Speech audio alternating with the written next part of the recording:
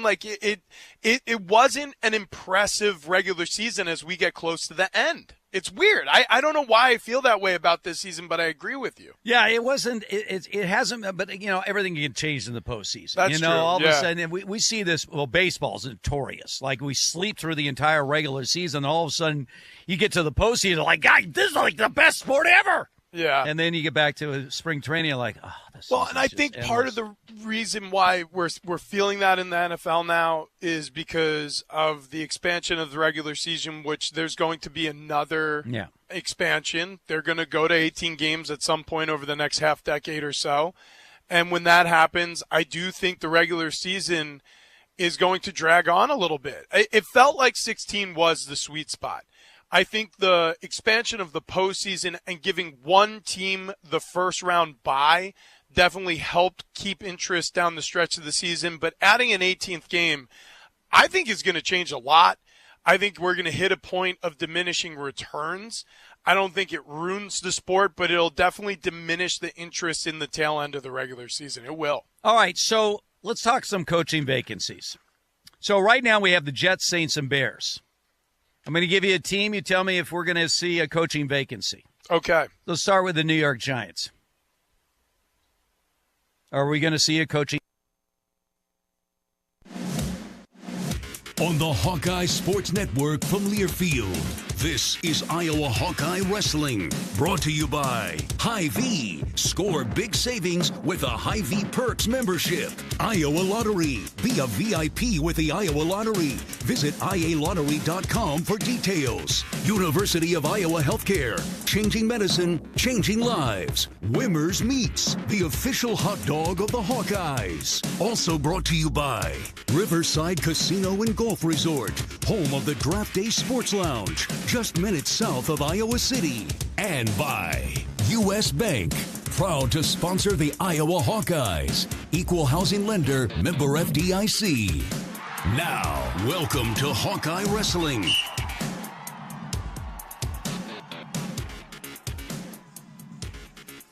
Good afternoon and welcome back into Extreme Arena in Coralville for the 2024 Soldier Salute. Stephen Grace welcoming you back as we get ready for the second session. We will have one full round of wrestlebacks on the men's side, and then we will have quarterfinals and another round of consolation matchups going on as well. And then also a lot of action going on down in the women's side. Both the Hawkeye men's and women's teams looking pretty good through that opening day, or opening session. Right now, the women in first with 14 points. Life University has 12.5.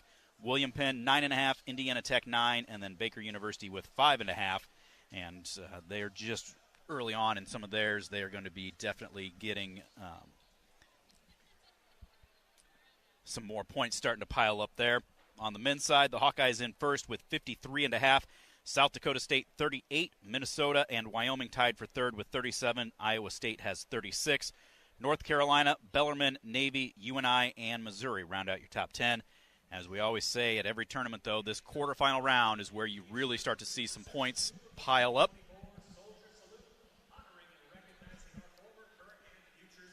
You get 6 points plus, actually 7 points. 6 points for placement, 1 point for advancement. And then also any bonus points that you get. And so you can really start to see some points add up there. And hopefully the Hawkeyes will be able to do that and get things rolling here in the right direction. Well, before we get started, do want to pass along Doug Wagner letting me know that former President Jimmy Carter has passed away at the age of 100. He was in hospice care in Plains, Georgia, and he is survived by 4 children and several grandchildren. He was a Navy veteran and an active humanitarian after his presidency, and just a great man all around. So, passing of former President Jimmy Carter, and so sympathy goes out to his entire family, and very appreciative for everything that he did during his lifetime. He definitely was somebody to emulate because he did a lot of great things. So condolences for that. Recognizing military members, we've got the military flags draped through the middle. We're going to get ready for wrestling action right after this quick timeout. We'll be back with more from Coralville. This is the Soldier Salute. You are listening to Hawkeye Wrestling from Learfield. Doug Wagner from the Morning Show here. What if I could put you together with someone who will work as hard for your business as you do? I've known Matt Kenny for years, and when he came on board here at iHeart, I knew he'd be a hit. He's got such well-rounded business experience. He can help you focus your message and marketing for radio, digital, even OTT, making your dollars work harder for you rather than you working harder for them. Call Matt Kenny today to make an appointment for your free marketing consultation. Call 319-395-0530. That's 319-395-0530 and ask for Matt Kenny. This is Leah Pasha, and I've been saying, hit a deer, call Premier for years. But it's time for something new. It's still where you need to go for deer divots and door dings, as well as damaged dashboards. That's what my dad Nathan's driving at and dreams about. Why not say, when your car is dinged, be a deer and call Premier? I think Dad's going to love that.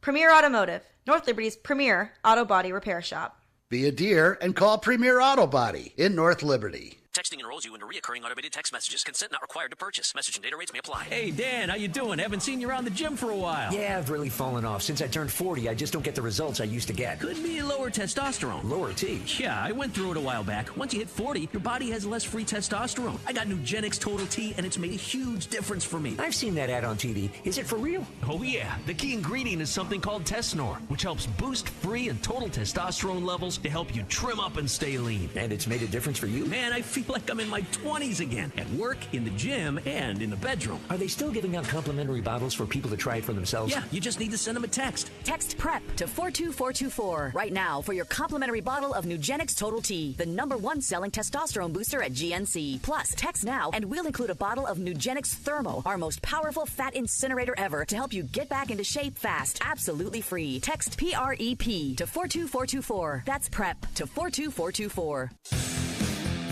On the Hawkeye Sports Network, this is Iowa Hawkeye Wrestling, presented by Pioneer.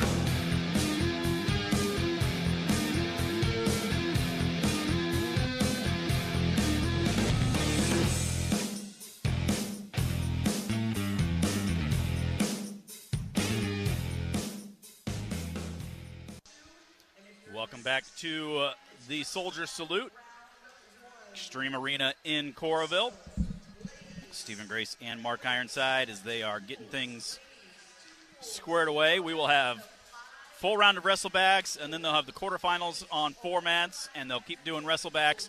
There's one other full round of wrestlebacks. I believe that anybody that loses in the quarterfinal round will not wrestle again tonight. They will wrestle again tomorrow morning in that opening session in the round of 12.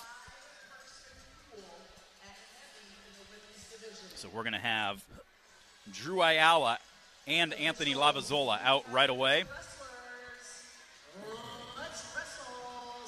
Get the okay to get things rolling. So we're going to do an entire round of consolations first? Yes. So mat number 4, Drew Ayala will be wrestling. He's taking on Nick Treaster of Navy.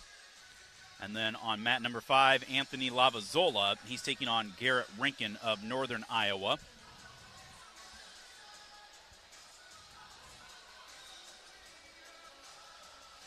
Other matches that are going on right now.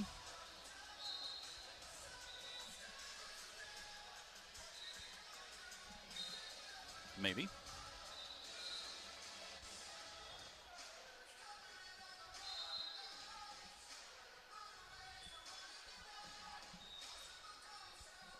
Got to get those updated. Looks like Shea Corhorn and Tucker Bowen on mat 1. Caleb Gross, Carter Freeman on mat 2. Cody Tanemoto and Bowen Downey on mat 3. We said Ayala getting after it on mat 4. Mat 5 is Lavazola. He's trying to fight off a shot attempt over there by Rinkin. And then on mat number 6, David Sainez against Elias Navida.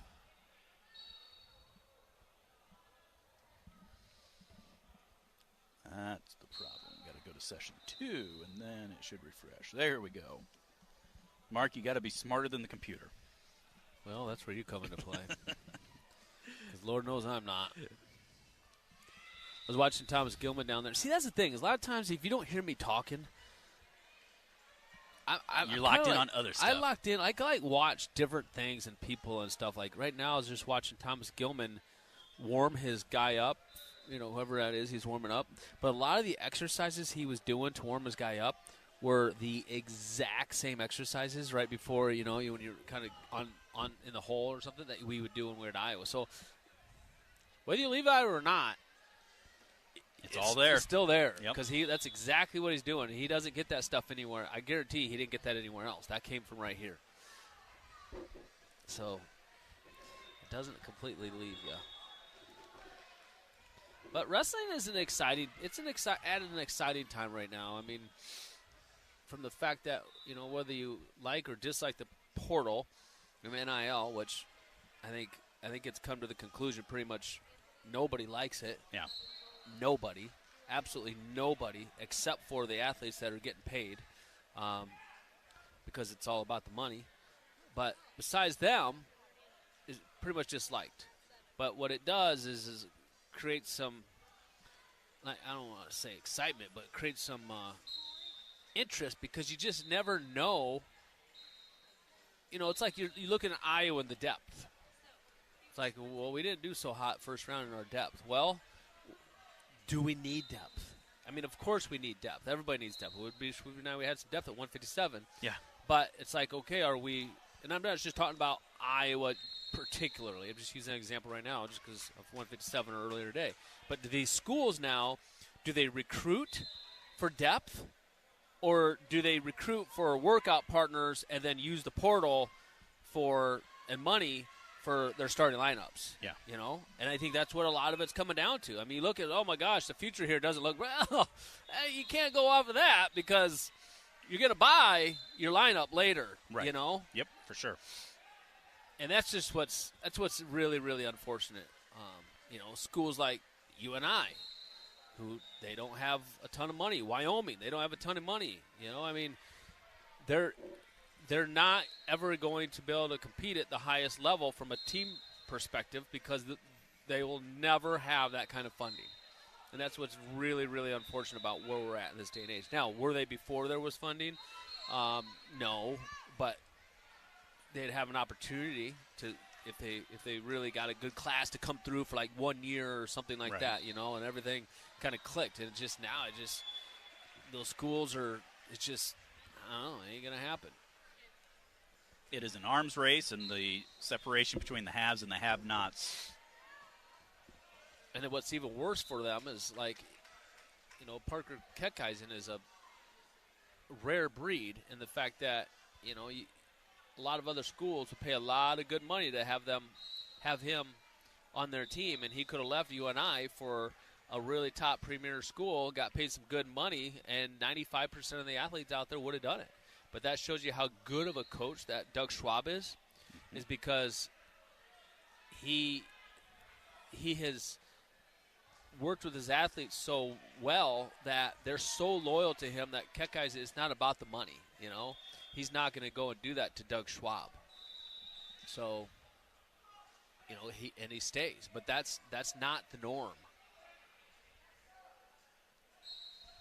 And you can't blame the coaches, and you can't blame the athletes. It's like, if someone leaves, if a kid leaves, the kids are probably blaming the coaches, and if the kid leaves, the coaches are probably blaming the kid. It's just like, hey, this is where we're at.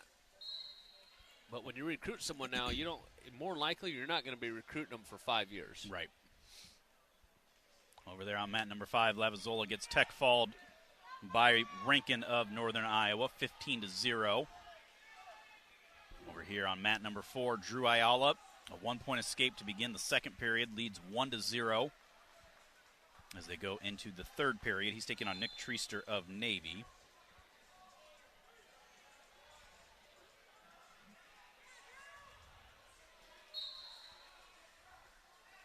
And they're going to go Treaster's down. It's like the women are getting underway down there. Sterling Diaz wrestling. She's taking on Catherine Hernandez of Life University. That's up on mat number 7, and that is a 1-1 score right now. Diaz for the Hawkeyes has the advantage. Now she just gives up a push-out, so she's down 2-1.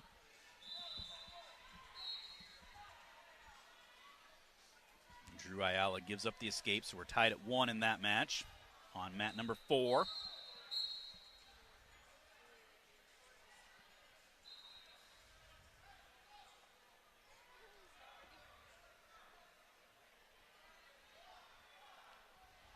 Ayala, I haven't been watching super close, but neither guy's really been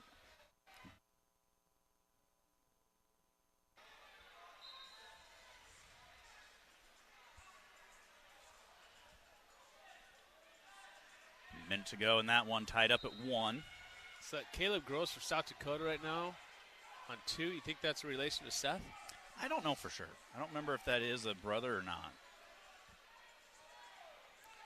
Ayala in a scramble down there, about ready to get taken down. And does, so he's down 4-1 with 45 seconds left.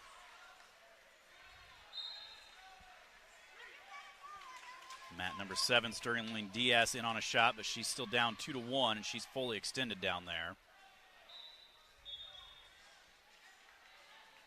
Not going to get anywhere.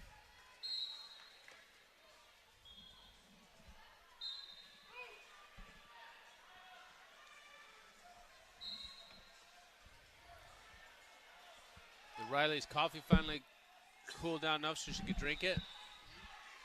Yeah. I got mine. It wasn't even close to being hot. I drank the entire thing before I even got back over here. I had mine drank before we got back, too. Of course, I sat there for a half an hour because they forgot about mine. Oh, did they? Yeah. Everybody pretty much cleared out. I went up there and like, yeah, how about mine? Like, oh, sorry. Someone else must have took it. I'm like, Whoopsies.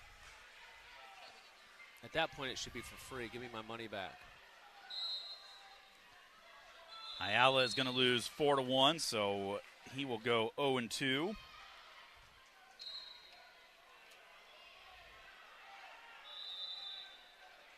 Rankin that just beat Lavazola will have Kian Hernandez yet today. Sterling Diaz is going to lose by a score of 2-1 down there.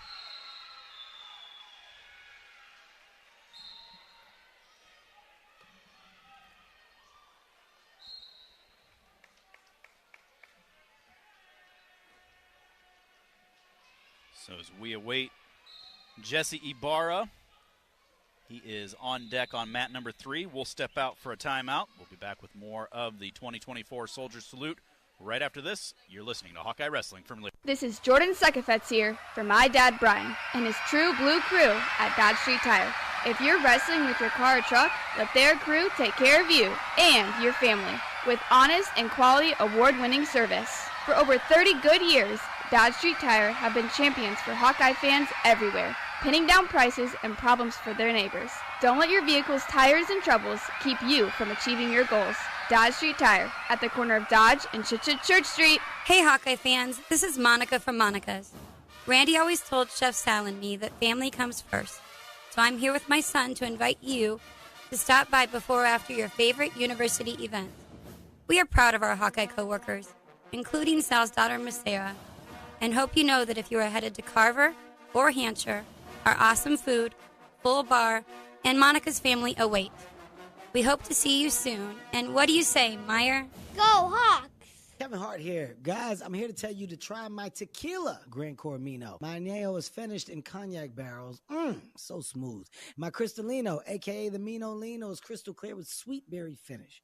Gran Cormino is a tequila made with hustle and heart. You get it? $1 from every bottle you buy supports a small business in your community. Now do me a favor and get out there and buy my Gran Cormino Tequila. It's 40% alcohol by volume. Jersey City, New Jersey. Hi, this is Mike Graff from the Graff Home Selling Team, the #1 real estate team in Eastern Iowa. If you're looking for a marketing professional in the area, look no further. That marketing professional is Marty Mason with iHeartMedia. Marty has represented our marketing needs at GHSD with passion, vision, and dedication for many years. The results we see because of Marty's hard work has surpassed our marketing efforts from all other sources combined. We count on him to get things done. He works with us, and the results show it. I'm Marty Mason, ready to work for you. Call me today. 319-360-6909. On the Hawkeye Sports Network, this is Iowa Hawkeye Wrestling, presented by Pioneer.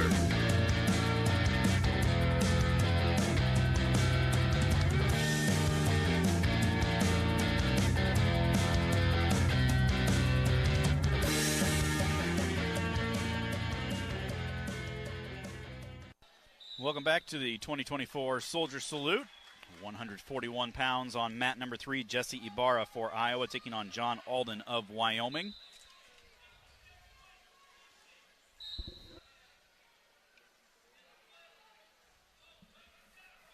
I blinked, and Emily Gonzalez of the Hawkeye women, a technical superiority victory in 31 seconds over Diana Gonzalez of Life University.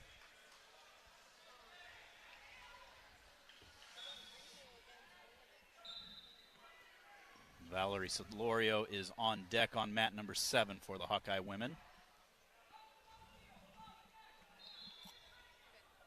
Wish Gable Stevenson would have came down. Do we wrestle Minnesota in a duel this year? Yes, we do. Here or there? How do you not know that? I think it's here. No, it's up there on Valentine's Day. Really? Yeah. February 14th, up in Minnesota, huh? Well, what day of the week is that, I wonder? Is that the only duel that weekend, I wonder? Yes, it is. I think it's a Friday night.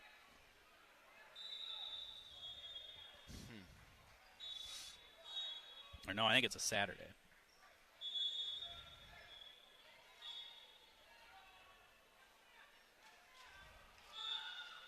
No score halfway through the first period over there on mat number 3.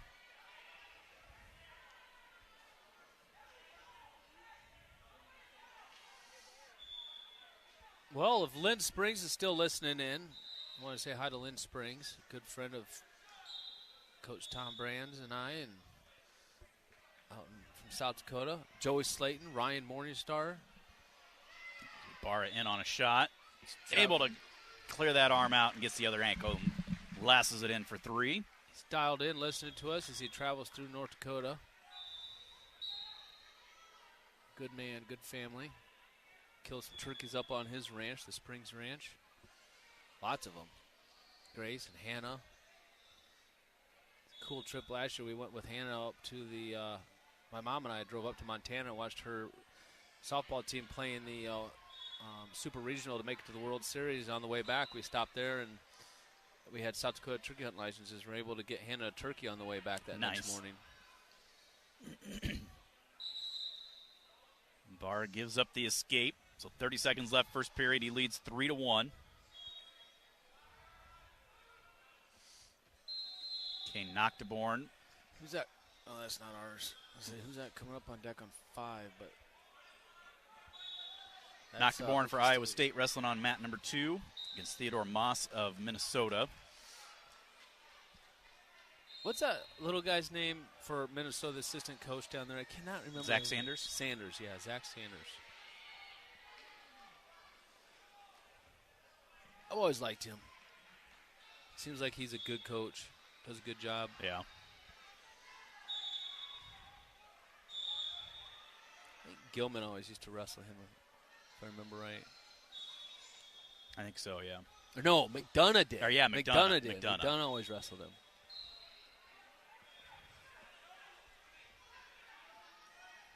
Lezak is the one that Gilman wrestled. Yeah. Barra, 3-1 lead as we go to the second period.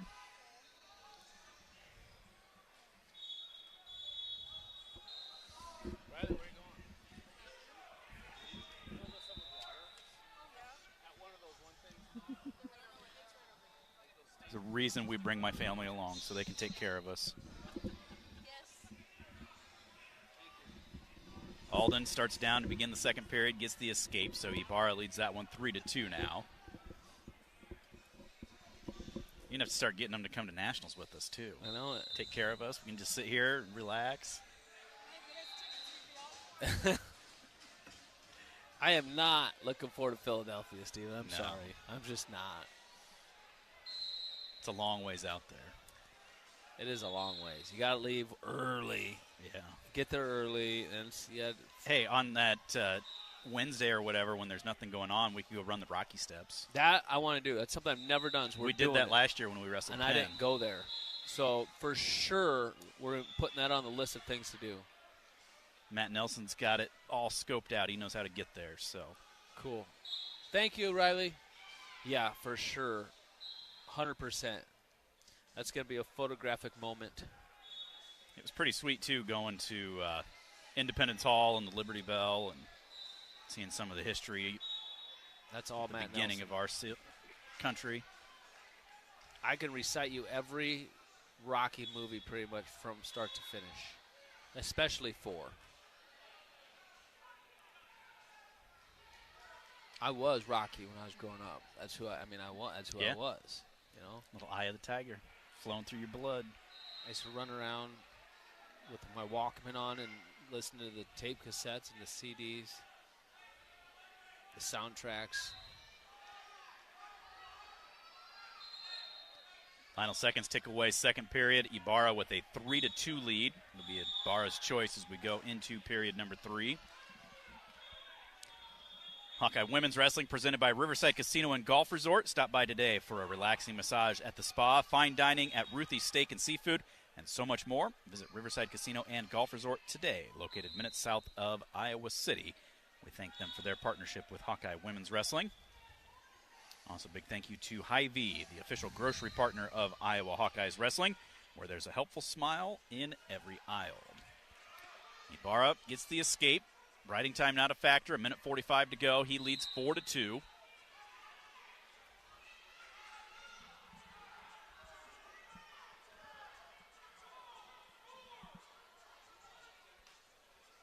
Mat number 4 we're waiting on deck right now is Coy Griebel against Kale Voinovich, so Iowa v. Iowa.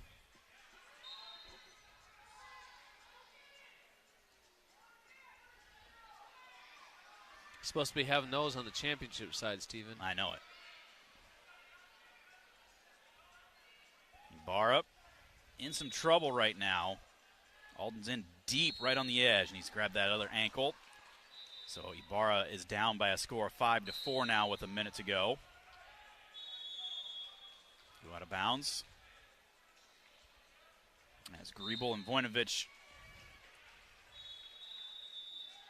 make their way out. Aiden Noonan of Wyoming loses, so he is out of the tournament.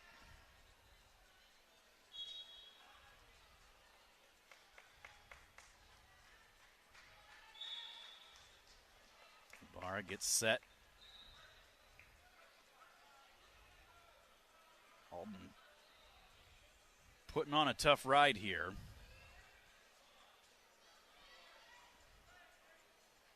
Don't want to leg in.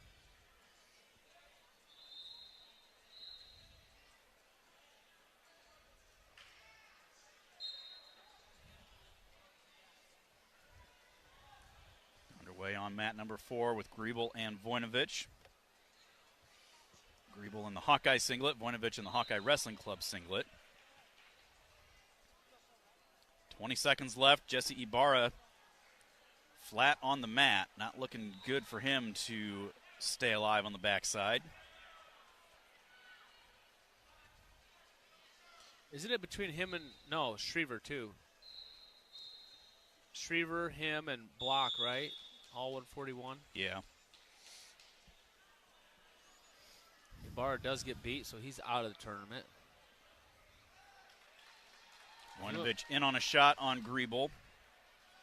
Right on the edge, trying to pull him back in. Griebel able to break the grip, though, squaring back up.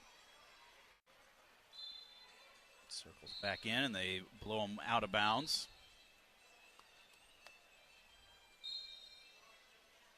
Refs have a little bit quicker whistle when they get to the extreme outer part of the arena, just because that is the hockey wall.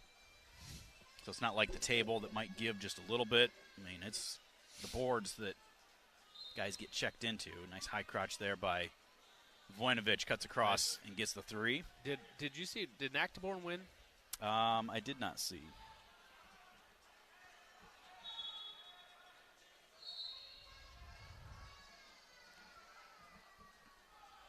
Let me see if I can look it up for you, though.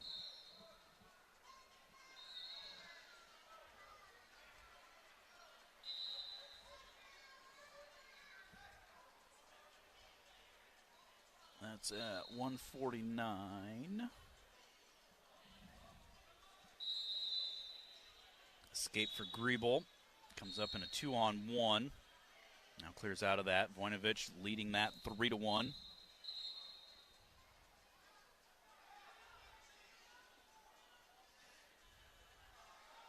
Seven to 3. Noctiborn 1.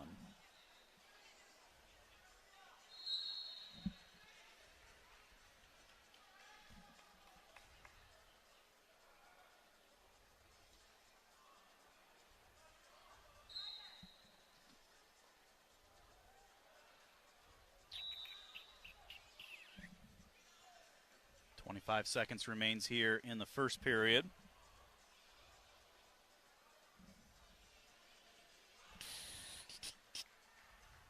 Griebel still working that 2-on-1. Snaps into an underhook, trying to throw it by, but Voinovich squares back up with him.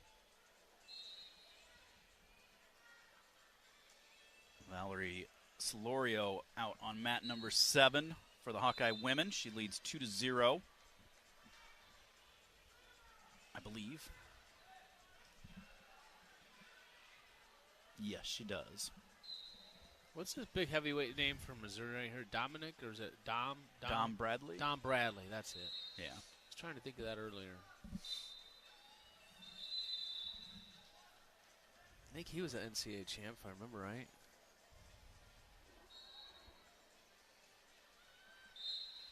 I think so. Sounds correct. 3-1 at the end of 1 in favor of Voinovich. Griebel starts down, gets the escape, so it's now a 3-2 lead for Voinovich. Kale Voinovich, the true freshman,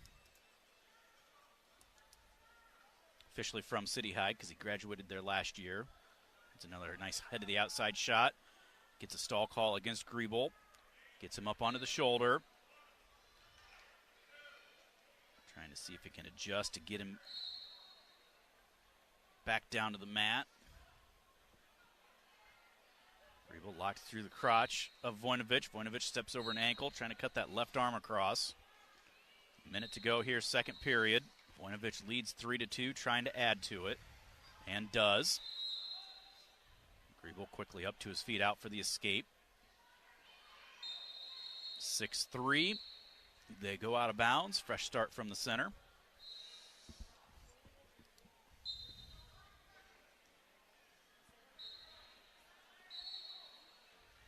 Headlock over there on mat number 3. Hiley of Bellarmine and Cohen of Bellarmine.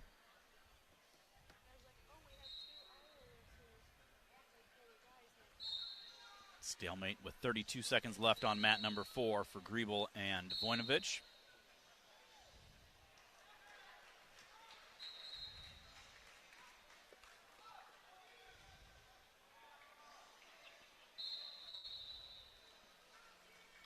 Nothing now is the lead. Also, mat number 8. Got Katja Osteen coming out.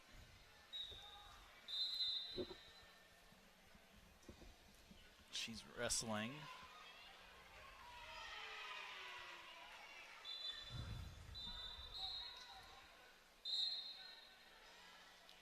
Leads by a score of 6-0. 6-3 as we go to the third period is the lead for Voinovich.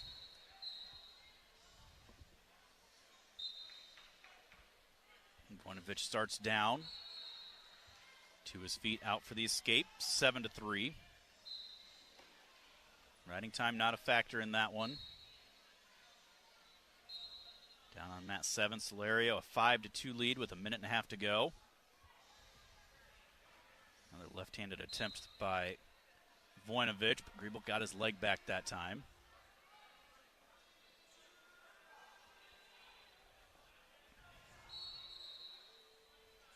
Slip throw down there on mat 8. So Osteen still leads 6-0. What's CRTC? Cyclone Regional Training Center. Regional Training Center. I was wondering what the definition was that for.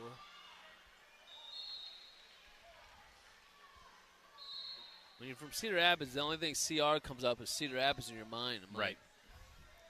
But it also wasn't like CWA, Cyclone Wrestling Academy, or CWC, Cyclone Wrestling. They had to throw it in the regional. You don't see that very often. Stalemate with 49 seconds left. Voinovich leading Griebel 7-3. 8-0 is the lead down there on mat number 8 for Osteen.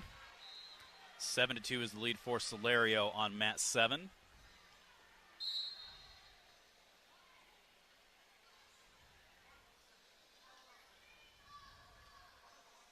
Seconds left on mat number 4 for Voinovich and Griebel.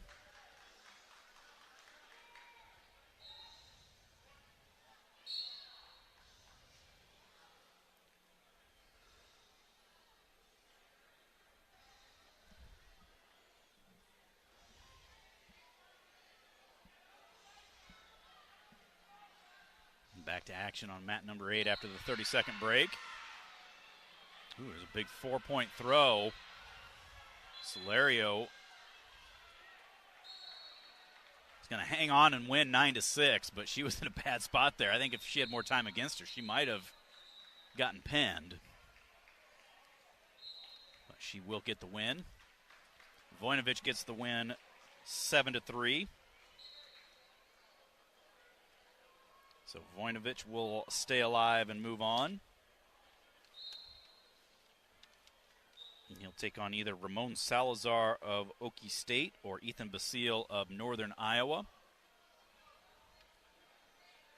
That one hasn't been out yet. It probably will be soon.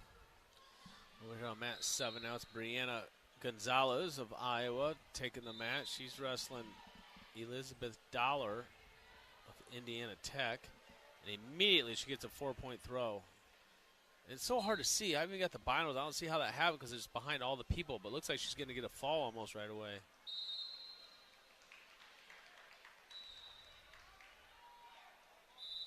It's kind of hard to see with the mats are way down there. You got chairs, 2 rows of chairs in between. There it is, the fall. Well, that didn't take any time.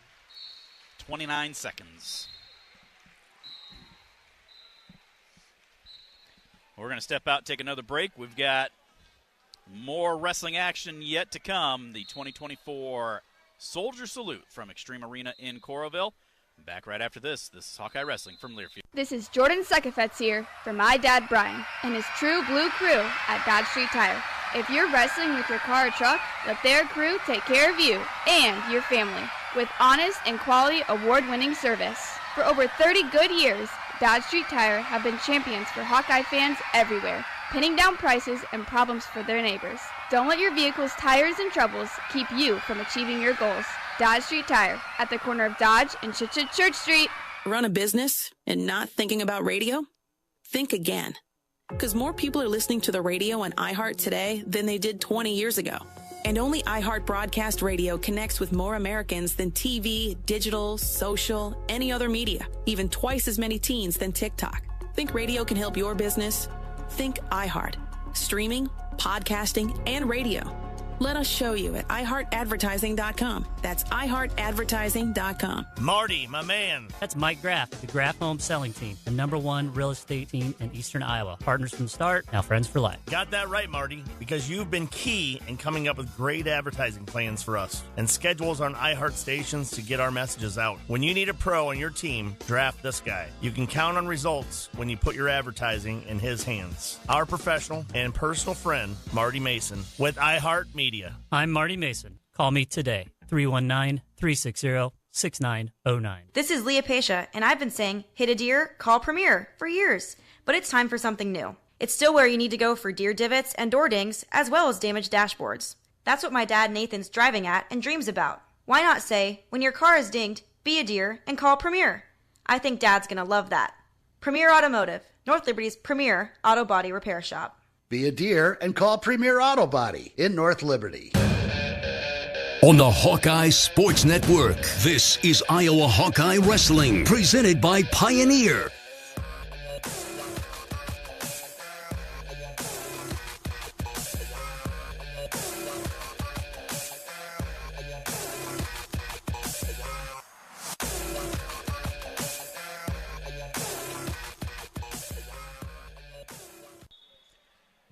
back to the Soldier Salute as we work through one round of consolations. Then they will do 4 mats with quarterfinals and the other 2 mats with consolations. They will add in the rest of the mats to the remainder of that consolation round after the quarterfinals are done. Tomorrow we will have the round of 12 and semifinals in the first session. And then we'll roll into the first session tomorrow will be everything through 7th place matches. And then tomorrow evening we will have the finals, which will be the 1st, 3rd, and 5th place bouts in each weight class. As both the Hawkeye men and women look good. Did Seabrook wrestle? Was he here? No, I don't think he's wrestled. And what about Glazier? I didn't see Glazier either. So they didn't come. Yeah. Or if they did, I completely missed them wrestling. But I think even when I was looking through the brackets earlier, none of them were listed. So I do not believe so. Mat number 8 right now, Callie Lang wrestling for the Hawkeye women. She is down by a score of 3-0.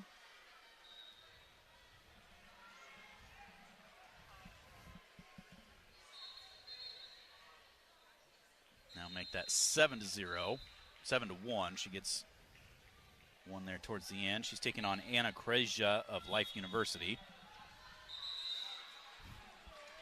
Well, look at our U.S. Bank scoreboard. The Hawkeye women just wrapped up a victory over at Carver Hawkeye Arena, 84-63 over Purdue. So congratulations to Coach Jensen and the Hawkeyes with the win there. They're back in action on Wednesday as they will travel to Happy Valley and take on Penn State New Year's Day at noon. Hawkeye men in action tomorrow night, 6 o'clock at home against New Hampshire. They'll travel to Wisconsin on Friday. Hawkeye football team is taking on Missouri in the Music City Bowl down in Nashville. That is a 1:30 kickoff time tomorrow from Nashville. So looking forward to all of those. U.S. Bank, a proud sponsor of the Iowa Hawkeyes. We're in it with you for the good stuff and all the hard work it takes to get there, because together there's nothing as powerful as the power of us. U.S. Bank, equal housing lender, member FDIC.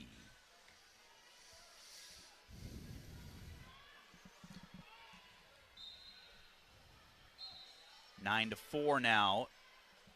Callie Lang trailing on mat number 8.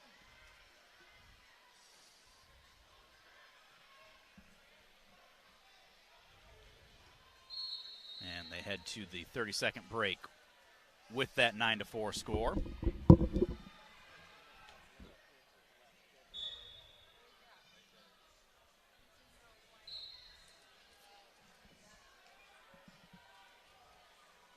Just a couple more matches on the men's side. Sampson at 197, Marty and Fleshman at heavyweight.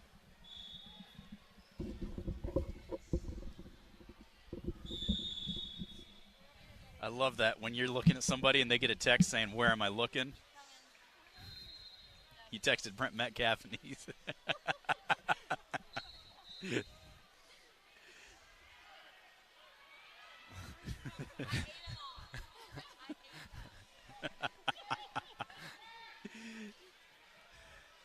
gotta love it. You love those relationships that you get over the years with these guys. Metcalf asked Hannah where the Pop-Tarts were because the Pop-Tart Bowl. Yeah. And Hannah was down there yesterday for that game. And she texted me and she said, RFK would not be very happy with me because I've had 2 Pop-Tart ice cream sundaes. Where was that game at? Orlando. Orlando, okay. We wondered, Jessica asked if maybe she'd gone down there. There's a nice go-behind takedown down there for Callie Lang, so now she trails 9-6. And then she gets a 2-point exposure.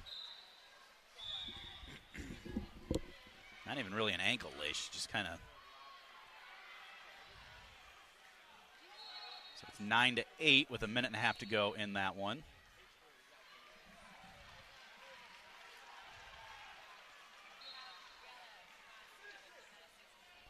A lot of good matches going on across the way.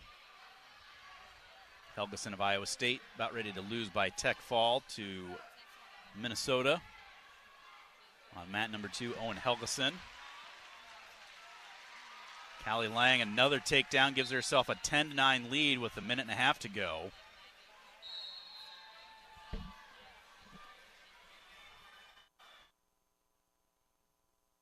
Down, 8-0? Was she really? 8-0 or 8-1, I think it was. And now she's up 10-9. Now she's up. Now she's now. up 12-9. She's just found what she needed to. Let's see. A minute 7.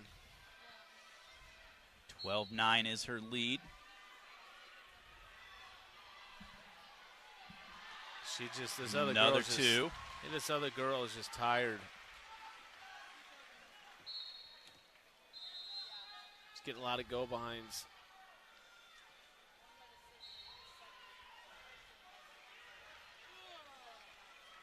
(14-9) inside of a minute to go on that one. Ava Rose on deck on that mat.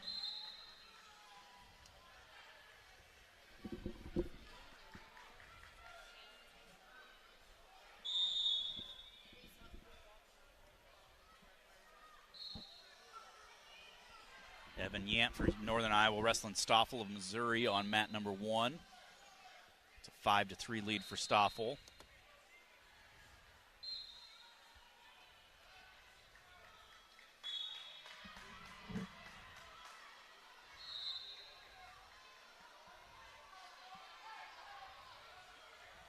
Mat number 2, Estes of Tarleton State against Silas Daly of Minnesota. Mat number 3, Nene Danny against Joey Showalter of North Carolina. Mat number 4, Avery Gambrell of Oregon State against Riley Davis of Wyoming. Mat number 5, Caden Schmidt of Iowa State against Chris Moore of Illinois. Brody Sampson on deck on mat 5. And mat number 6, Johnson Heston unattached, taking on Nick Fox of Northern Iowa. 14-11 was the final score down there for Callie Lang. It's going to bring Ava Rose out. She's taking on a Stephanie Garcia from Life University.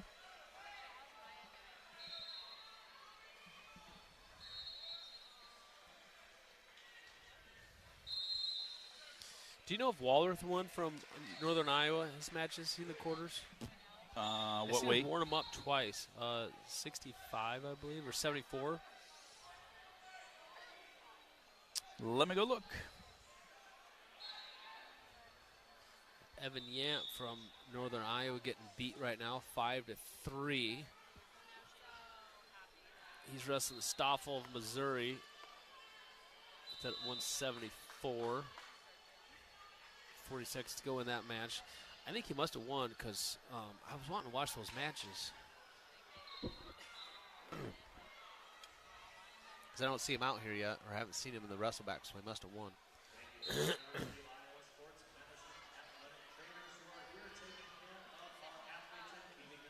Which guy did you say?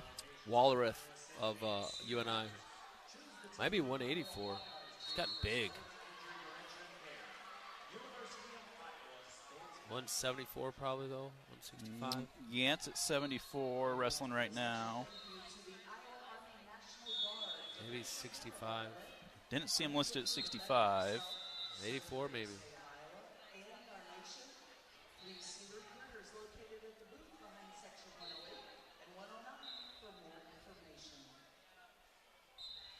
Yeah, C.J. Walrath won.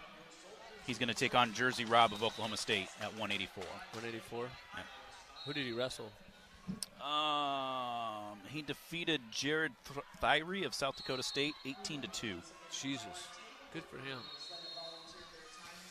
Shot himself a really nice buck over the Christmas vacation, Walrth did. Know that family well. Good big hunters. They go out west, elk hunting every year as well. Ava Rose 4-0 lead, got erased with the takedown and 2 exposures, so she's tied at 4.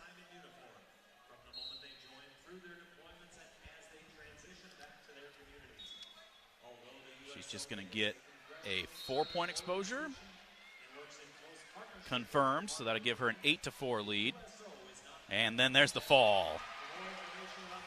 University of Iowa Healthcare is here for you no matter where you are in the state. Changing medicine, changing lives for all of Iowa and beyond. Visit uihealthcare.org.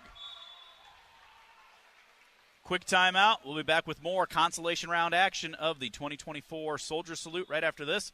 You're listening to Hawkeye Wrestling from Lear. Hey, Hawkeye fans. This is Monica from Monica's. Randy always told Chef Sal and me that family comes first.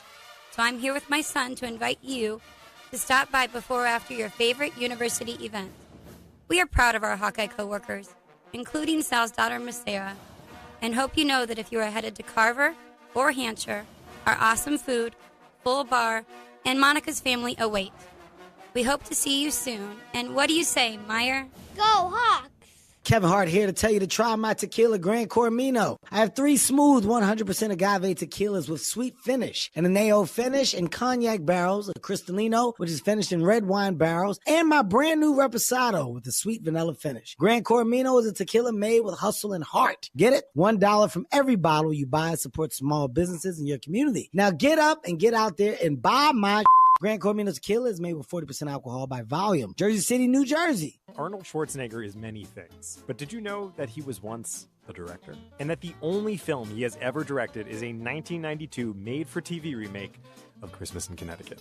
Nobody calls with the biggest star in the world and says, hey, they want to direct your TV movie. On our Revisionist History Christmas special this year, we are telling the really very funny story behind the making of the most improbable Christmas movie of all time. Listen on America's #1 podcast network, iHeart. Open your free iHeart app, search for Revisionist History, and start listening. Run a business and not thinking about radio? Think again. Because more people are listening to the radio on iHeart today than they did 20 years ago. And only iHeart Broadcast Radio connects with more Americans than TV, digital, social, any other media, even twice as many teens than TikTok. Think radio can help your business? Think iHeart. Streaming, podcasting, and radio. Let us show you at iHeartAdvertising.com. That's iHeartAdvertising.com. On the Hawkeye Sports Network, this is Iowa Hawkeye Wrestling, presented by Pioneer.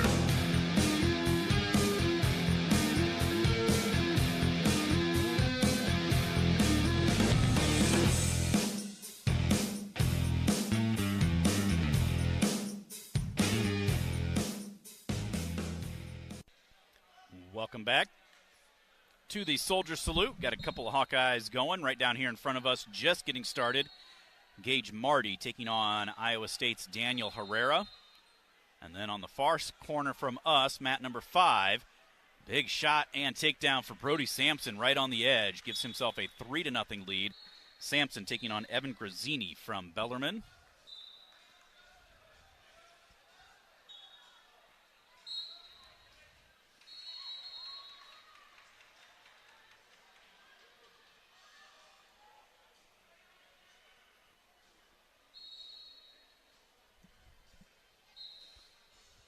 Do you know if the other heavyweight, Bastida, has he wrestled since the Iowa State meet? Do you know? I believe so.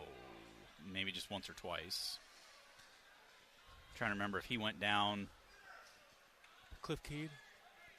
Was it the Cliff Keen? I think they wrestled Cliff Keen. There's a snatch attempt by Herrera, and Marty does a good job, throws him by, but unable to get all the way around behind for a takedown.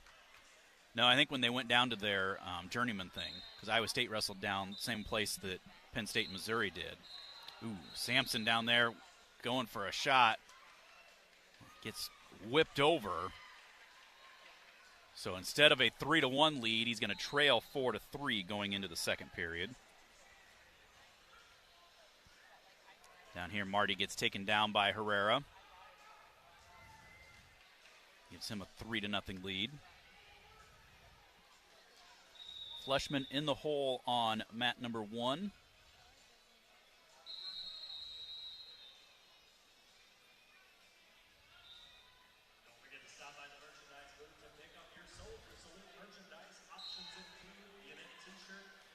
Sampson down there on mat 5 had a great double leg. Finished right on the edge. Looked like he was in a good spot there, but just got himself a little high-low and got whipped over and gives up a takedown at the end of the first. Gives up the escape to start the second, so he's down 5-3 now.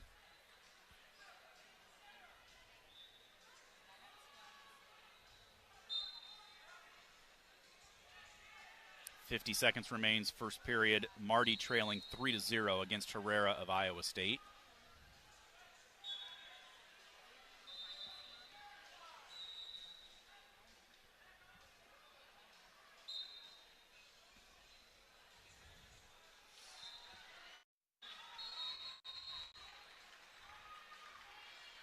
Marty basing out, Herrera just leaning on him. There he finally chops the arm a little bit and gets Marty flattened down.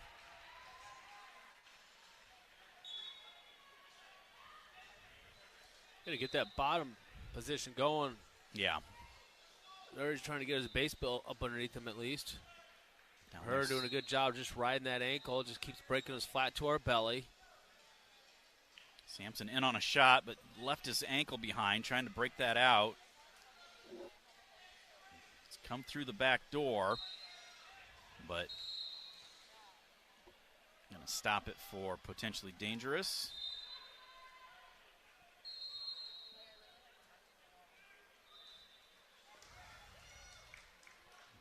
Or possible injury time. Looks like injury time.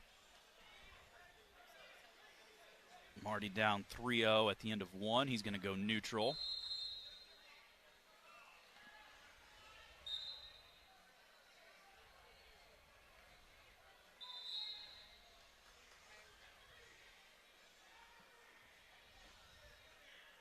Sampson down there on mat 5. They were in that scramble, and bout came through, and then his knee got twisted just right. The referee stopped it for injury time. So now that will give Grazzini of Bellarmine his choice, so he'll start down.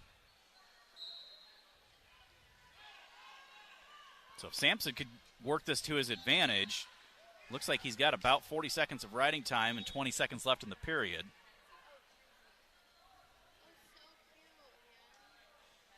Find the right clock. There we go. Yeah, 40 seconds left, 22 seconds, or 40 seconds riding time, 22 seconds left. So if he could ride him out for 22 seconds, he'd get that riding time advantage. Doesn't. So now he's down 6-3.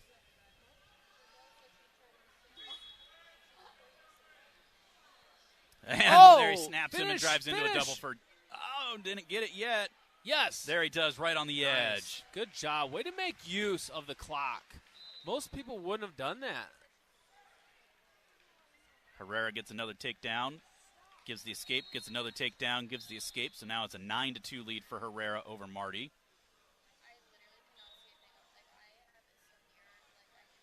Injury time on mat number 1 for Wade Mitchell of Northern Iowa. Marty gets taken down again, makes it 12-2. Sampson starts down to begin the third period. And right away, Bellarmine throws the leg in. Sampson to his feet, gets it peeled out of there, gets the escape. 7-6 is his lead, riding time not a factor. Marty down 12-2 going into the third period. Herrera goes neutral.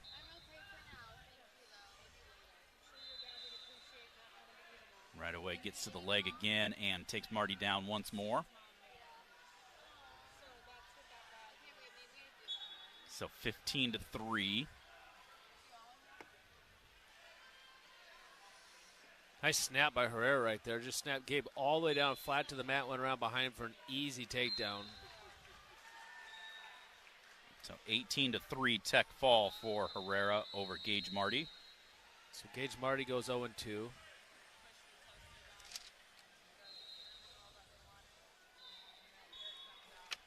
Sampson leads 7-6, 45 seconds to go.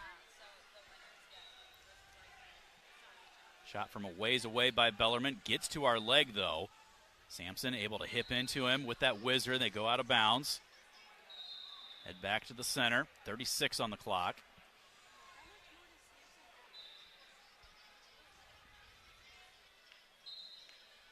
Mat number 2, Joseph Lewis, wrestling unattached. Forgot I was going to try to track somebody down and ask about what the deal is. Because he's got DeSanto and Sorensen in his corner, with Ironman as the trainer behind him.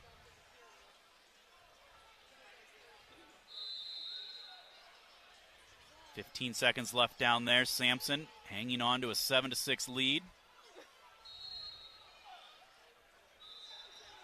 Gets called for stalling, but he will get the victory by a score of 7-6. So he'll take on Peyton Thomas of Navy next.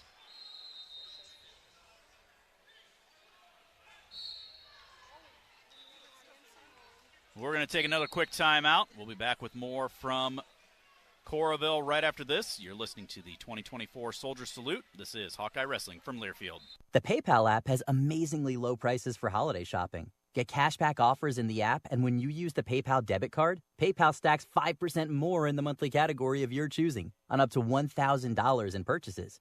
Don't just pay.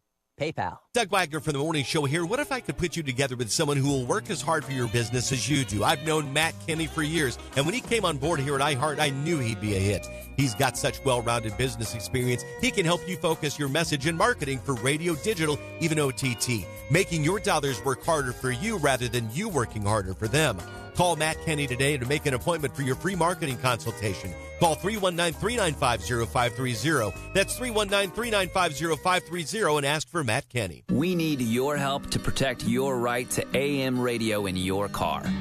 AM is always there in times of need with the key information for our community. The overwhelming majority of legislators support a bill to keep AM radio in cars, but time is running out. Please text the 2 letters AM to 52886 and ask Congress to bring this bill to the floor for a vote now. Text AM to 52886. Message and data rates may apply. You may receive up to 4 messages a month. Text stop to stop. A message from the station. Why pay more for prescriptions? Stop overpaying and start saving with SingleCare. It's easy. Find your prescription on singlecare.com, show the coupon at the pharmacy, and start saving. SingleCare works at pharmacies nationwide and is completely free to use, whether you have insurance or not. So the next time you fill a prescription, check SingleCare to make sure you're getting the best price. Take control of your prescription costs. Go to singlecare.com or download the free app today.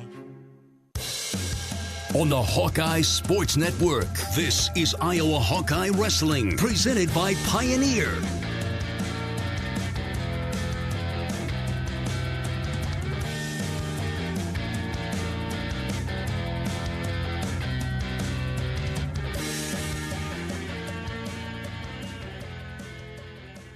Soldier Salute, Stephen Grace and Mark Ironside working through the consolation round. Getting ready for the quarterfinals to get going here in just a little bit as well. Mat number 1, Easton Fleshman makes his way out. Fleshman taking on Guther Cameron. Cameron with a deep underhook, but Fleshman clears out of that.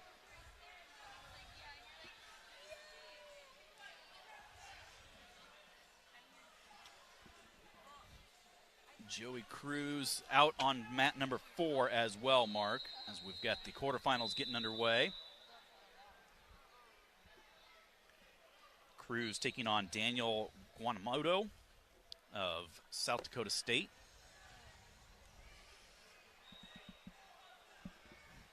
My mom texted me and said Seabricks are hurt. Okay.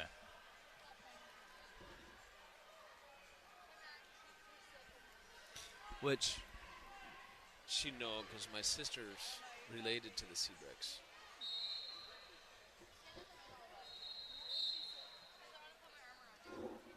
Fleshman, 40 seconds to go, first period, no score on mat number 1.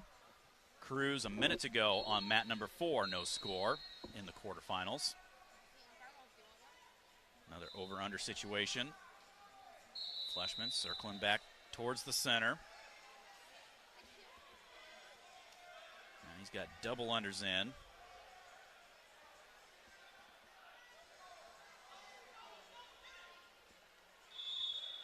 Looks like This kid that Fleshman's wrestling might be a Greco kind of guy. He's wanting to go a lot of upper body stuff. Who did he wrestle first round? That name sounds familiar. He's the one that beat Marty in the first round. Oh, yeah, that's why. Yeah. But then he must have got beat the next round, huh? Yeah.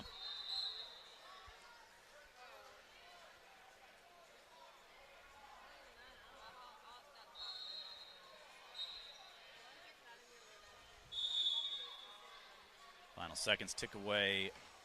First period, no score with Fleshman and Cameron. Final seconds tick away, no score. First period, Cruz and Guantelano. Dare I say that? Cruz hits a sweep, short time, but he's not going to be able to finish. For a taste of unique flavors you'll love, stop by Molly's Cupcakes in downtown Iowa City for homemade cupcakes, cookies, cakes, bars, and coffee drinks. Molly's Cupcakes, proud supporter of the Iowa Hawkeyes. Also, as the official wireless partner of the Hawkeyes, U.S. Cellular reminds you that on game days, your hands are for cheering, not texting, because game days are built for the Hawkeyes. U.S. Cellular, built for us. Gunther starts down against Fleshman to begin the second period. Fleshman, 16 seconds built towards his riding time. Kale Peterson up on the mat down there at 6. Shriver's on deck on 6. Peterson taking on Max Leet of American on mat number 6. And he get headlocked to his back. It's going to be down 7-0. About ready to get pinned. Able to fight off of that, but he's finding himself in a hole right now. That kid, that's how that kid from American won the first match. Threw a headlock and pinned the guy in like 20 seconds. Really? Yeah, I watched it. It was Peterson gets the reversal at least. Yeah, I'm trying to think of who it was that he wrestled. This kid will not hold up, but that's exactly what he did the first match. He came out, went right after a headlock, right out of the gate. But I'm telling you, if he goes 7 minutes, this kid's not going to hold up.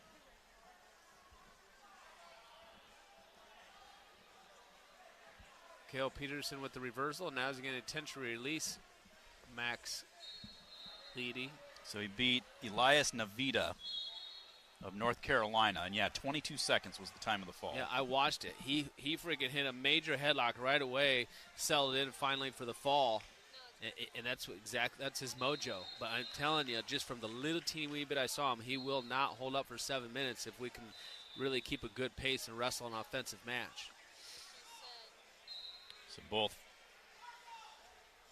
Fleshman and Cruz give up escapes. So both trail 1-0 in the second period. Cruz 24 seconds built towards his riding time. Fleshman 53 seconds built towards his.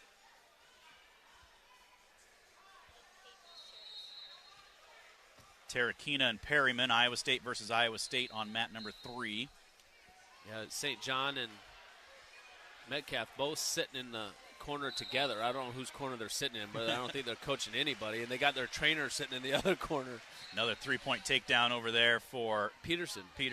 See, I'm telling you. Makes it 8-5 now. 1-0 Cruz trails as we go to the third. That was a big takedown for Peterson at the end of that first period. Makes it 8-5.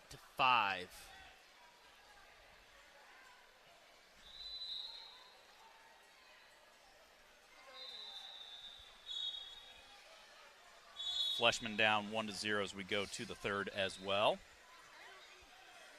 Cruz starts down to begin the third period. Out for the escape, so we're tied up at 1. Did you see who's in the corner for Cruz? Terry Brands and Charles Matthews. Oh, yeah. Escape for Leet on mat number 6, but gives him a 9-5 lead now over Peterson. Mat number 1, Fleshman gets the escape, so we're tied up at 1 on that mat. And there's Cruz in on a shot. Minute 20 to go in that one. We're tied up at 1. Cruz gets both ankles and gets the 3-point takedown. Stalemate it. So minute 10 to go. Cruz on top.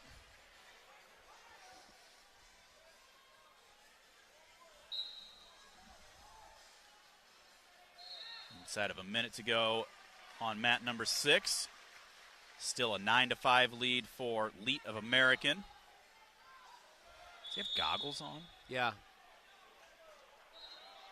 There's the escape against Cruz. Makes it 4-2 with 50 seconds remaining. Fleshman a minute to go, tied up at 1.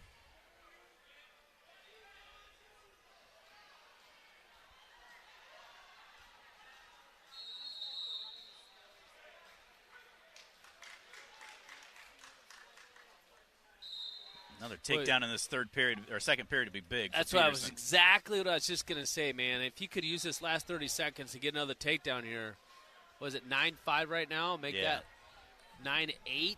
His choice going in third period, can escape, tied up 9-9, go to feet. See, what's this guy's name?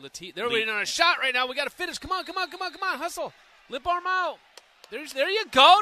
Nice. Oh, he didn't get it. He had it. He had that thing. How did he not get that? Joey Cruz is going to get the win by a score of 4-2. Move into the semifinals tomorrow. Peterson will start down, trailing 9-5. Fleshman and Cameron tied up at 1, go to sudden victory. Did Charles Matthews not wrestle in this tournament? No. I think he was scheduled to, and then for some reason didn't.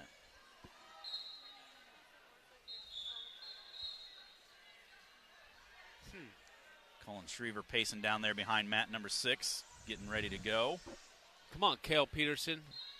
Up to your feet. There you go. All right, now it's 9-6. 9-6. Takedown ties it. Running time not a factor. Go now. He might need 2. Fleshman tied up at 1 in sudden victory.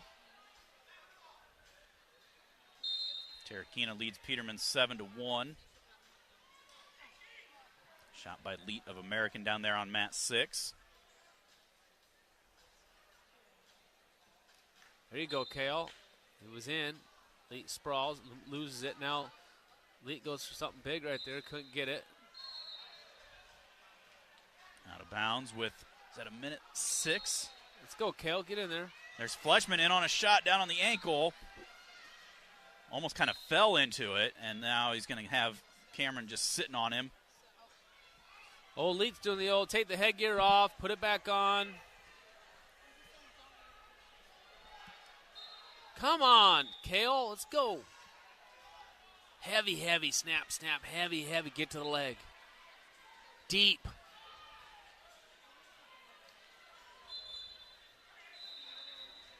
Snap, go around. Jeepers. Oh, and then he gives up his leg as he tries to go go. behind. There you Rolls go. him through to his back. That's it. There's a fall. He got it. Yeah. You know how he got that? By being offensive. Look at Cale Peterson there. Happy. Standing O, puts his hand to his ear to listen to this crowd. He got that because he was offensive. He got to the leg. Even though he was trying to get around the go behind, he was trying to make something happen. Even though Lee got in on Peterson's leg, then he was able to roll him through with the, like what I call a Rico roll, but some people call it a cement mixer. But if you're standing around, you're waiting till the end to try and score to tie it up and go to overtime, that doesn't happen. Fleshman tied up at 1, going to the 30-second tiebreakers. Colin Shriver making his way out on mat number 6 now. Shriver taking on Josh Coderhant of Navy. That'll be a good matchup for Shriver. Drake Ayala on deck on mat number 3 where Terrakina is wrestling. Start of the third period.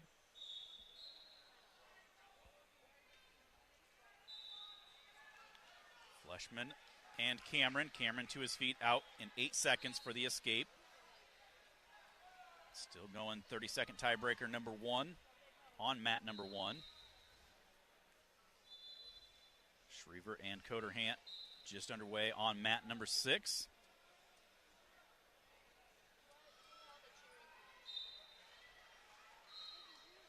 And that First 30-second tiebreaker is done, so now Fleshman will get down.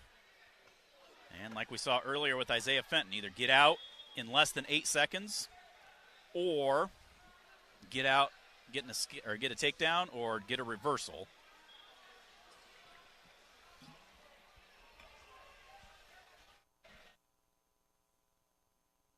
Have Hawkeye women's wrestlers.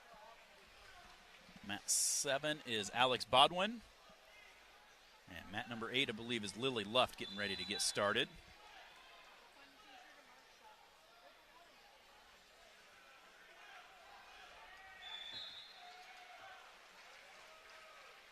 Trying to figure out, make sure the riding time is correct, maybe. Not sure. The referee talking to the scores table. No score halfway through that first period for Schriever. Fleshman explodes forward, up to his feet, out for the escape with 3 seconds on the riding time clock. Now he's got to be smart, because now Cameron, if he can get a takedown, would win. Either guy gets a takedown, they win.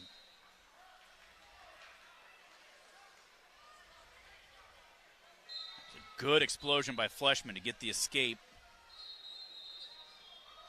and keep that riding time advantage at 3 seconds.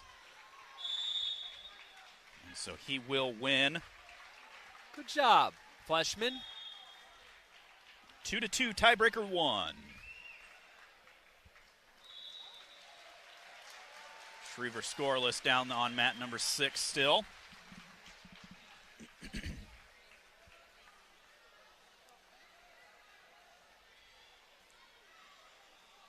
Mat number 7 for the Hawkeye women. It's Denny Sweetheart down 1-0. Lily Luft on mat 8 is down 2-0. Now Sweetheart gets a takedown, gives herself a 2-1 lead. Drake Ayala making his way out on mat number 3. Drake going to be wrestling Garrett Grice of Iowa State.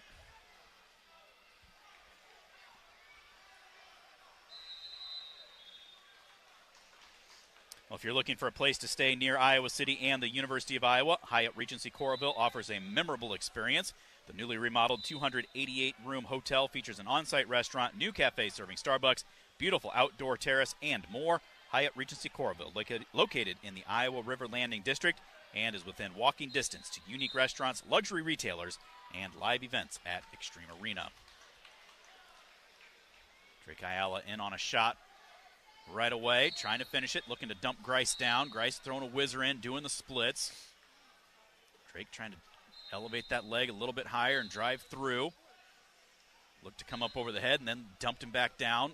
Grice showing good flexibility. Drake stands up, trying to pull him back towards the center. Reaches to that far ankle, touches it, but can't control it. Yeah. Somersault attempt there, and now you two guys are hanging onto the other's ankles. I hate that crap.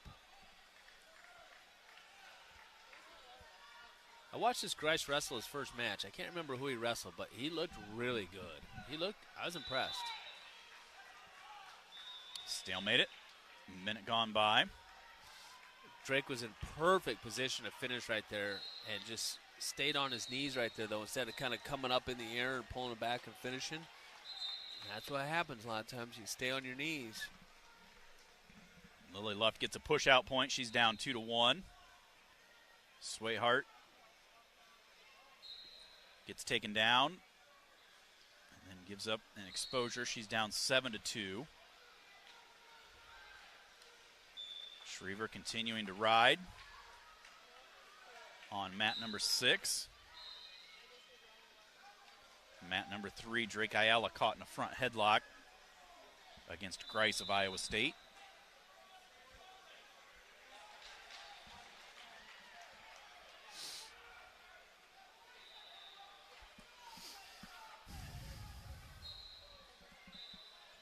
What's Schriever got going on over there? I haven't even been watching. He's been riding for the first minute here of this second period. 0-0 in the second period. I didn't miss nothing. Come on, Drake, get back to the leg. Grice wanting to get that front headlock again, but Well, we're trying to get his head clear. 2-on-1. He keeps clearing out. Nice shot. There's a good shot. Nice stall warning right there against Grice. We go over to the head to try and wrap up a cradle, and he dives in between our legs again. We fell for that same thing twice now.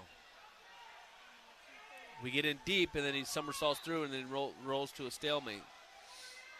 45 remains first period, no score. Over there, Coderhant gets the escape. So in a situation like this, 2 times we've gone there. We haven't scored. Okay, either 2 things. One, you hit that same shot, get in deep again. You got to finish a different way. Okay, or 2, start hitting some doubles, some snaps and go behinds, slide by, something else. Start going to something else that he can't roll through you on. Something that's more solidified than a single leg. Because he ain't doing nothing, obviously. He's already been called for stalling. But we need to start scoring points. Yeah. Schriever's going to be down 1-0 as we go to the third period.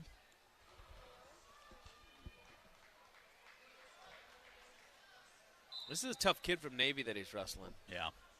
He's been to the Nationals a couple times, right? I believe so, yeah. Scoreless first period for Ayala. Lily Luff down 4-1. Minute 20 to go. And then Sweetheart's down 9-2 on mat number 7.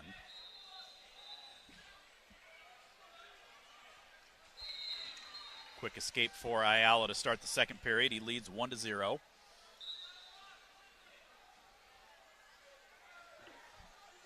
Colin Schriever restart. He's got 1:06 of riding time. So if he could get out quickly, he would have that advantage.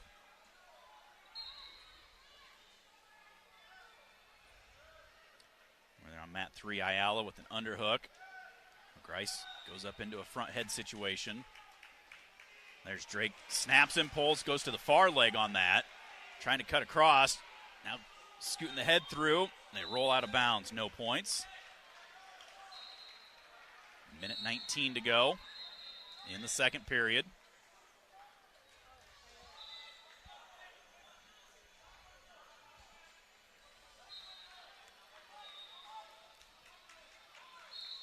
Luft down 6-2 on mat 8. Swinehart down 10-2 on mat 7. And she's going to get taken down and lose 12-2.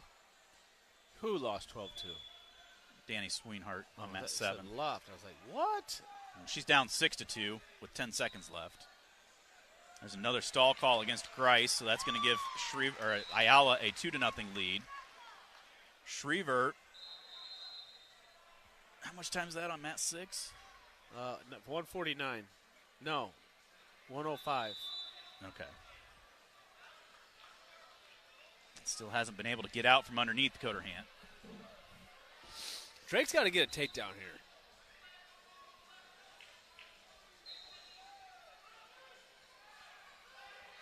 Grice with an attempt from a ways away.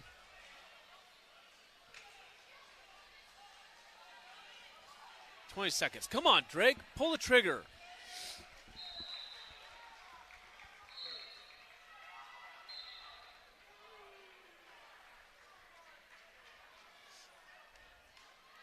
Schriever down 1-0.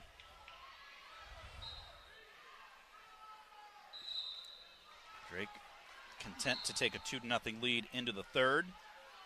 Grice's choice, he'll start down. Derek St. John, Brent Metcalf in the corner for Grice. Terry Brands, Bobby Telford in the corner for Drake Ayala. See how long of a, well, that answers that question. I was 9 see seconds. how long of a ride that Drake could put on, but it only lasted 9 seconds, so it's 2-1 now in favor of Drake. Over there, Schriever gets an escape right on the edge with 30 seconds left. Grice hits a shot from ways away. Drake kind of tries to go around it. He's in on a single, rolls him over, should be able to finish this, hooks the leg. There's your 3-point takedown. Finally, we were able to capitalize on it. That's really good counter wrestling by Drake Ayala right there. 5-1 is the lead for Drake with 1:15 to go. Write him out.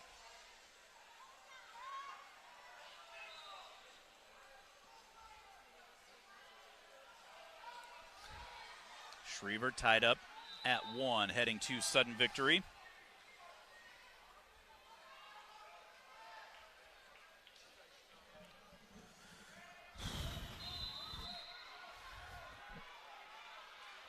Drake working that right wrist, just trying to get it trapped underneath. Couldn't get it. Grice builds his base back up. Now Drake goes back, working for that 2-on-1. There's Doug Schwab. Hey. He made it. He's walking across the mat over there.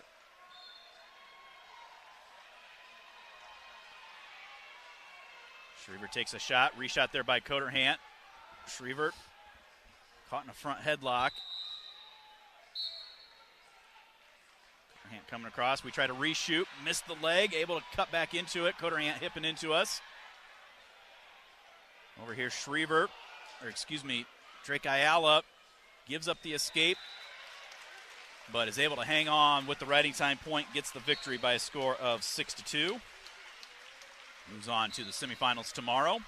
Need to learn to finish. That's what we've been saying with Drake all year long, Steven. Yep. If he could learn to finish 50% of his takedowns. Schriever, low single. Oh. Didn't go very deep with it, Yeah. though. It was almost like Coderhant wanted him there. He should have gone to 2 hands to the low single there instead of being high and low, you know? Yeah. Got a lot more leverage on that low single aspect of it. Now Got Coderhant caught down on the high ankle. low out of position. We're not in a good spot right here other than we're almost out of bounds. But there's the ankle and the 3 for Coderhant. So Schriever will drop down to the wrestlebacks. We're going to step out, take a quick break. Jace Rhodes just coming out. We'll have his match when we return.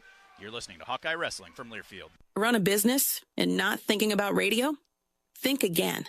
Because more people are listening to the radio on iHeart today than they did 20 years ago. And only iHeart Broadcast Radio connects with more Americans than TV, digital, social, any other media. Even twice as many teens than TikTok. Think radio can help your business? Think iHeart. Streaming, podcasting, and radio. Let us show you at iHeartAdvertising.com. That's iHeartAdvertising.com. Lobs to Owen Freeman. He dunks it through. Catch all Big Ten selection. Owen Freeman and the Hawkeye men's basketball team in action. Single game tickets for the 2024-25 season are on sale. This season's home schedule features Purdue, Michigan State, and conference newcomer Washington. Plan your trip to Carver by calling 1-800-IA-HAWK.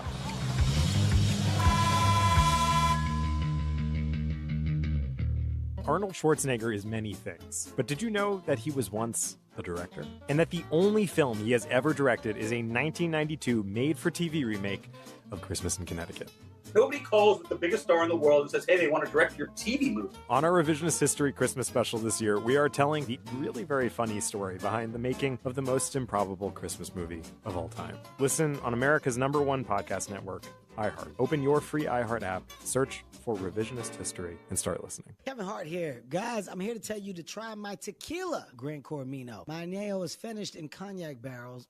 So smooth. My Cristalino, a.k.a. the Mino Lino, is crystal clear with sweet berry finish. Gran Cormino is a tequila made with hustle and heart. You get it? $1 from every bottle you buy supports a small business in your community. Now do me a favor and get out there and buy my Gran Cormino tequila. It's 40% alcohol by volume. Jersey City, New Jersey. On the Hawkeye Sports Network, this is Iowa Hawkeye Wrestling, presented by Pioneer.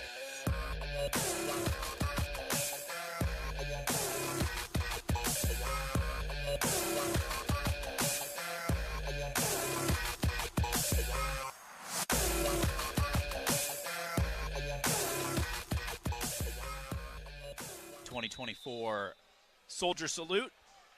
4 Hawkeyes going right now on the 6 mats. Mat number 1, Kian Hernandez in the Wrestlebacks has a 3-0 lead over Garrett Rinkin of Northern Iowa. Mat number 3, Vance Vombauer of Minnesota, a 3-1 lead over Jace Rhodes for the Hawkeyes. Mat number 5, Caleb Bracci trailing by a score of 3-0 against Colin Real Buto of Northern Iowa. And mat number 6 just underway, no score for Miguel Estrada against Lachlan McNeil from North Carolina. Real Buto came out, got a nice takedown on Rachi right out of the gate, and he's been riding him tough since. Rachi's doing a lot of the things right on the bottom, keeps coming to his feet, keeps wrestling, and Real Buto just keeps staying with him and putting him back down. Morningstar and Telford in the corner for Rachi, and Doug Schwab in the corner for Real Buto.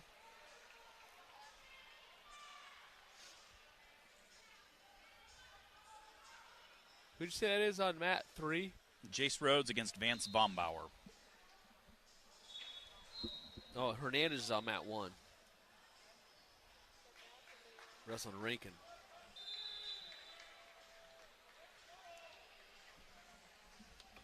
And Estrada over on 6 against Lachlan McNeil. That one's scoreless.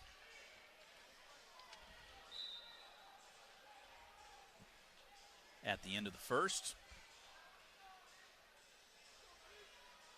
Hernandez gives up the escape. He's got 1 minute and 3 seconds of riding time. Bombauer gets an escape to start the second period against Jace Rhodes.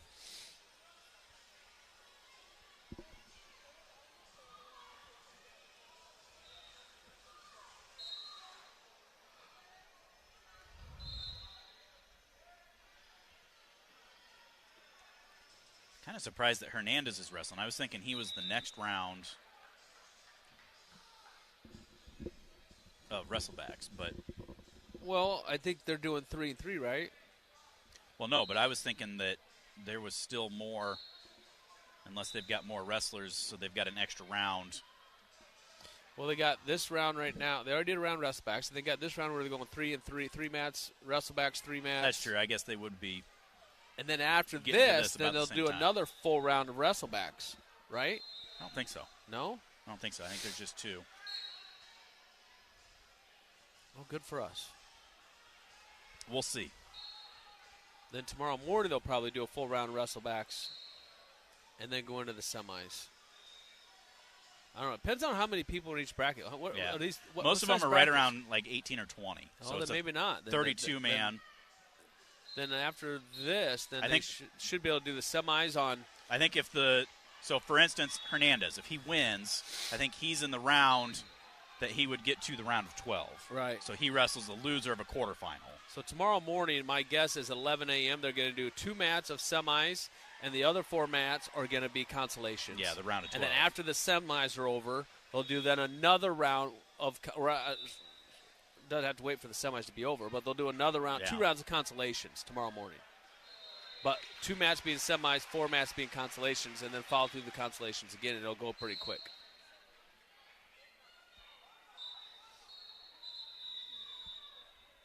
We're there. Bombauer another takedown, so he leads 7-1. 5-4 is the lead for Real Buto over Rachi.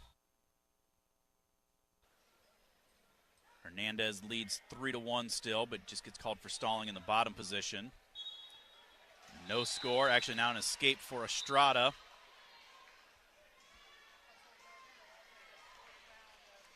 Did he almost get ridden out that period? Yes, he's got 154 riding time against him.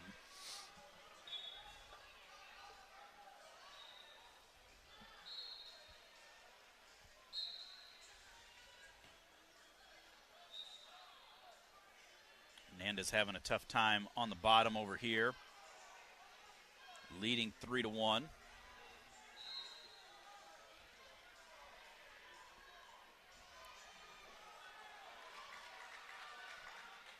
Yeah, ridden out that third period though, or that second period.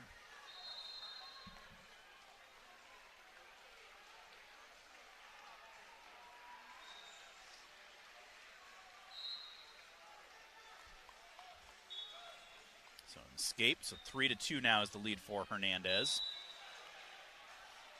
Rhodes still down 7-1. Real Buto gets another takedown. Leads Rachi 8-4 going into the third. Is that Real Buto an All-American? don't think so. Qualifier, but I don't think he was an All-American. Hernandez gets taken down by Rinkin, so that makes it 5-3 now with a minute and a half to go. Oh, dang it. Estrada got taken down by Lachlan McNeil, so he trails 4-1.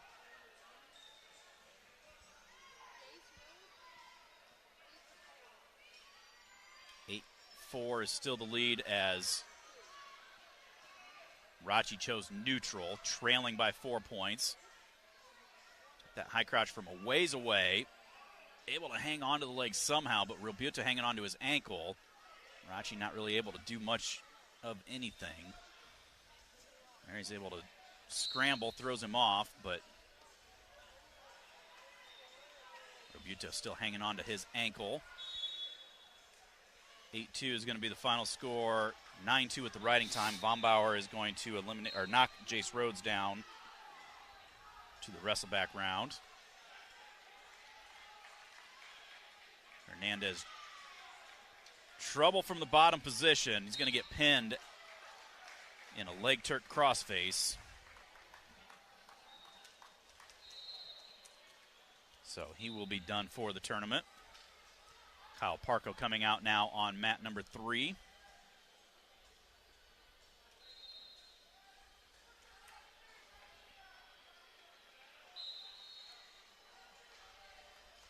Eleven to 4, another takedown for Real Butte. So Rachi's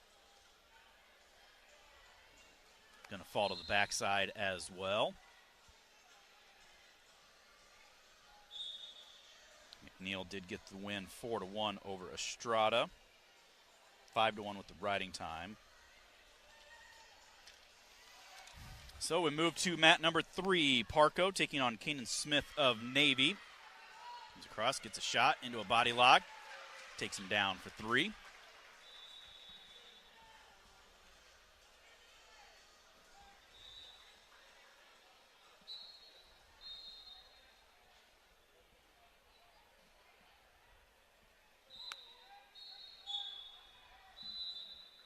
Out of bounds, head back to the center. 2:25 to go, first period.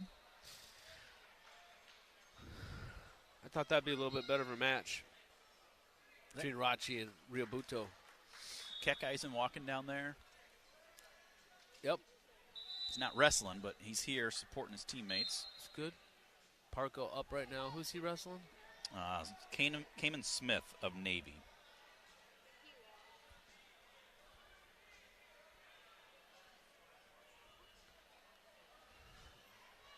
Minute gone by. Did Hernandez end up winning or losing that? He got pinned. He did against Yeah. Ranky. He got pinned. Yeah. There's that 2-on-1 tilt. Man, Parko's good with that. Yeah, Hernandez, it was just a leg Turk crossface, and it was almost like he just rolled over. Once he got over, I guess. Got over, he just kind of gave up, conceded. Right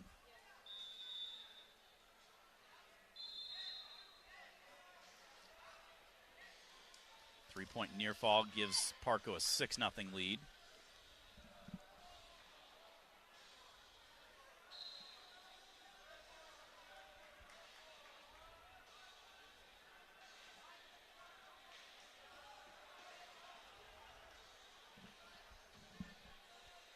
Parko getting some more near falls there.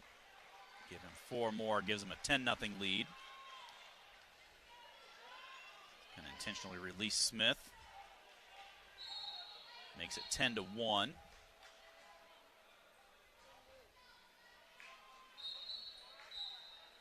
Fakes with a duck.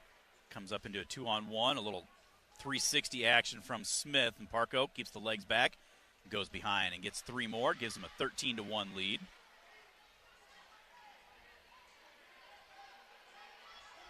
Lets him out intentionally. 13-2.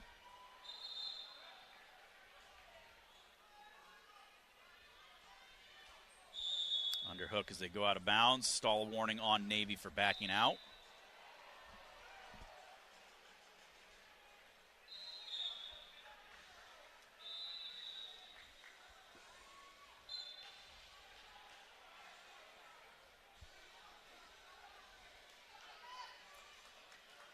Parko looking for that underhook on the left side.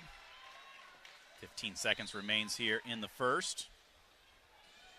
Snaps, gets to the leg, reaching for that far one. Can't quite hang on to it. Smith able to kick out of bounds.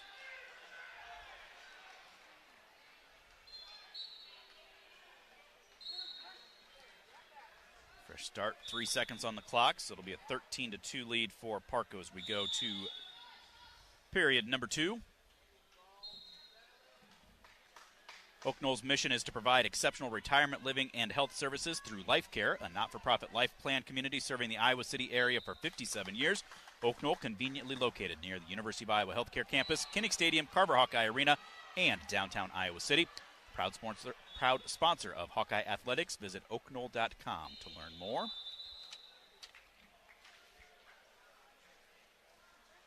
Smith starts down to begin the second period. Parco over 2 minutes of riding time in that, almost 2 minutes at the end of that first. And now he's up over 2 as he's putting on more of a ride. Looking for something, wasn't there, so he's just going to let him up to his feet. 13-3.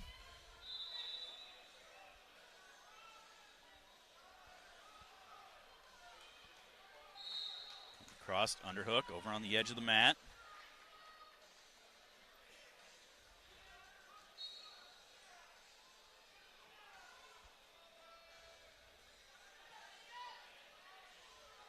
Goes double unders, out of bounds. Another stall warning. That'll be a point, makes it 14-3.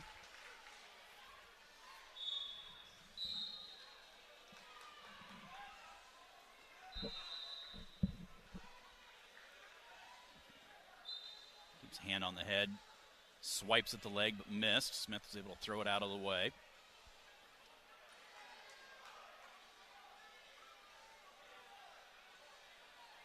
Parco 2-on-1, trying to get that head position.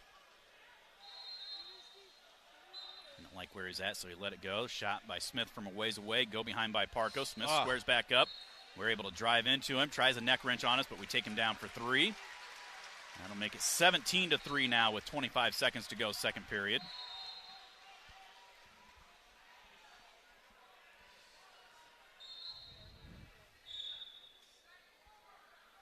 Out of bounds, 18 on the clock. Once Parco gets rolling, he's pretty tough to stop. He knows that he can meet someone. He's pretty good. Yeah. But then you get in a match like with Iowa State's Ekamindia, and he just doesn't have that confidence. Ekamindia is bigger and stronger, and he just doesn't open up. He needs to open up. He needs to find ways to make things happen against the guys that, you know, he's not as strong as, and he needs to find other ways to win. He ended up winning that match, but it wasn't ideal the way that it happened. Was going to go optional start, and Terry Brand says, hey, there's only 15 seconds left. Let's cover him.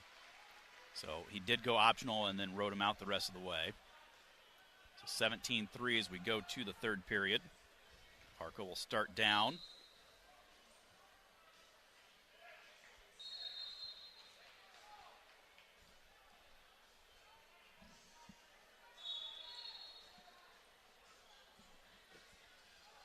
To his feet, trying to kick away. Squares up. Out of bounds. Still control, so no escape.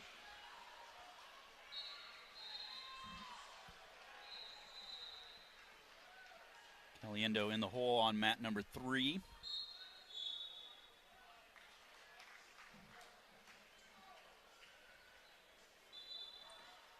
Parco to his feet again. Gets pulled out of bounds. Well, this is good for him. You may get a spot where you have to get out from underneath somebody. Sometimes you'll see you're up by 14. You just say, hey, let's go neutral, and I'll get my takedown to win, rather than an escape point. But yeah, this is good for him. Spot that you need some work, so work on it. And there he gets the hand control and the escape. 18-3, Tech Fall will be the victory for Parco. We will step out and take a timeout. We'll be back with more from Coralville's Extreme Arena, the 2024 Soldier Salute. You're listening to Hawkeye Wrestling from Learfield. Run a business and not thinking about podcasting? Think again. More Americans listen to podcasts than ad-supported streaming music from Spotify and Pandora. And as the #1 podcaster, iHeart's twice as large as the next two combined. So whatever your customers listen to, they'll hear your message. Plus, only iHeart can extend your message to audiences across broadcast radio. Think podcasting can help your business? Think iHeart. Streaming, radio, and podcasting. Let us show you at iHeartAdvertising.com. That's iHeartAdvertising.com. Arnold Schwarzenegger is many things, but did you know that he was once a director? And that the only film he has ever directed is a 1992 made-for-TV remake of Christmas in Connecticut. Nobody calls with the biggest star in the world and says, hey, they want to direct your TV movie. On our Revisionist History Christmas special this year, we are telling the really very funny story behind the making of the most improbable Christmas movie of all time. Listen on America's #1 podcast network, iHeart. Open your free iHeart app, search for Revisionist History, and start listening. Attention. If you suffer from consistent pain in your joints caused by arthritis, overuse, or injury, you may be a candidate for a revolutionary therapy that could revitalize damaged tissue. This approach can provide long-lasting relief from pain in your knees, shoulders, hips, and other joints with no surgery, no drugs, and no downtime. To find out if you're a viable candidate, you may request a free consultation from QC Kinetics by calling 319-835-8150. Instead of masking the symptoms, it goes to the root of the problem to resolve it at its source. Already used by thousands of satisfied patients nationwide, this joint pain therapy is available right now to the public, but only for qualified candidates. Again, to find out if you're a viable candidate for this therapy, you may request a free consultation by calling QC Kinetics at 319-835-8150. That's 319-835-8150. On the Hawkeye Sports Network, this is Iowa Hawkeye Wrestling, presented by Pioneer.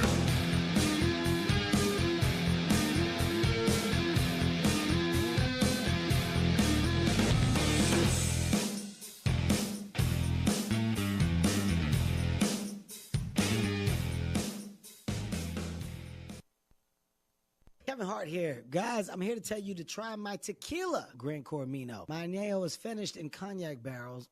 So smooth. My Cristalino, a.k.a. the Mino Lino, is crystal clear with sweet berry finish.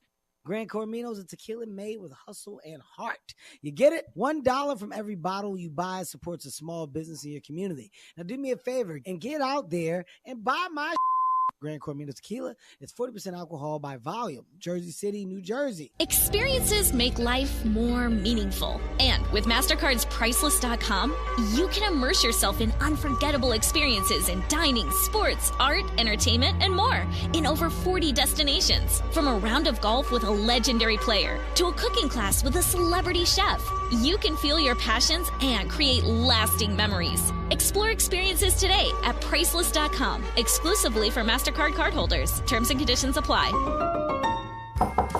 Hello? Hello! Oh, Uncle Nick, I wasn't expecting you for another few days. Phew, good thing my order from Ashley was already delivered. I don't know what I would have done had he arrived before the extra spacious sectional and cozy memory foam mattress. He'd take one look inside and be on his not-so-merry way.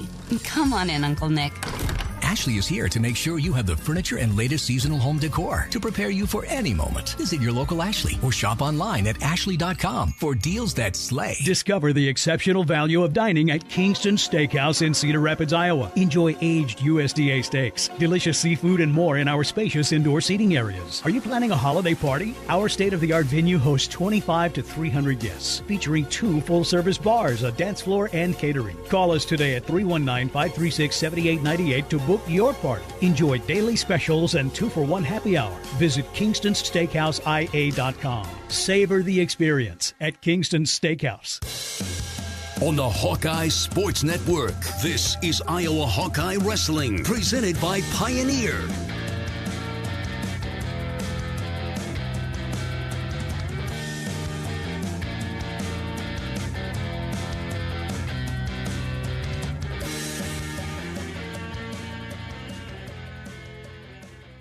To the Soldier Salute in Coralville at the Extreme Arena. Down here on mat number 2, Aiden Harris gets taken down. He trails 3-0 in the first period. Harris is taking on Michael Olson of North Dakota State, wrestling unattached. Over on mat number 3, Mikey Caliendo is wrestling. He's taking on Dylan Elmore of Navy. Wrestling a lot of Navy guys this round. Yeah. Right after we went to break, Reese Laramendi came out. And she ends up getting a tech fall. J.C. Fuller also with a tech fall. Kylie Welker, I believe, is on mat number 8. No, that's Austin. Welker is done. Got to hit refresh to see if it's there. Nice boot scoot, take down Mikey Caliendo. Gives him a 3-0 lead on mat 3. Welker got a fall in 1:27.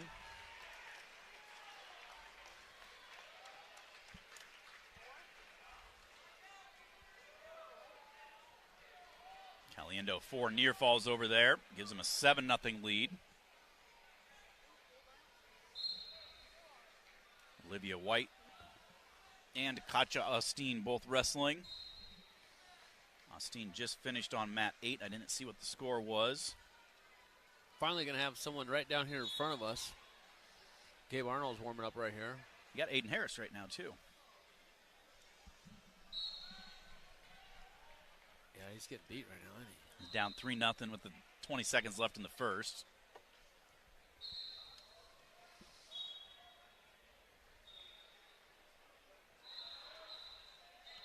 Caliendo, 1:15 to go in the first, leads 7-0.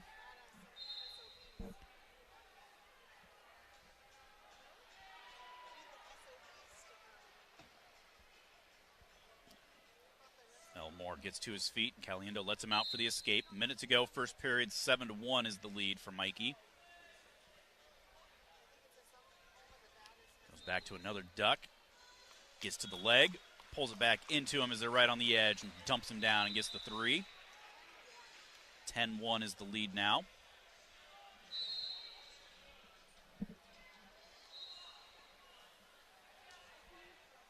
So you got Caliendo, then Kennedy, then Ferrari, all on mat number 3.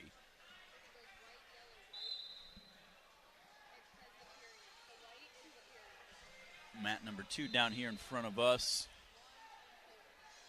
Arnold's on deck on 6, so he's warming up down here, but he's going to be down on the other corner.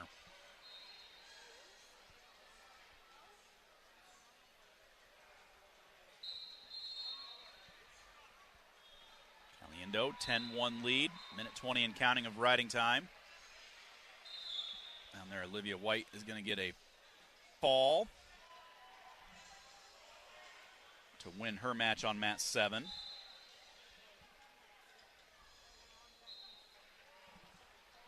Harris still down 3-0.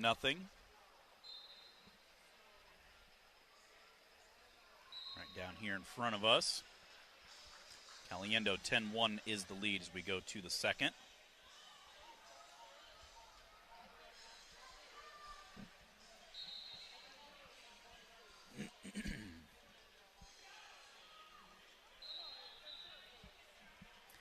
Hey, you want to text Shammy and see if he's got some time to come up?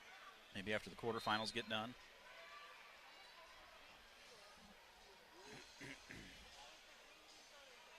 Danielle / Maximus Magana was Waterloo Columbus, but last year was Waterloo East. Okay, East.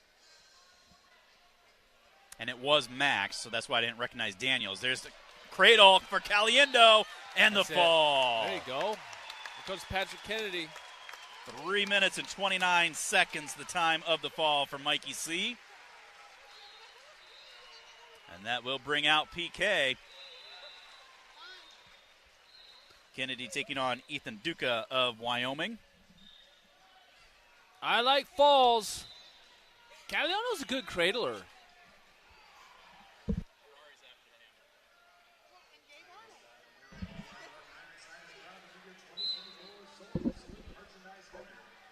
Ironside Apparel.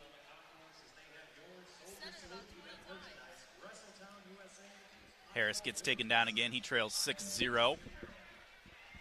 Here goes Kennedy against Duca of Wyoming. Duca with a white sleeve on his right knee and then a big black brace on his left one.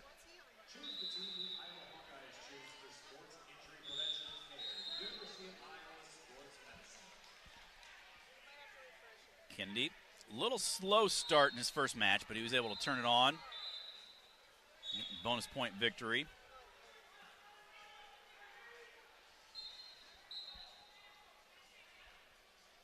Working that underhook.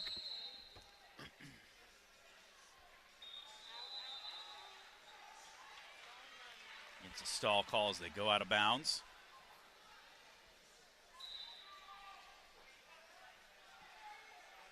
Aiden Harris down 6-0 still. Gives up the leg right there. And that'll make it 9-0. Kennedy. See, get a nice go behind right there by Patrick. Really did a great job pinching the head, blocking the arm, getting around behind.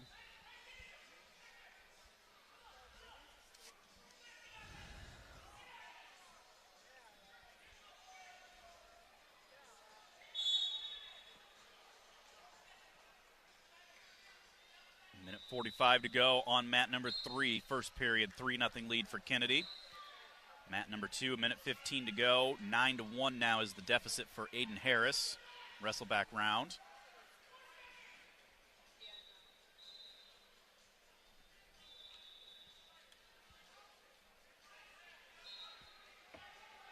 Patrick's riding tough.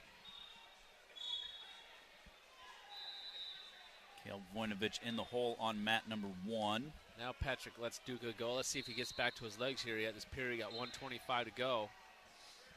Hey, after Ferrari's done, we'll have Buchanan on that mat too.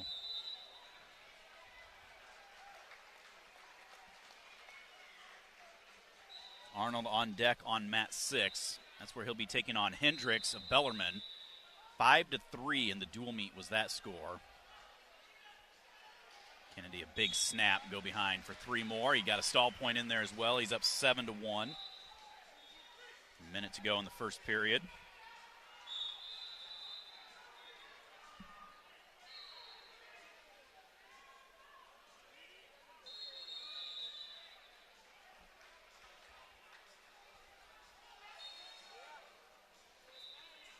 Harris gets taken down. He's going to lose 16-2.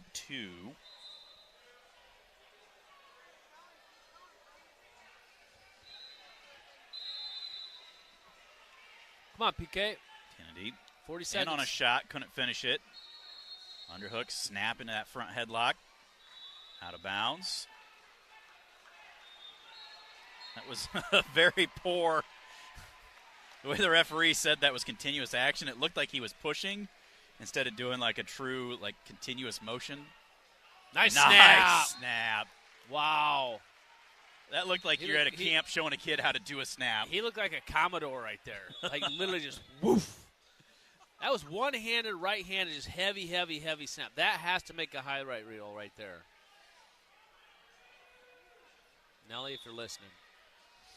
That was beautiful. 10-2 is the lead for Kennedy at the end of 1. You see how quick that finish is on a snap like that? That's so much easier than getting into single legs and scrambling and rolling around and everything. Just beautiful, just boom, and you're around behind. Happens so fast.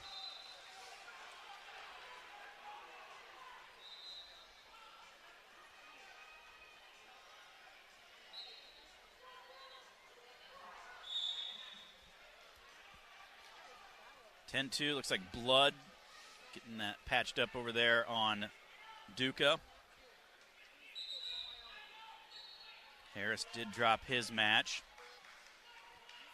So Kennedy, then Ferrari, then Buchanan. All 3 in a row. Ava Bayless going on match number 7 right now. Leads by a score of 4-0. And she's got half run over. Got another exposure, makes it 6-0. Now see if she can settle down and gets the fall. Mat number 8, Sam Calkins getting ready to come out for the Hawkeye women. Back to action. Duca of Wyoming goes down against Patrick Kennedy. PK's got him flattened out. Now Duca gets the butt back up in the air. Patrick comes out front, gives the escape. Keeping that 2-on-1. Now comes up into the collar. Nice. Drops for a shot, and we just down block, go behind. That was a terrible shot by Buca right there, and we went around behind and made him pay for it. But the thing is Patrick's hands are so heavy he's doing such a good job of controlling the ties and hand fighting that he just forced Ibuka to take some really ill-advised shots, head straight down, and then we're able to capitalize and get around go-behinds. 13-4, snap 16-4. Cradle up right there. There you go. See that? That's what I'm talking about. Good job. Way to look for it. He didn't get it, but he was looking for it. Here goes Gabe Arnold out on mat number 6, taking on Devin Hendricks of Bellarmine. Another stall call as they back straight out of bounds. 18-5. Oh, shoot. I thought Gabe was going to be right down here in front of us. No. I didn't realize if you look at the scores, there's a takedown tech fall for PK. If you look at the scoreboard, they've got the little like blue and red zeros. They keep track of how many stall calls you get. I think it's stall calls and cautions.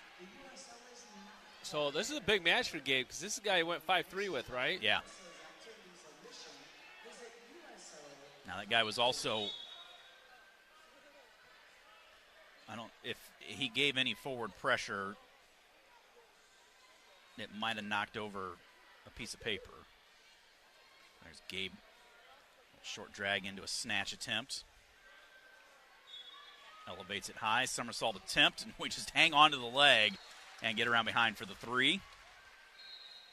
Hop out of bounds, head back to the center. Did he have to come from behind and win, too? I don't think no. I thought he did. No, that was the Missouri one, or when we were down in Missouri where he lost. Was it? He was down 5-0 and had to come back. That one was just kind of a methodical, just held on. So there's Ferrari gets a takedown. Ferrari taking on Burke Blasius of South Dakota State.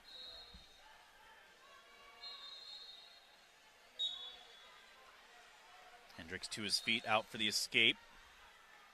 Arnold leads 3-1. That one's about a minute 40 to go.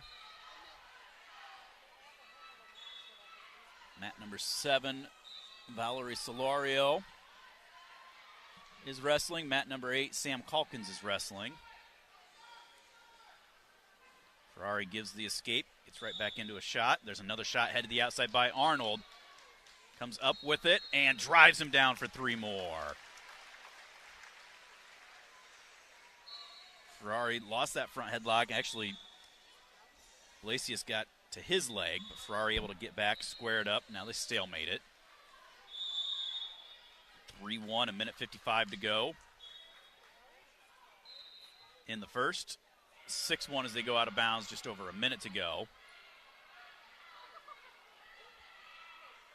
Down there, 4-point throw on mat number 8 against Iowa. That's Sam Calkins got thrown, so she's down 4-1.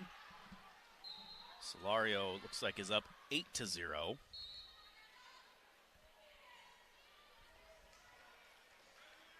Ferrari front head reaches for the leg. Gets around behind for 3. Now looking for a cradle. Couldn't hang on to it though. I didn't see if Cale Seaton, South Dakota State, won or not in his 133-pound quarterfinal. I did not see yet, but let me go look.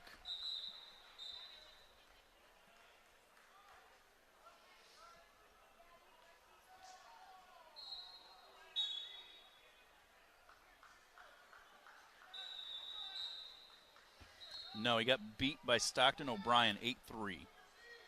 So that's who Ayala wrestles tomorrow, is O'Brien. 15 seconds left, first period. 6-1 is the lead for Gabe Arnold down on mat number 6. 50 seconds remains first period. 6-2 is the lead for Angelo Ferrari on mat number 3.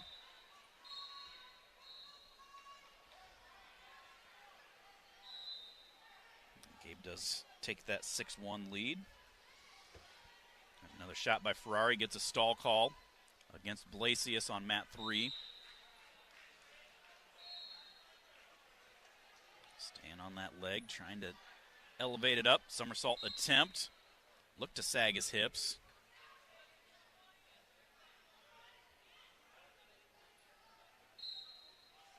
But gives up his leg, so each guy hanging on to the other, they'll stalemate it.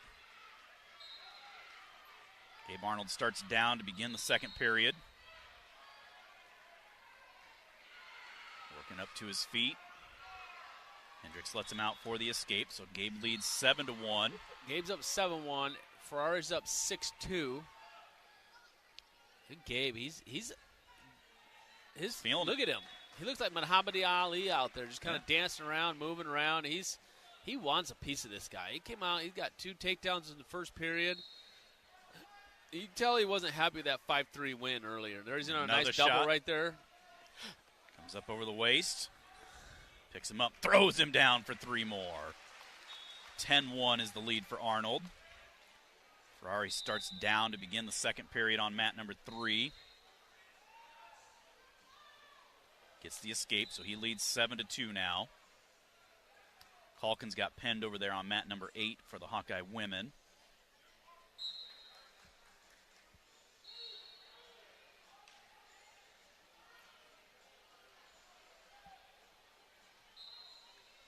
Ferrari underhook. Tries throwing it, and then it starts going the other way, but Lacey's able to square back up with him. Mat number 6, Arnold. Releases Hendricks. Makes the score 10-2 inside of a minute to go, second period.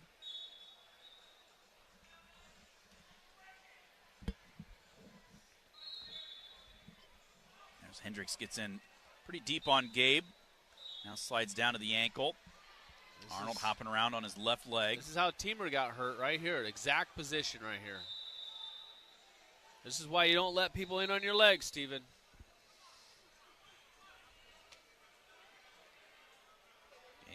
Tries to turn to kick away. Hendricks hanging on to that ankle.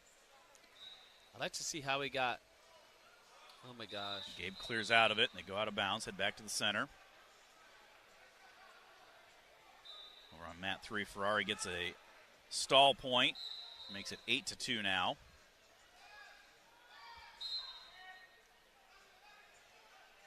Gabe headed the outside shot.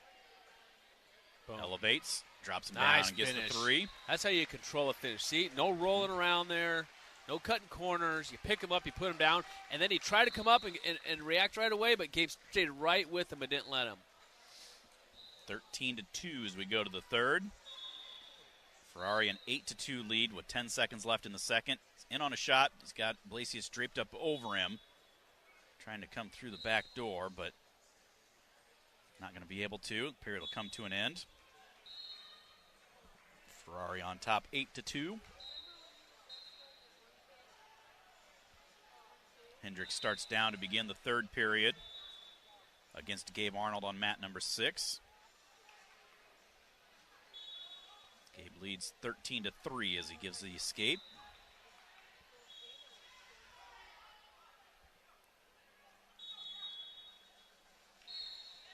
Blasius starts down to begin the third period against Ferrari on mat number 3.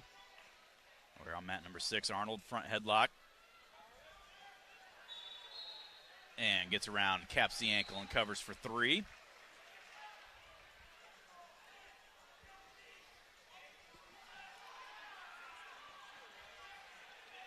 Gives the escape. 16-4. Wow, what a difference. What a difference in a month. What a month in a month makes, a month and a half. Ferrari with a nice low single. Trying to elevate. Blasius throwing the whizzer in. Tries to dive through, and we stuff him. Almost got the cradle locked in. Instead, we throw the leg Turk.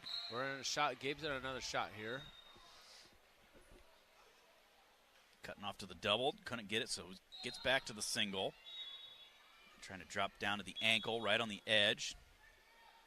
Looking to pull him back in. Dives pull across. Him back further, though. Don't see how he's leaving his ankle right there, though? Yep. And now draped over the top of him. I mean, he was like literally sticking it right in front of him, like, hey, go ahead, grab my ankle.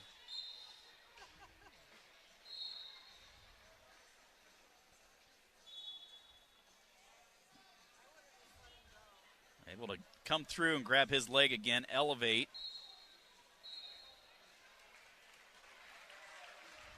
Fires another takedown, find that cradle. Potentially dangerous. 10 seconds left. Gabe needs a takedown to get the tech fall here.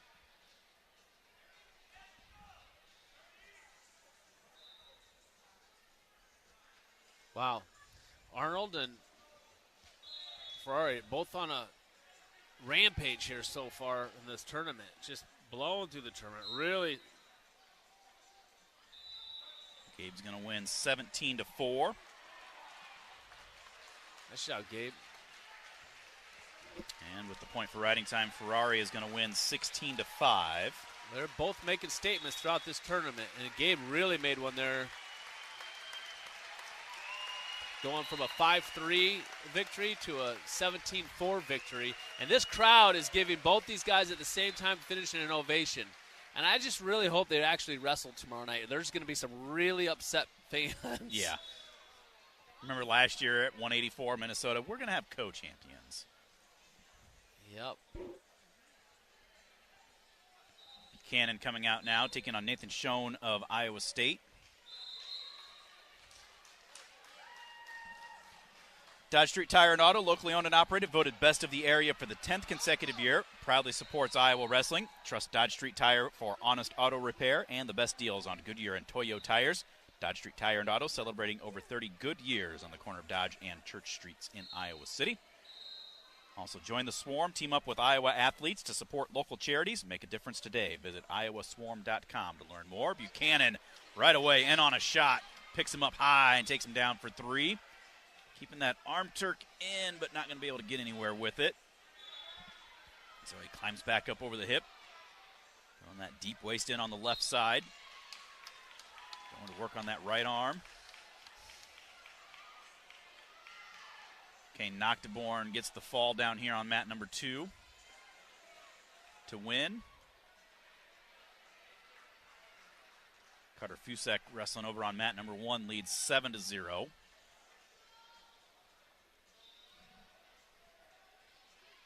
Mat number 4 is a 3-1 lead. South Dakota State trailing in that one. Mat number 6, Isaiah Salazar of Minnesota. A 3-0 lead. Mat number 5, no score.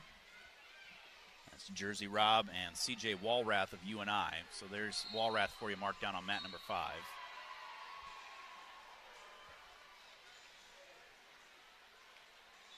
The winner of that one, I believe, is Ferrari's opponent. There's Buchanan, gives the escape, gets right back in, head to the outside shot. Schoen trying to stuff the head. We climb up, get over the hips and cover for 3 more. Man, that Buchanan is fun to watch.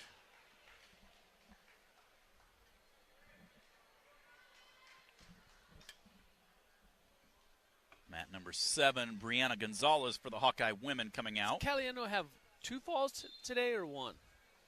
What did he do his first match? He tech fall in his first one.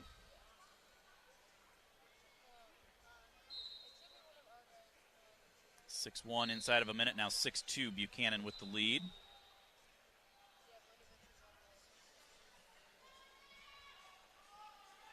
Mat number 1, Voinovich getting ready to come out. He's taking on Ethan Basile of Northern Iowa.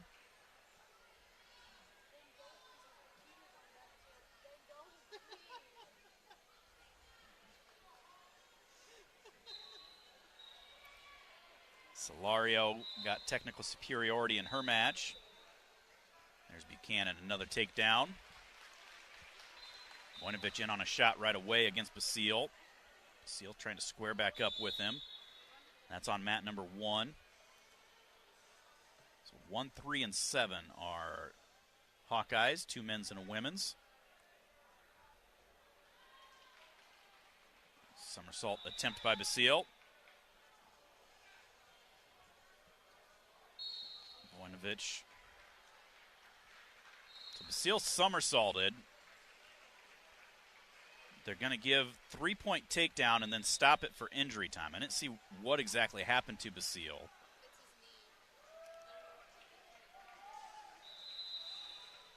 Nine 9-2 is the lead for Buchanan as we go to the 3rd.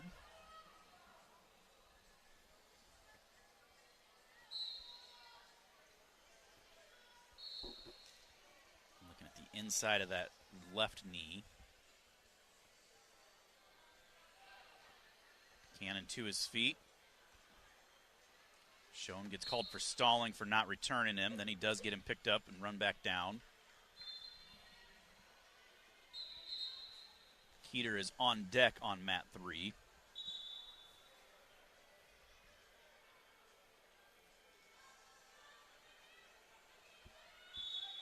Schoen not happy with that stall call. Now he's going to get cautioned. Or they're going to wave it off. They're going to say whistle from a different mat.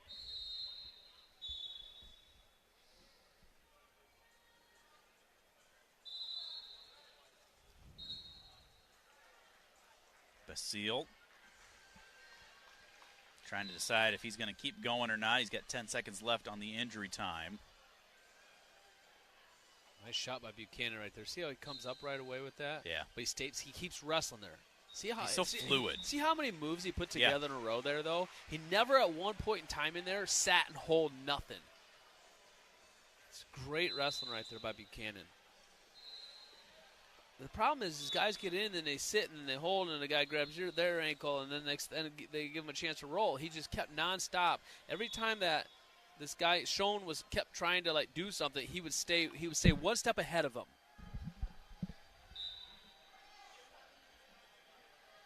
So Basile is going to keep going because of the injury time. Voinovich will get his choice. So Voinovich a 3-0 lead, but then he'll start down. 30 seconds gone by in that match.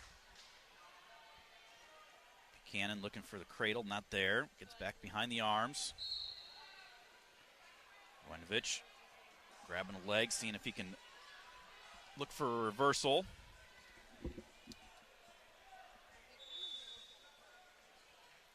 Turning into Basile. Basile staying behind the arms. Voinovich rolling with him. And about ready to step over for the 2 reversal. He does. You give him a 5-0 lead. 23 seconds left over there for Buchanan in the second period. Leading 14-2.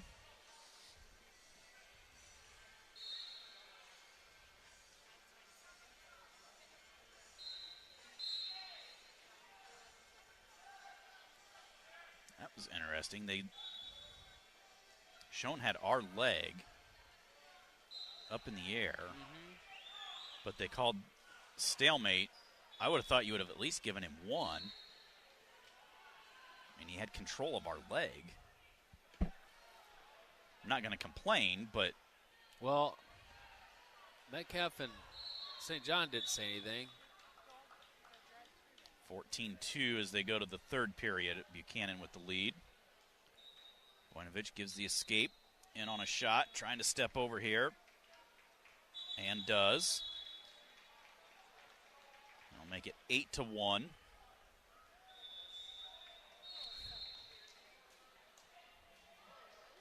Caution on Buchanan for starting early. He's going optional start to begin the third period.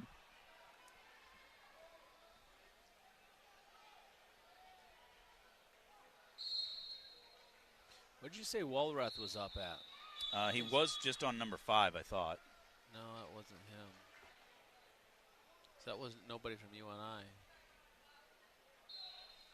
Cannon intentional release. Gets a takedown. Makes it 17-3. Stuff in the head. Comes around looking for a cradle. Not there, so he's going to stuff the head.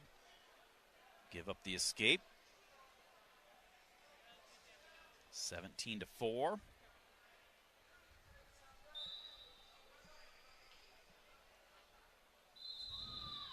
Good fake right there by Buchanan. Didn't follow through with anything.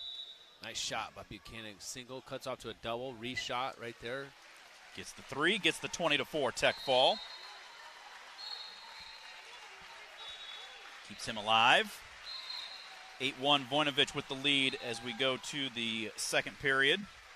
That Buchanan is fun to watch. Hawk fans, enjoy your home away from home at Coralville's all-suite Homewood Suites and Home 2 Suites by Hilton. Relax in spacious suites with free breakfast, 24-hour fitness, pool, hot tub, and more. Perfectly located for your Hawkeye visit.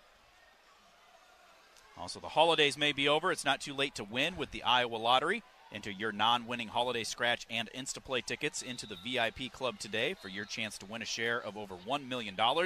Visit ialottery.com/VIP for details and play today. I must have missed that Woolrath. Voinovich, not sure what's going on. There they get the clock going again. I think Voinovich got a reversal and some near falls.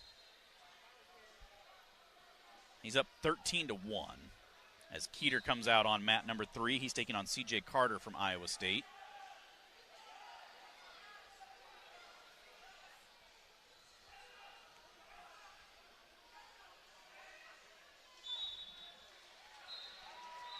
Emily Gonzalez wrestling on mat number 8. She just won. So Iowa State has this Carter, Herrera, and Bastida. Yep.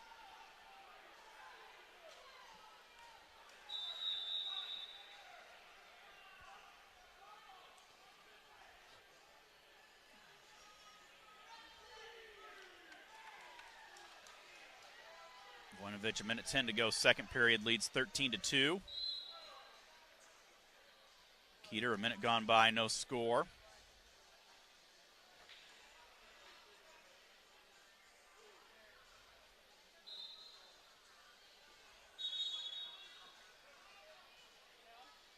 Referee stops it with Keeter's match. Not sure what that was about. I think he wanted more action maybe. Just talk to him, say, hey, let's go, guys. Come on, wrestle. I don't know why we would need to stop it to tell him that, if that was the reason. Voinovich, another takedown, leads 16-2, second period.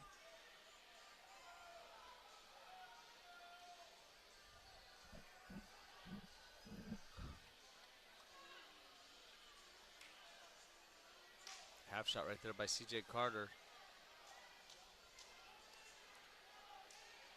Surprised Keeter hasn't fired off any offense yet. Yeah. It's been a while. And there We're 2 minutes into this match. Changes levels, looking for that high crotch. Voinovich gets dinged for an illegal hold. I didn't see what he did, so that'll make it 16-3 now with 14 seconds left.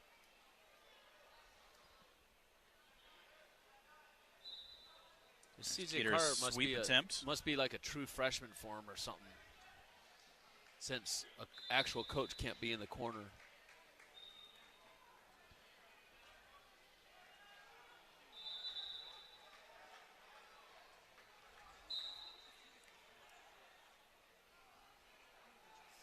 Voinovich starts down, leading 16-3 on mat 1. Keeter, 15 seconds left. Neither guy has really sniffed the other's legs. There is a stall call against Carter. I'm surprised Keeter hasn't. I just really surprised he hasn't opened up a bunch of offense yet, or any offense really. He's taken a couple of half shots, but nothing really. No commitment that whole first period. Very, very surprising to me. Keeter's choice. He's going to start down. Tom and Telford are in Keeter's corner. I don't know who the people are in Iowa State corner. Yeah.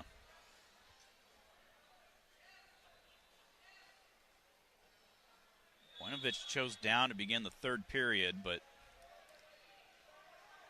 legs are in, and there he's able to pop Bastille off. Gets the 2 reversal, and that's going to make it an 18-3 tech fall for Voinovich to stay alive. Keeter to his feet, gets brought back down. Rebuilds his base. Carter coming around on the left side.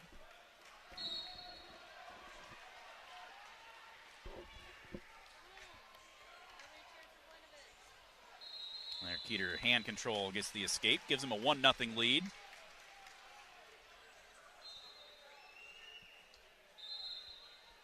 Get some offense going here, Ben. Let's go.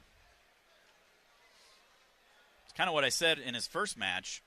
It feels like a lot of times he lets guys to his leg to set something up for his own offense, but you got to be able to find your own offense, especially against the Stevensons and Kirkfleets of the world.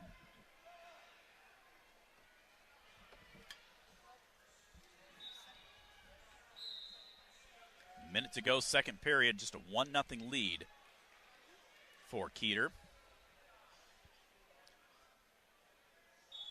And there on mat number 6, we've got Isaiah Fenton coming out in the wrestleback round. He's taking on Logan Joffrey of Missouri.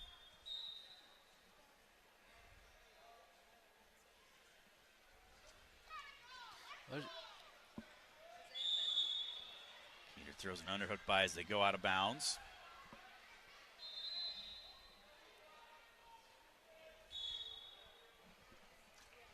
Is Macy Kilty out? Did she just get done? I don't see her on, or maybe that's her on 7. Yeah, I think that's Kilty on 7, leads 4-0.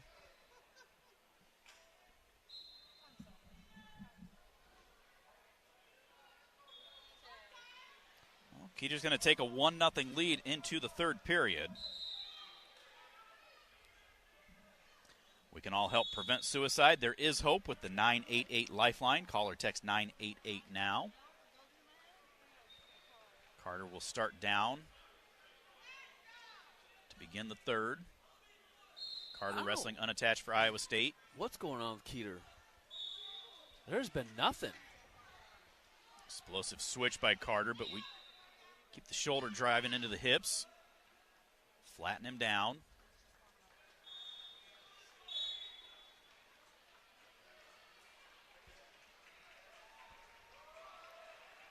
Macy Kilty does get the 10-0 technical superiority.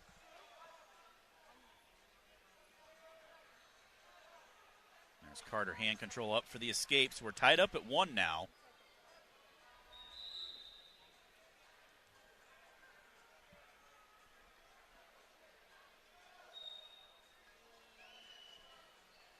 Carter takes a shot. We reshoot, get to the leg, and finish for the 3.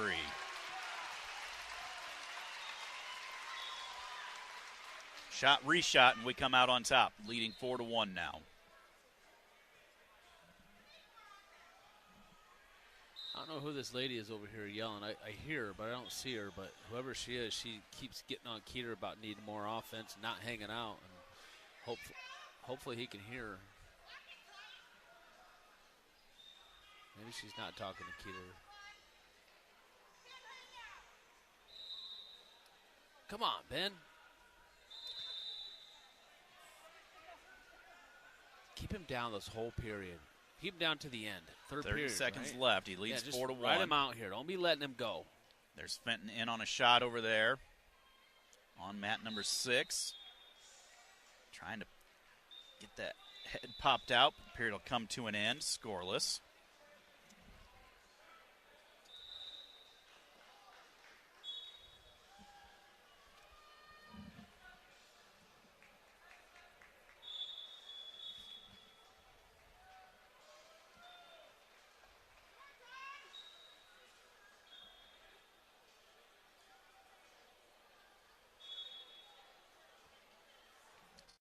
Scoreless at the end of 1.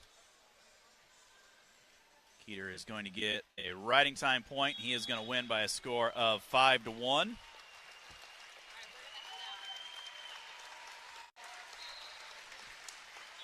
Moves him into the semifinals.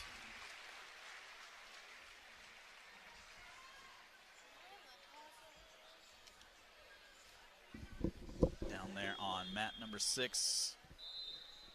Fenton gives up the escape to start the second period, and then Joffrey from Missouri in on a shot.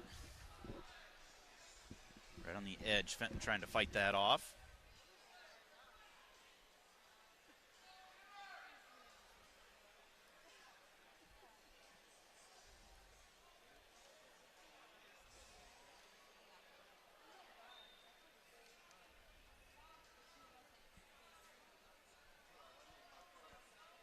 On mat number 7, Katja Asteen wrestling for Iowa women.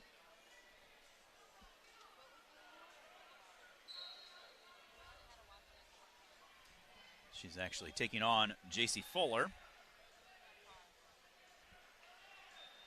Push out point scored for Fuller.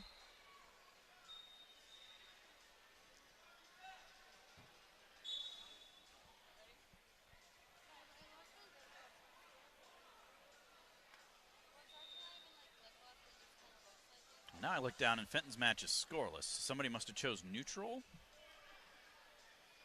They might have accidentally put the score up there. Either way, it shows 0-0 now for Fenton and Joffrey. Fenton tries a little misdirection attempt there. Can't get to the leg. Way to go, Mark. Oh my God. Wasn't me. I just picked it up. The thing was dumped? I'm not taking a dump. No, that's not what he said. What you said? I said, did that get knocked over? Yes, it was sitting here and I just picked it up for you. Okay. We were locked in on the wrestling action. Sorry. That was Grace that did that. Yeah, way to go, Grace.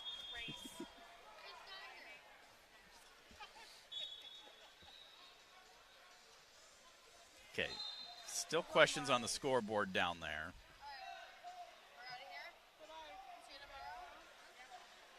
Okay, now they've got it back to 1-0 in favor of Joffrey.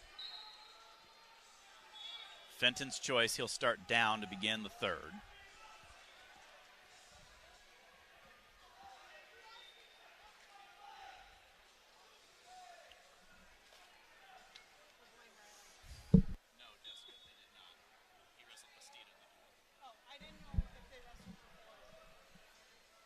You know, I wonder if there was some history there between, because he's a true freshman. If Carter's from Carter and Keeter have wrestled each other before, and he's some like really highly touted recruit that I don't know about or something, and it just looked like Keeter gave him an awful lot of respect. Yeah. Like, he didn't do anything really against him. The only thing he did was that counter shot that he scored on. That was it. It was just very uncharacteristic match from Keeter there.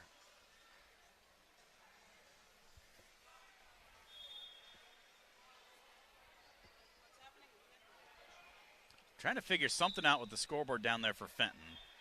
They keep going back and forth from 1-0 to 0-0.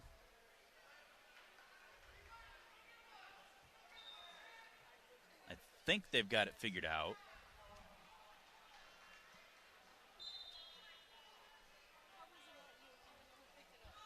Either way, I think what's going to end up is it's 1-0, Fenton trails.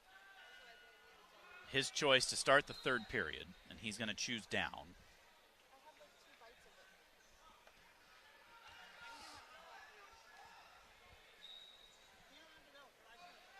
Fenton to his feet. Almost gets out, hopping around on that 1 foot. Turns, kicks, but they're out of bounds, no points.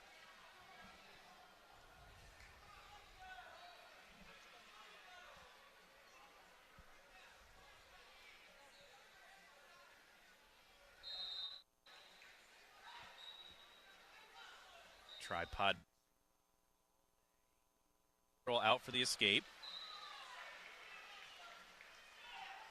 I liked that, Mark. He got to his feet, and when he turned to face, he hit it so hard, he actually went like past 180 because he was anticipating resistance, and Joffrey just let him go. So instead of just squaring and facing up, he like almost went too far because he hit it so hard.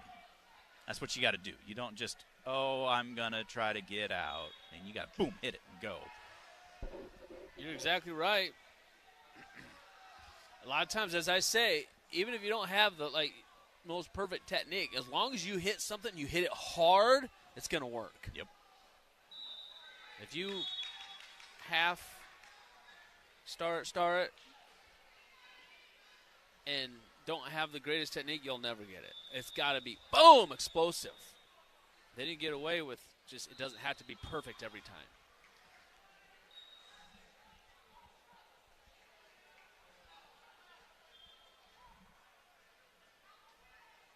Inside of a minute to go, about 40 seconds left.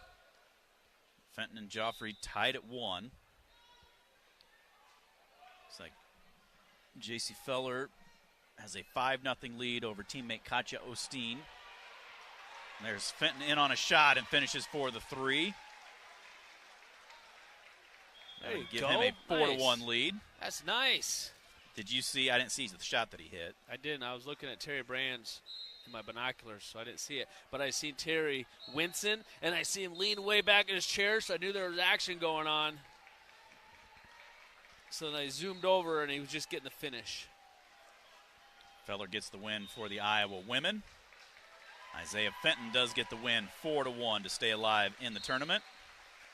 We're going to step out, take a quick timeout. We'll be back with more of the 2024 Soldier Salute right after this. You're listening to Hawkeye Wrestling from Doug Wagner from the Morning Show here. What if I could put you together with someone who will work as hard for your business as you do? I've known Matt Kenny for years, and when he came on board here at iHeart, I knew he'd be a hit. He's got such well-rounded business experience, he can help you focus your message and marketing for radio, digital, even OTT, making your dollars work harder for you rather than you working harder for them. Call Matt Kenny today to make an appointment for your free marketing consultation. Call 319-395-0530. That's 319-395-0530 and ask for Matt Kenny. Hi, this is Mike Graff from the Graff Home Selling Team, the #1 real estate team in Eastern Iowa. If you're looking for a marketing professional in the area, look no further. That marketing professional is Marty Mason with iHeartMedia. Marty has represented our marketing needs at GHST with passion, vision, and dedication for many years. The results we see because of Marty's hard work has surpassed our marketing efforts from all other sources combined. We count on him to get things done. He works with us and the results show it. I'm Marty Mason, ready to work for you. Call me today, 319-360-6909. Wounded Warrior Project has been there for me since that first day in the hospital. They got me out of the house. They got me connected with other veterans, and they helped me face my PTSD. They support me and my family at every turn. And now I'm helping other warriors realize that they're not alone. Through our hands-on programs, supportive community, and ongoing advocacy, we help post-9/11 veterans realize what's possible. Learn more at woundedwarriorproject.org/possible. Run a business and not thinking about podcasting? Think again. More Americans listen to podcasts than ad-supported streaming music from Spotify and Pandora. And as the #1 podcaster, iHeart's twice as large as the next two combined. So whatever your customers listen to, they'll hear your message. Plus, only iHeart can extend your message to audiences across broadcast radio. Think podcasting can help your business? Think iHeart. Streaming, radio, and podcasting. Let us show you at iHeartAdvertising.com. That's iHeartAdvertising.com. On the Hawkeye Sports Network, this is Iowa Hawkeye Wrestling, presented by Pioneer.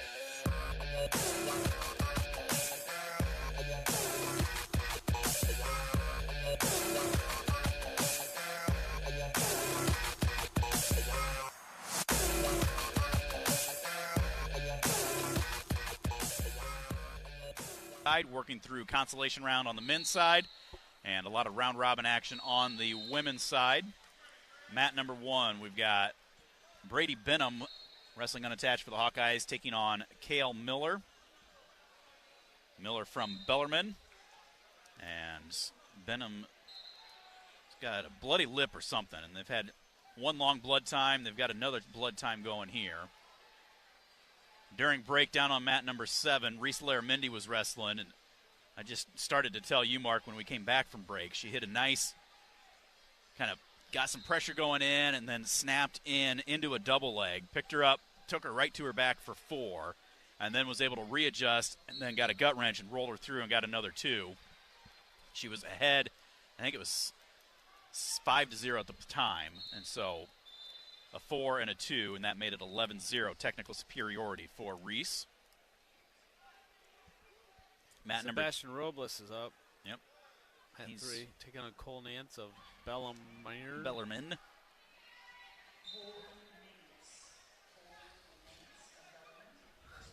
First call for Nance of Bellarmine. Let's see. In Iowa, we grow corn, but the truth is corn grows Iowa. Corn grows feed for our livestock, food for our families, and clean burning fuel. For your drive to the game, drive clean with Unleaded 88. Support Iowa corn farmers. Go to iowacorn.org to pump it up with Unleaded 88. Benham, 3-1 lead. I've been more worried about the blood time than what's actually been happening in that match. So he leads 3-1 with 1:19 to go in the first. Nance of Bellarmine makes his way out to take on Sebastian Robles.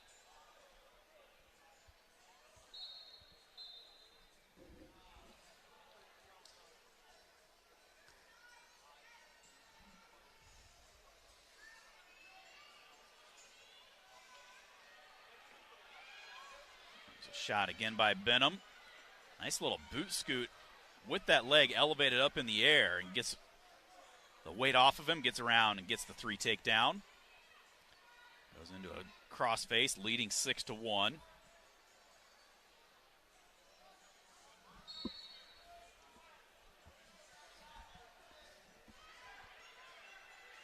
Looking for a power half, not there. It does not feel like a Sunday, and tomorrow does not feel like a Monday. No, not at all. I keep thinking tomorrow's like Sunday. I was the same way, like, get done with Christmas on Wednesday and then went to my other job office at the insurance office for a little bit on Thursday, and it's like, God, this is a Monday, what's going on? And then it's like, oh, wait, no, tomorrow's Friday already. Said we had Christmas at my mom and dad's yesterday, didn't feel like a Saturday. Benham, a 6-1 lead at the end of the first period. Another blood time.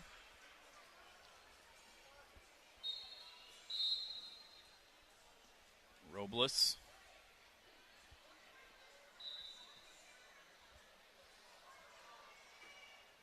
Now we got a blood time. Yeah. Robles gave up a point, penalty point there.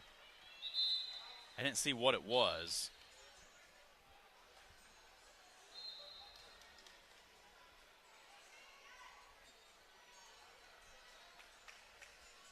Couple of shots, misdirections.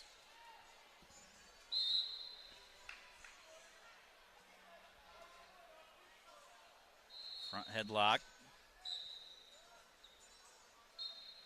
You talk about some of these younger guys and things to work on in the room, and, you know, not trying to pick on Robles, but you look at Robles and compare it to the way Stephen Buchanan was wrestling. And, you know, Buchanan was just very fluid and hit 2, 3, 4, 5 things in a row, whereas Robles just feels a little more robotic, methodical, like, oh, I'm here and now I stop. Oh, I'm here and I stop. And, you know, those are the things. You get some film here and say, okay, now you can watch it. Now you say, here's where you need to get a little bit better. You got to get more comfortable working these different situations. But then they got to take that after they watch it, and they can't just go, okay, I got it, and then just go through your normal everyday practice and then think you're going to come out and you're going to perform in competition your next time. That it doesn't work like that. Right. At least in most case scenarios. You're going to see that, and you got to become more fluent. You got to hit chain reaction. You got to hit from one shot to a finish to another to another. That means you got to go in the mornings or stay after practice or both, and you got to hit that over and over and over and drill, and until it becomes second nature and it becomes a habit. Like it just, you don't even think about having to do it. It just happens. But you have to work it so many times, repetition. You can't just watch it and say, okay, thanks, coach, got it, and then just go into normal practice and just think you're going to just do it. It just does not work like that.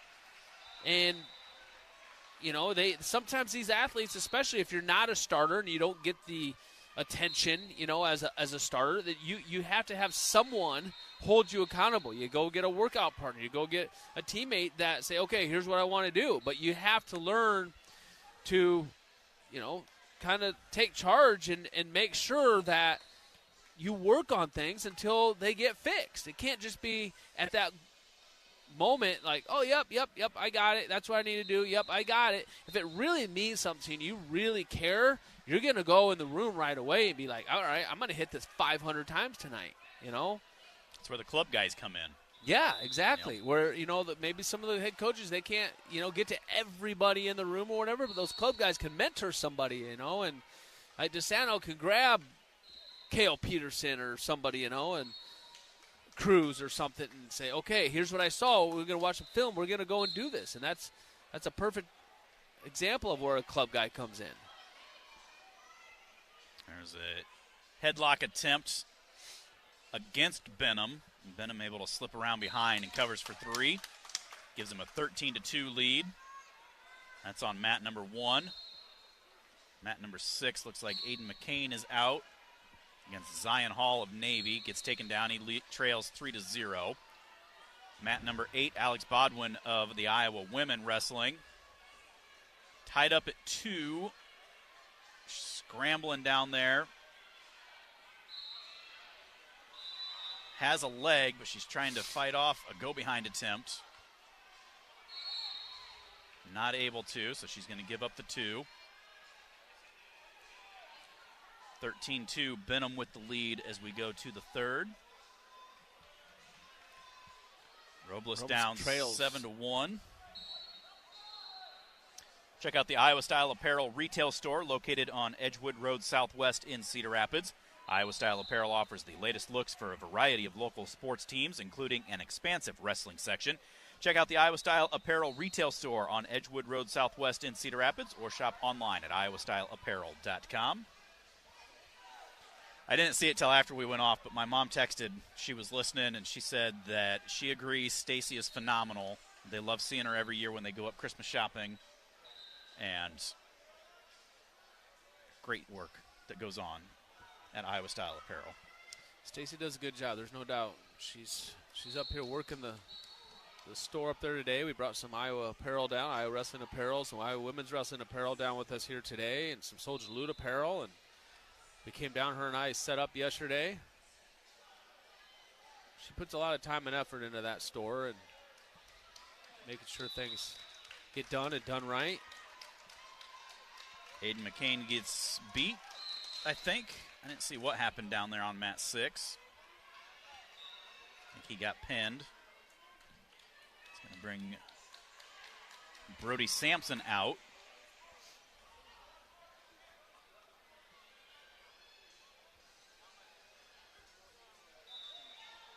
Benham a 16-4 lead on mat number 1. Robles trailing 11-1 on mat number 3. Alex Bodwin on mat number 8 trailing 6-2.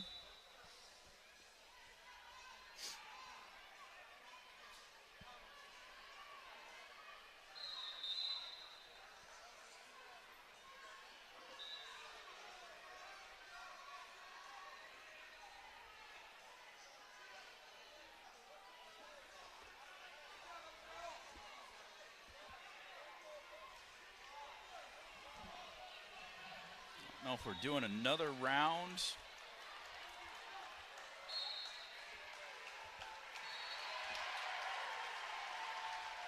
Well, Benham gets the tech fall 21-4.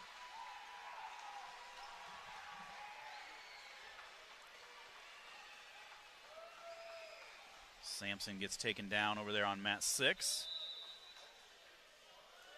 Did Bodwin come back and win that on mat 8? I did not see. I did not see. She won. She pinned or just she got a fall? Okay. So, yeah, she pinned the girl. She was down. That must be all the cheering that we heard.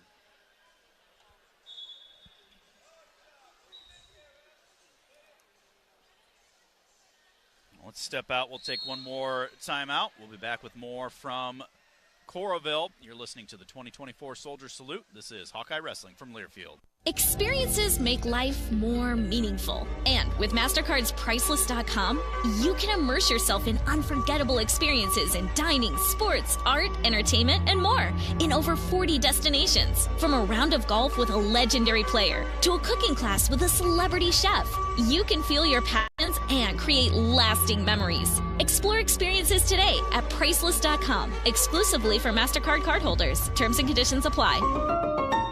We need your help to protect your right to AM radio in your car.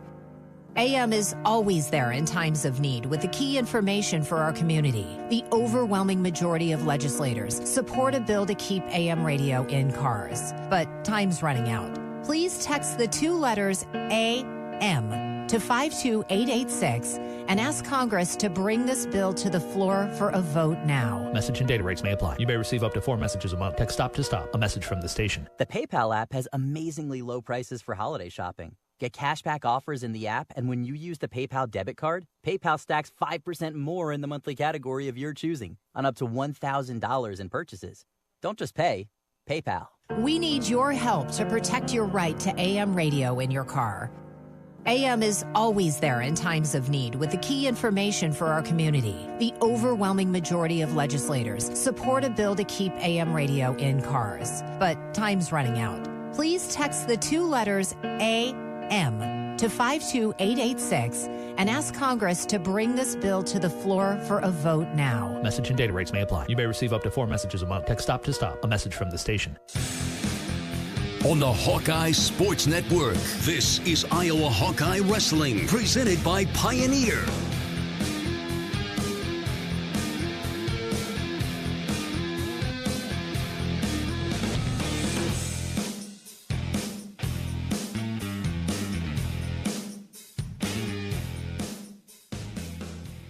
Welcome back to the Soldier Salute. Stephen Grace and Mark Ironside working through consolation round action.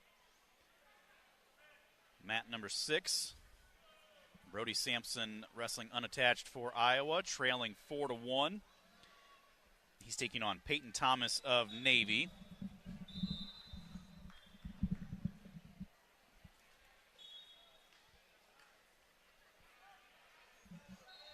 Sampson and Fleshman, the last two Hawkeyes to wrestle this round.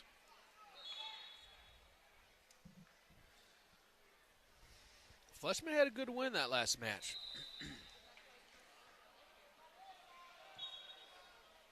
Who's this he's wrestling now? So that's Sampson down there against Peyton Thomas of Navy. Will Muckler. Yeah, Muckler's who Fleshman will wrestle. Oh, yeah, he just came out on 4. I didn't even see that.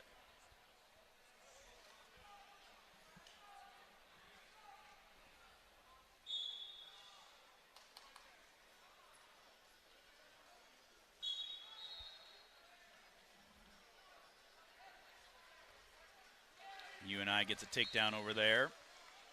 Nick Fox takes a 4-3 lead on Chris Moore, wrestling unattached from Illinois. Fleshman gets a takedown. Gives himself an early 3-0 lead. Sampson gets taken down. He trails 7-1.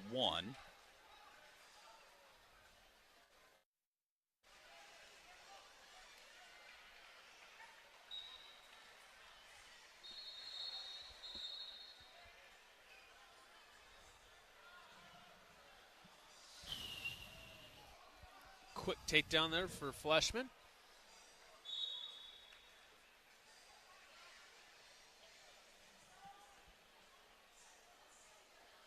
Just the Bellarmine heavyweight that we pinned in the cradle, do you know? No. In the duel, different one? Different one.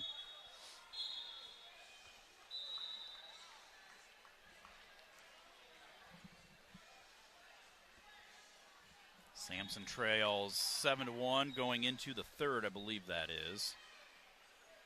Fleshman gives up the escape. Underhook. Reverse headlock. Throws it by. Gets around behind. Throws Muckler to the mat and gets the 3. 6-1 is the lead now for Fleshman.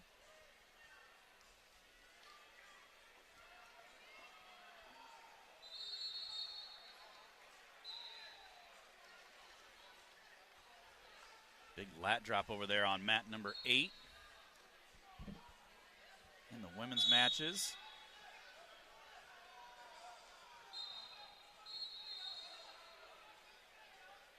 And that's McBride of Life University that got thrown, but then she comes back and gets 4 of her own to tie it back up. Sampson gets taken down again.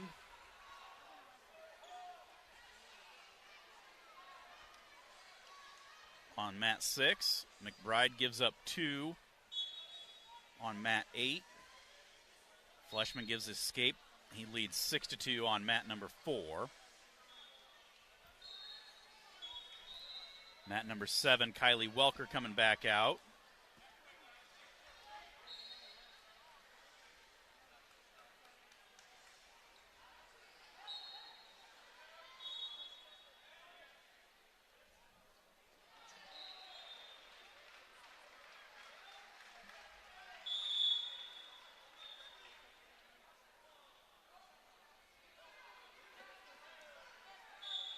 Fleshman, first period comes to an end. 6-2 is his lead. Sampson down 10-1 right now. Main Street Sweets been serving great ice cream and food in the heart of downtown West Branch for nearly 15 years, offering great burgers, tenderloins, cheese balls, and more, along with many awesome ice cream treats. Order online, call ahead, or stop in to visit. Main Street Sweets, owned and operated by my wife Jessica and me, on the web at mainstreetsweetswb.com. Boy, it's Kylie Walker. She is just toying with her opponent. Coach Clarissa Chunch just sits there in the chair with this big old smile on her face the whole time. Yeah. She just sits there and smiles. I mean, she could literally score whenever she wants. It's like a drilling type of match. Sampson loses 11-1, so he's out of the tournament. Easton Fleshman a 6-2 lead, a minute and a half to go, second period. Melker just another takedown. Goes to an ankle lace. Not there, so she goes up over the chest. Now goes leg Turk crossface and gets the 2, and that's going to do it, 10-0. There's a throw attempt by Muckler, and Fleshman just kept the hips sagged enough. Drops him to the mat and covers for 3. Makes it a 9-2 lead on mat number 4 for Easton.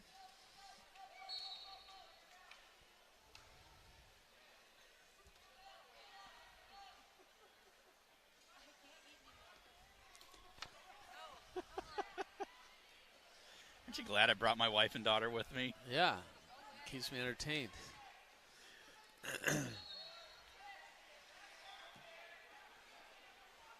30 seconds left.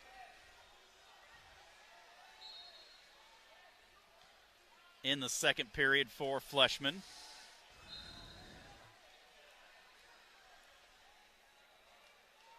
Fleshman's having a good match.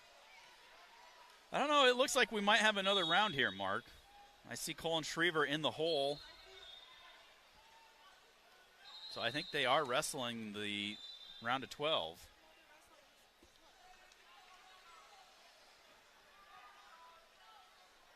Well, I guess that's less for tomorrow morning. Yeah. Well, that helps. We don't have to burn through the brakes all at once right at the very end. There's an escape to start the third period for Muckler against Fleshman. Fleshman for Iowa, a 9-4 lead now. Kennedy Blades coming out on mat number 8 for the Hawkeye women. Ooh, Fleshman got caught adjusting his headgear flat-footed. Able to adjust, square back up, but that was like a slow motion. I'm going to adjust my headgear. Oh, no, he's coming for my legs. And able to get a reaction right at the very end.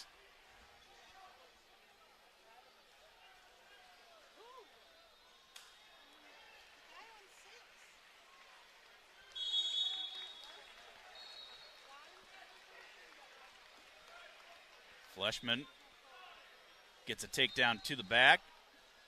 A little slow getting there. Should have been at 3 count, I think. They give him a 2.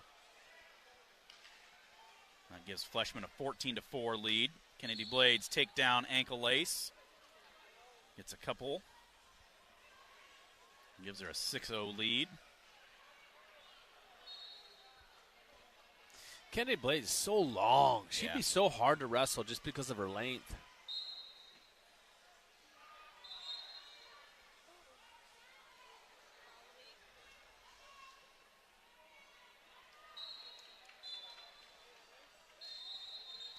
Well, that's it. Blades gets the 10-0 win. Tech 10-0 in 53 seconds. Took her that long? Jeez, what the heck?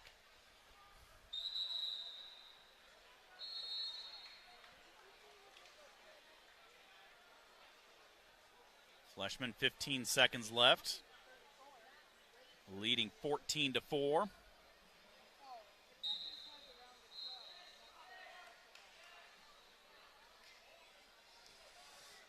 And that's going to do it. 15-4 final score in favor of Fleshman. Good job, Fleshman. That's awesome. 15 points. Great job. We're going to step out, take a timeout. We'll be back with more from Coralville, the Extreme Arena, and the 2024 Soldier Salute right after this. You're listening to Hawkeye Wrestling from Learfield. We need your help to protect your right to AM radio in your car. AM is always there in times of need with the key information for our community. The overwhelming majority of legislators support a bill to keep AM radio in cars, but time is running out. Please text the 2 letters AM to 52886 and ask Congress to bring this bill to the floor for a vote now. Text AM to 52886. Message and data rates may apply. You may receive up to 4 messages a month. Text stop to stop. A message from the station. Texting enrolls you into recurring automated text messages. Consent not required to purchase. Message and data rates may apply. Hey, Dan, how you doing? Haven't seen you around the gym for a while. Yeah, I've really fallen off. Since I turned 40, I just don't get the results I used to get. Could be lower testosterone. Lower T? Yeah, I went through it a while back. Once you hit 40, your body has less free testosterone. I got Nugenix Total T, and it's made a huge difference for me. I've seen that ad on TV. Is it for real? Oh, yeah. The key ingredient is something called Tesnor, which helps boost free and total testosterone levels to help you trim up and stay lean. And it's made a difference for you? Man, I feel like I'm in my 20s again. At work, in the gym, and in the bedroom. Are they still giving out complimentary bottles for people to try it for themselves? Yeah, you just need to send them a text. Text PREP to 42424 right now for your complimentary bottle of Nugenix Total T, the #1 selling testosterone booster at GNC. Plus, text now and we'll include a bottle of Nugenix Thermo, our most powerful fat incinerator ever, to help you get back into shape fast, absolutely free. Text PREP to 42424. That's PREP to 42424. On the Hawkeye Sports Network, this is Iowa Hawkeye Wrestling, presented by Pioneer.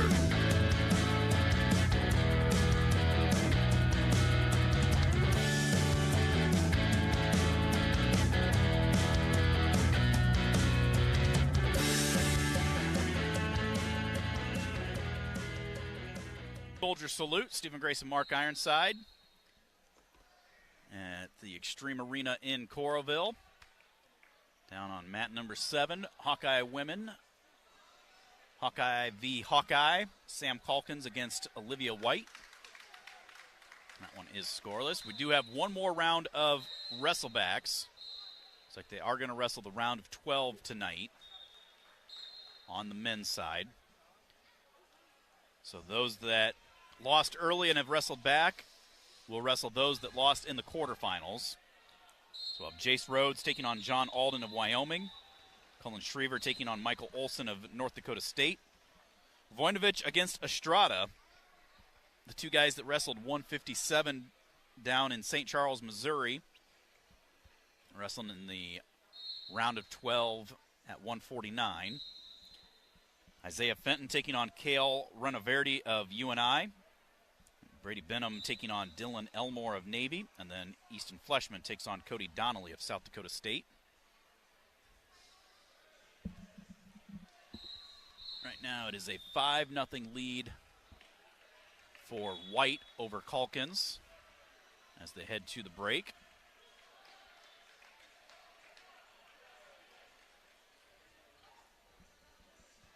Looking up at the board.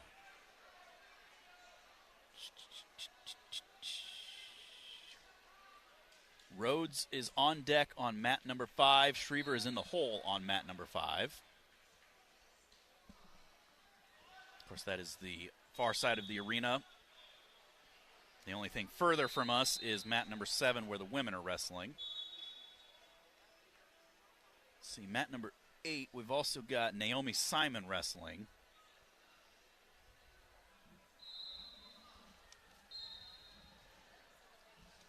Let's jump in and see if we can find. Ella Schmidt's in the corner for Naomi Simon. No, she's in the corner for Samantha Calkins. Oh, that's why it's 2 Iowa girls. 2 Iowa girls on mat 7, yeah. On the women's side, they're doing a lot of round robins.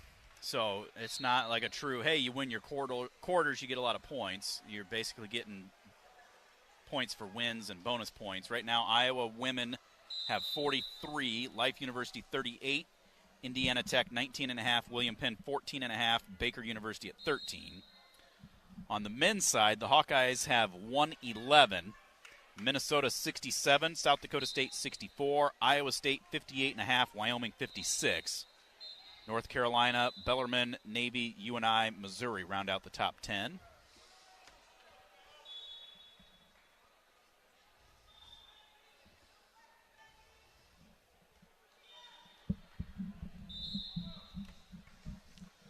got a little bit of downtime here. Shared earlier, but got a text message from Doug Wagner announcing that former President Jimmy Carter passed away earlier today at the age of 100. That's what seriously a friend of mine just sent me a text about. Said the same thing. He's in hospice care down in Georgia. Great man. Wasn't alive when he was president. I've heard mixed stories about it, but you can't argue afterwards. He lived a true Christian life of caring for others, did a lot with Habitat for Humanity and a lot of other humanitarian work, and a great man passed away, so our condolences to him. Also, Hawkeye family is mourning the loss of Jamie K.B. Lang, former Hawkeye women's basketball standout and beloved analyst here on the Hawkeye Radio Network. Her passion for the game, unwavering dedication to the black and gold left a lasting impact on Hawkeye fans everywhere. A cherished member of the Hawkeye community, Jamie's legacy will live on in the hearts of all who knew her. Our thoughts and prayers are with Jamie's family, friends, and the entire Hawkeye Nation during this difficult time. Said earlier, knew her from high school. She was a few years behind us. Great basketball player at North Cedar, and we played them quite often. It's always frustrating when she's on the other side, but it was exciting when she committed to Iowa and knew she was going to be a member of the Hawkeyes, and did a lot of things and really started to set the groundwork for some of the work that Coach Lisa Bluter and Jan Jensen were able to do. You know, one of the first great post players that the Hawkeye women had. And then that eventually led to a lot of others that did a lot of great things, leading all the way up to back-to-back national runner-up finishes the last 2 years. And the Hawkeye women doing some good things, winning by 20 today, 21 I think it was, 84-63 over Purdue. And Hannah Stolke may be another one of those great post players for the Hawkeye women. She's fun to watch, as is the rest of that squad. So condolences again to Jamie K.B. Lang's family on her recent passing, as she had a long battle with cancer. Way too young, that's for sure. Mat number 7, Ava Rose out now for the Hawkeye women.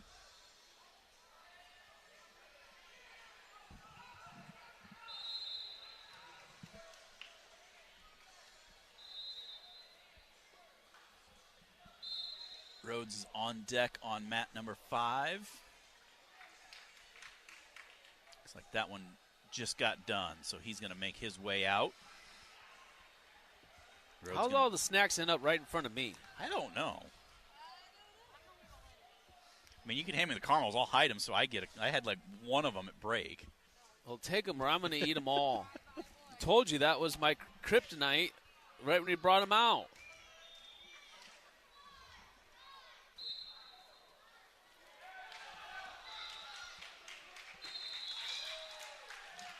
I got to find them.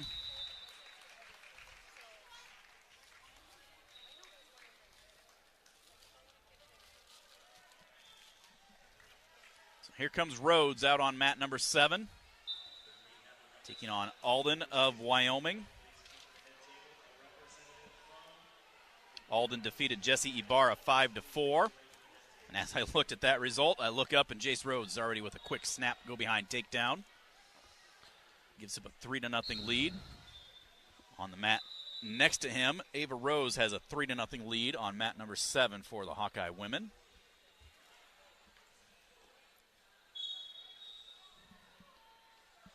Brandon Paez on mat number 2 down here in front of us for UNI. Is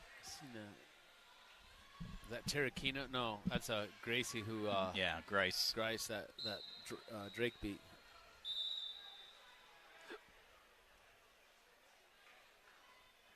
Rhodes intentionally releasing Alden, get back to work from the feet.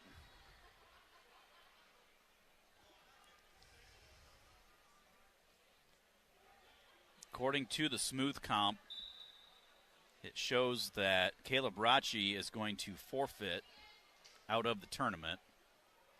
after losing in the quarterfinals. I didn't see where he would have gotten hurt or anything. I don't know.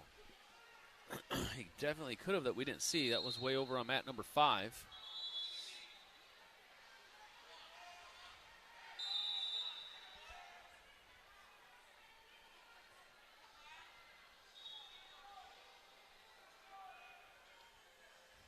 Rhodes. A minute and a half to go, first period, leads 3-1.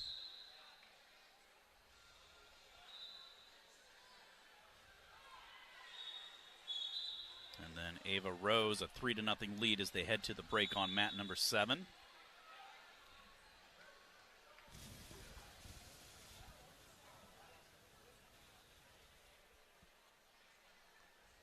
There's another shot by Rhodes, nice double leg. Picks the legs up and finishes for 3.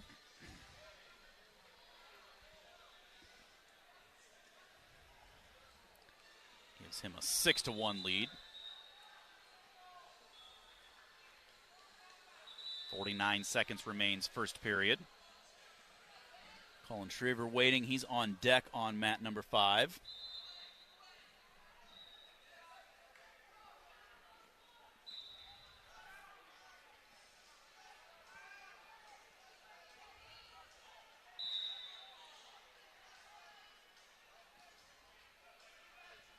Ava Rose gives up a takedown on mat number 7, so she leads 3-2. Jace Rhodes on mat 5 gives the escape. He leads 6-2. 25 seconds left. Got a little slide by. Alden dropped down on his legs. Rhodes able to get the hips back. 15 seconds left.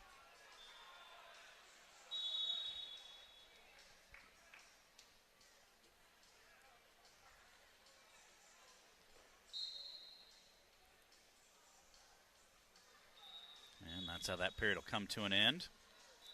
6-2 Rhodes with the lead.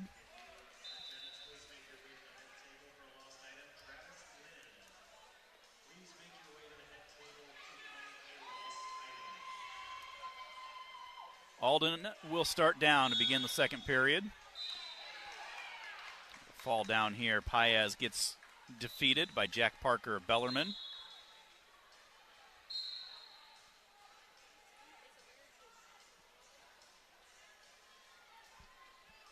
There, Ava Rose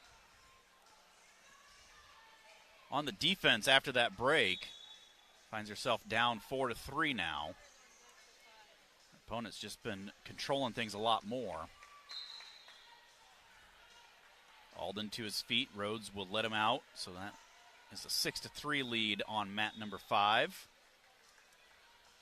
Ava Rose on mat number 7, trailing 4-3 now.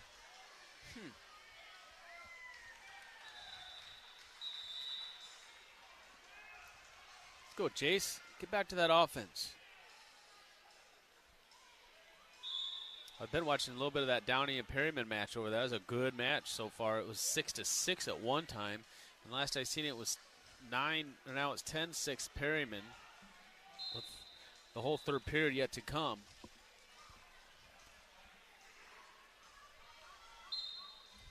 Perryman of Iowa State. Downey of UNI.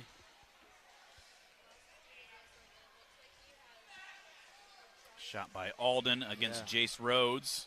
Gets him deep on Rhodes. Rhodes trying to fight this off. 30 seconds left in the period. Kind of shut down our own offense. He looked good in that first period.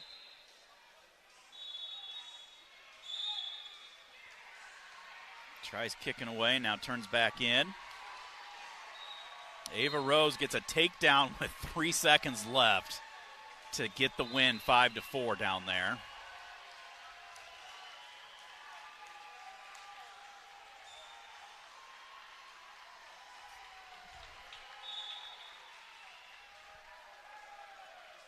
So she gets another win. Mat number 5, 6-3 is the lead for Jace Rhodes as we go to the third.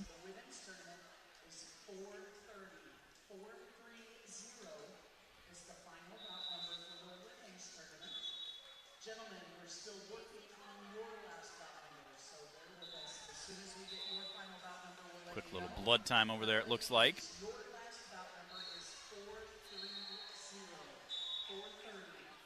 Tomorrow we are back on. We'll have the semifinals and placement matches. And that is going to start at 11 o'clock. And then we will be back on at 5 o'clock tomorrow evening for the championship bouts. I think if I remember from last year, since we've got the men's and the women's, I think tomorrow morning session we'll wrestle through third place. And then they'll have a men's and a women's mat going on with the championship bouts tomorrow night. Well, the finals are 2.5 hours tomorrow night. Yeah. So I figured there'd be a third and a fifth, and then the finals, since it's 2.5 hours. Well, figure. Well, they do give a in little between. They do a little, I think, interview each winner. Yeah. Hey, here's Josh. We'll get all the answers right here. He'll tell us everything we need to know. Jimmy, how are you? I doubt that. My job is to shake first hands off, and why did this go that way? And second, no, I'm just kidding.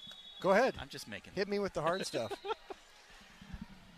What do you think so far? It's been a good day.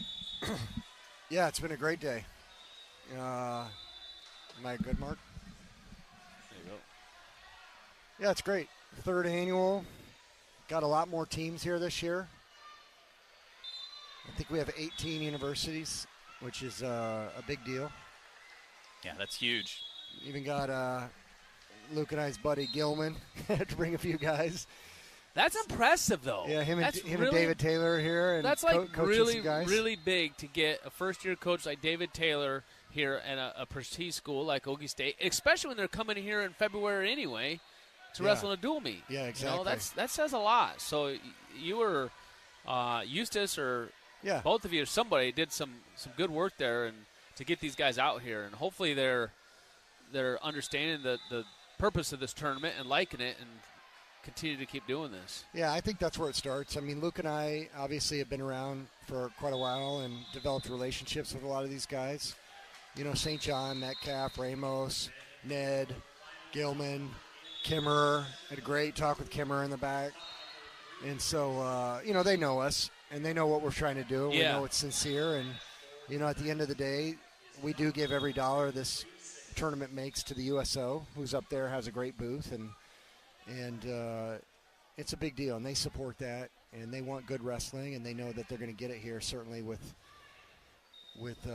you know, Iowa State bringing 18 guys, you and I bringing over 20. Well, that's the thing is, like, you know, since you started this, these guys are bringing a lot more guys every year. Yep. And the schools that are a long ways away, even like Navy's come back every year, North Carolina's come back every year, Wyoming's coming back every year. You know, I mean, it'd be really easy for them to say, you know what, that was a lot. We're not going to do that. Is okay, but we're not probably going to do it. It's not really worth it. But they keep coming back, so obviously it's worth it to them, and they really like everything about this tournament. Yeah. I mean, like anything, it takes a while to grow. You know, as Tom said the other day, somebody sent me a clip of him saying something about me, and they're like, oh, it's coming, and he put air quotes, like a legit tournament. And, I agree with that. I mean, I think at the end of the day, you got to prove yourself, right? And we've put on a lot of wrestling events in here, from World Cups, UWW, Olympic trials. But we got to prove ourselves at this level, and you know, certainly things are a little complicated. I know that there's some people out there upset. Oh, it's not on track. I can't follow it on track. But you know, those folks don't understand the contracts that are in place between Iowa and something called the Big Ten Network, right? And the way Big Ten Network streams and things like that. So, you know, we do the best we can. I think the stream's been great, and at the end of the day, also we have to pay for the tournament, right? So. You know, I appreciate those that have been, you know, since COVID, have enjoyed sitting at home and watching tournaments online, but these things cost money. So, you know, I hate to tell you to come buy a ticket, but come buy a ticket. Come buy tickets, man. So, but that's here nor there. I mean, we do it for the love of as you know, Mark, Luke and I have tried to do everything, right? Wrestling. Well, from, what was it, 21 that – we had the initial idea, tried to put it together hastily, and it didn't quite come together like that. But then the following year, you know, it's just that process has been great to see, and each and every year, like you said, more teams, teams bringing not just, hey, we're going to send 5 or 6 of our second or third. We're bringing starters. We're bringing guys that are ranked in the top 15.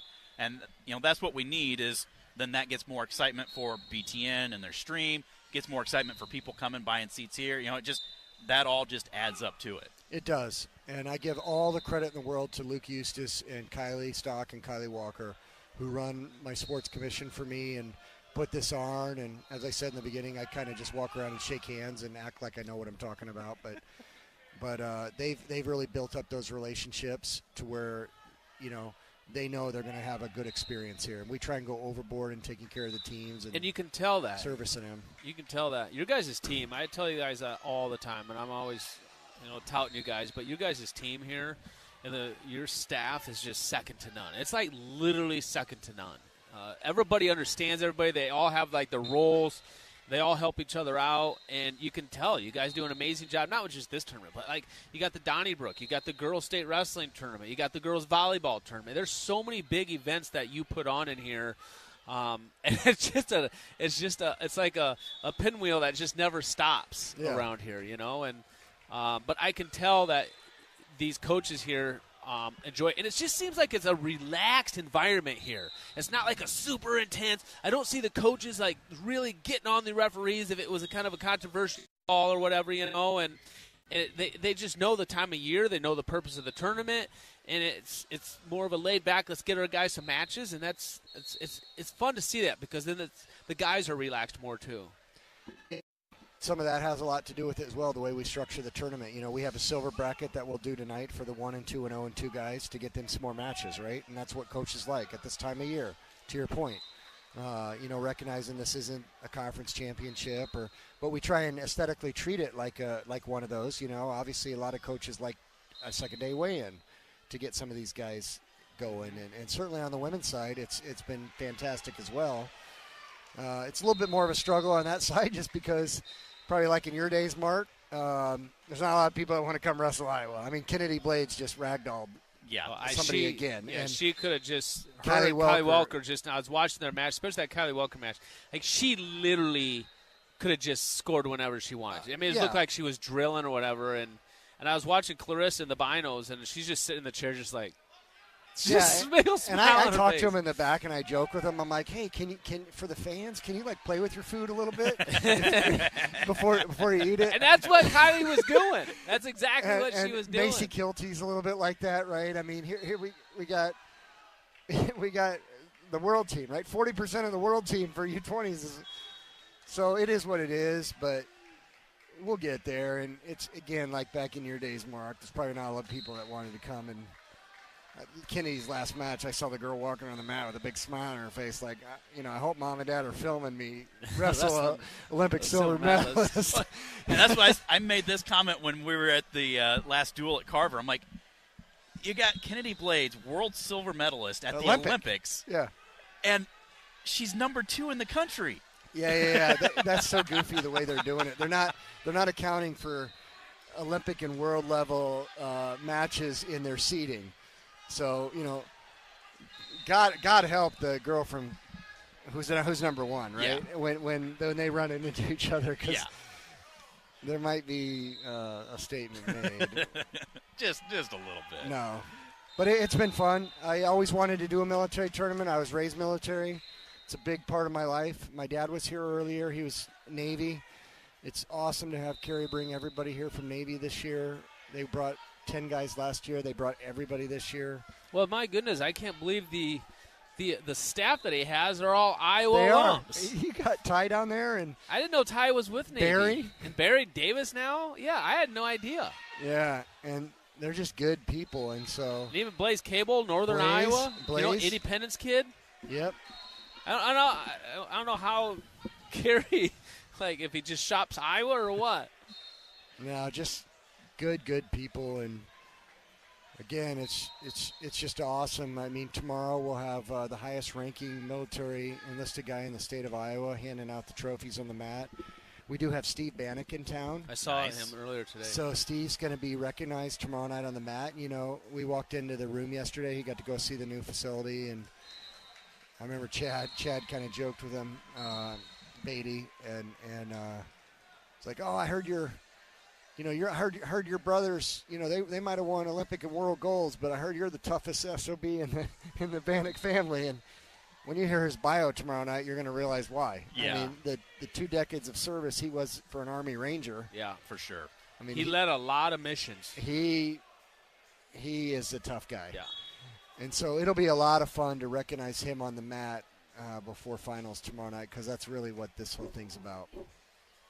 Real quick. Even the referees enjoy this. Yeah. They do.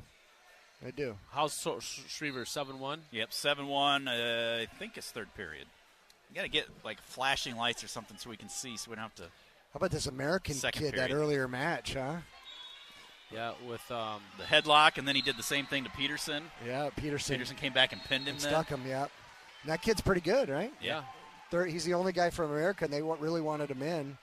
So they called us, and looks like, of course, send him over. J.C. Feller just gets a fall down there for the Hawkeye women on mat number 7.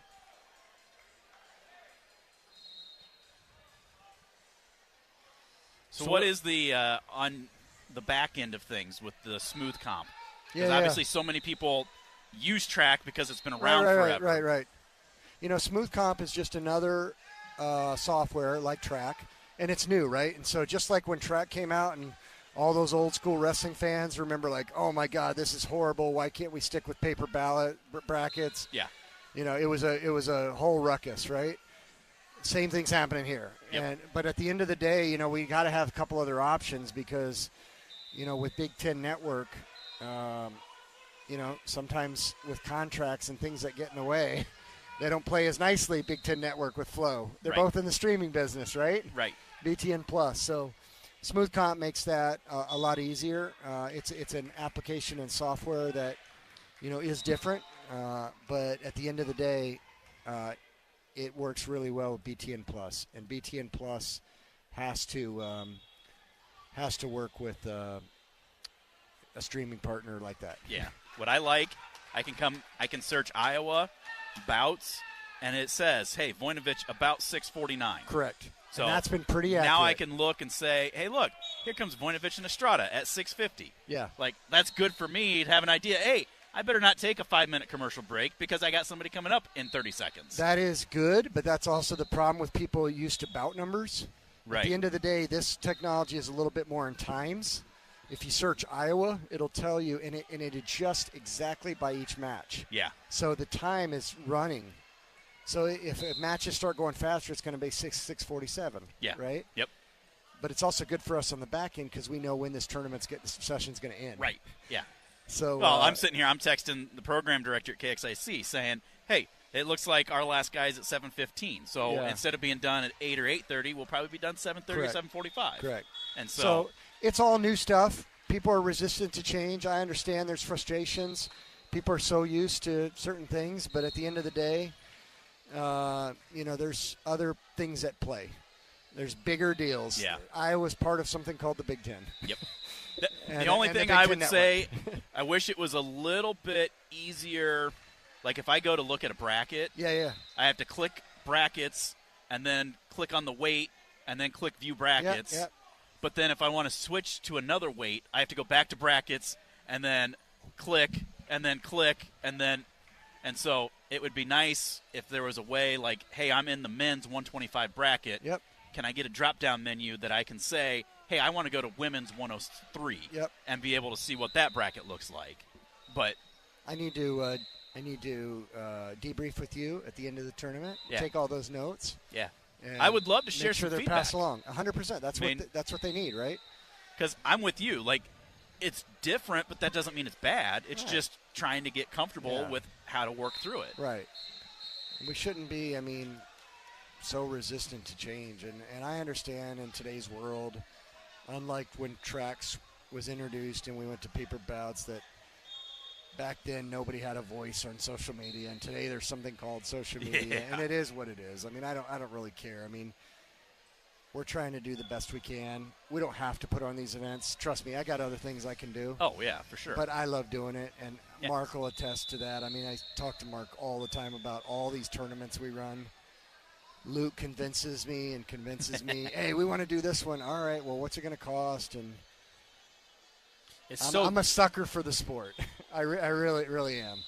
Yeah. And it is what it is. The thing is, too, is it brings so much business into the area. You know, I go over the Emporium between rounds, and I'm in there for a half an hour just trying to get a freaking coffee. Yeah. But the funny thing with that too, though, is you talk about growing the tournament and whatnot. We're standing there waiting, and David Taylor walks in by himself. Yeah. Goes up, orders 2 coffees, just goes and sits.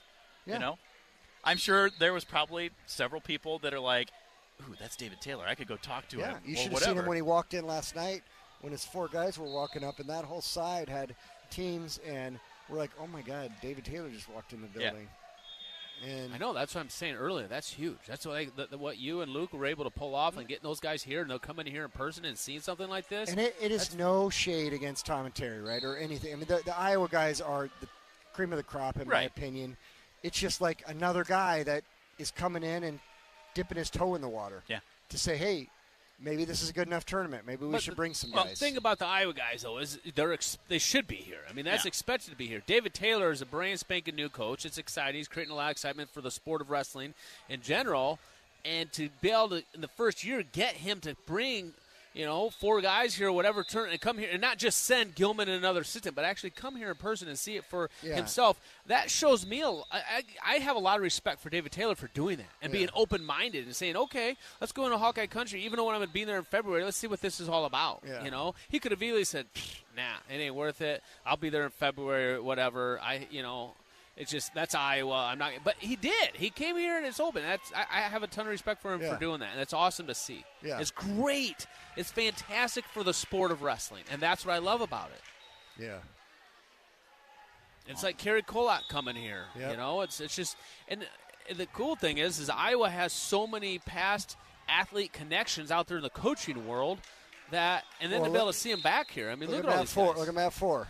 Look at Matt 6. Yep. You got Ramos, Ty Eustace. Barry Davis is over there on 6. Barry Davis is over there on 6. And then over there on 6, you got Caleb Young and Brandon Sorensen.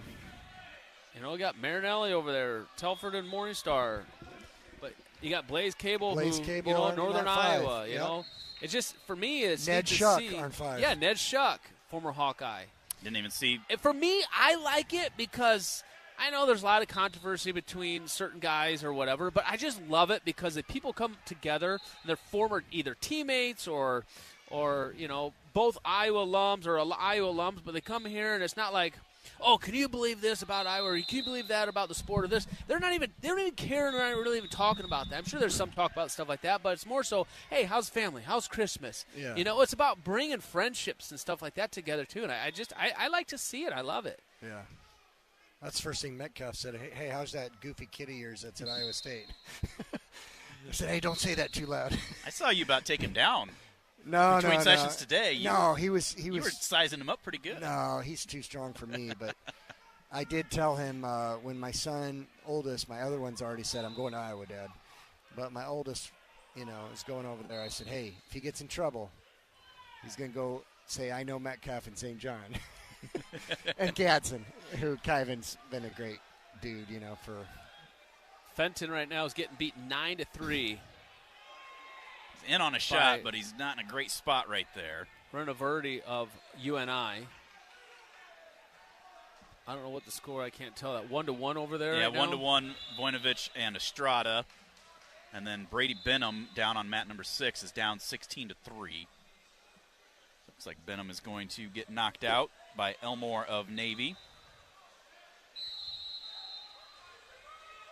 It's funny because I'll tell you what. I need to put a TV up here for you tonight and just plug in the BTN Plus feed so you can have all the mats right here in front of you on the TV.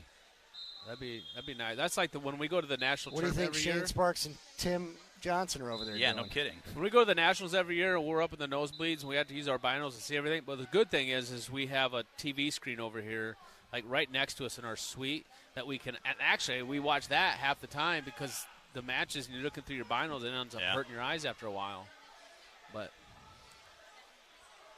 it's funny you say that because I got a daughter that goes to Iowa State too, and all my kids know Brant from when he wrestled here, and he used to come along and tag along and go turkey hunting with the girls and stuff like that. And so all three girls were up here earlier, my daughters, watching, and they saw Brent down there. So I text Brent and I said, hey, look up to your left.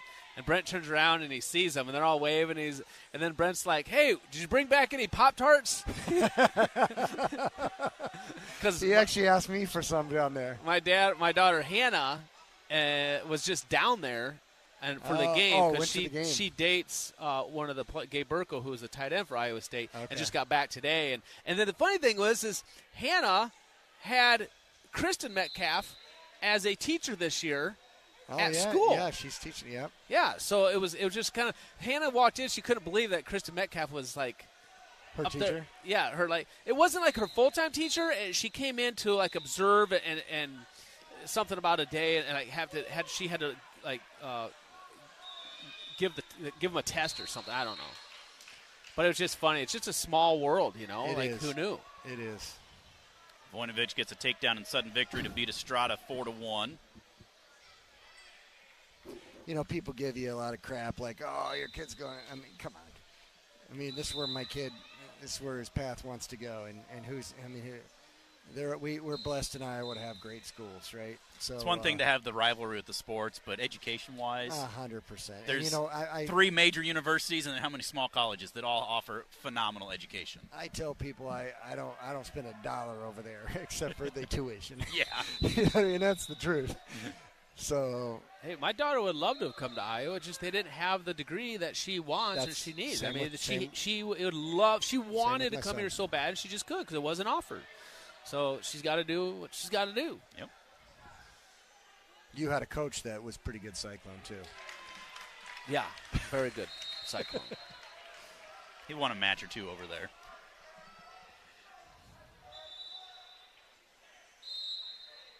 What happened down there in 6? Benham got beat by a major. I didn't see the final. It was 16-6 at one point. Benham's down 15-3 right now. Yeah. But yeah, we were talking about all the Hawkeyes that are here and former Hawkeyes and stuff, and it's Lindmar kid down here. Yeah, Noctiborn just won 10-7. I'm at 2.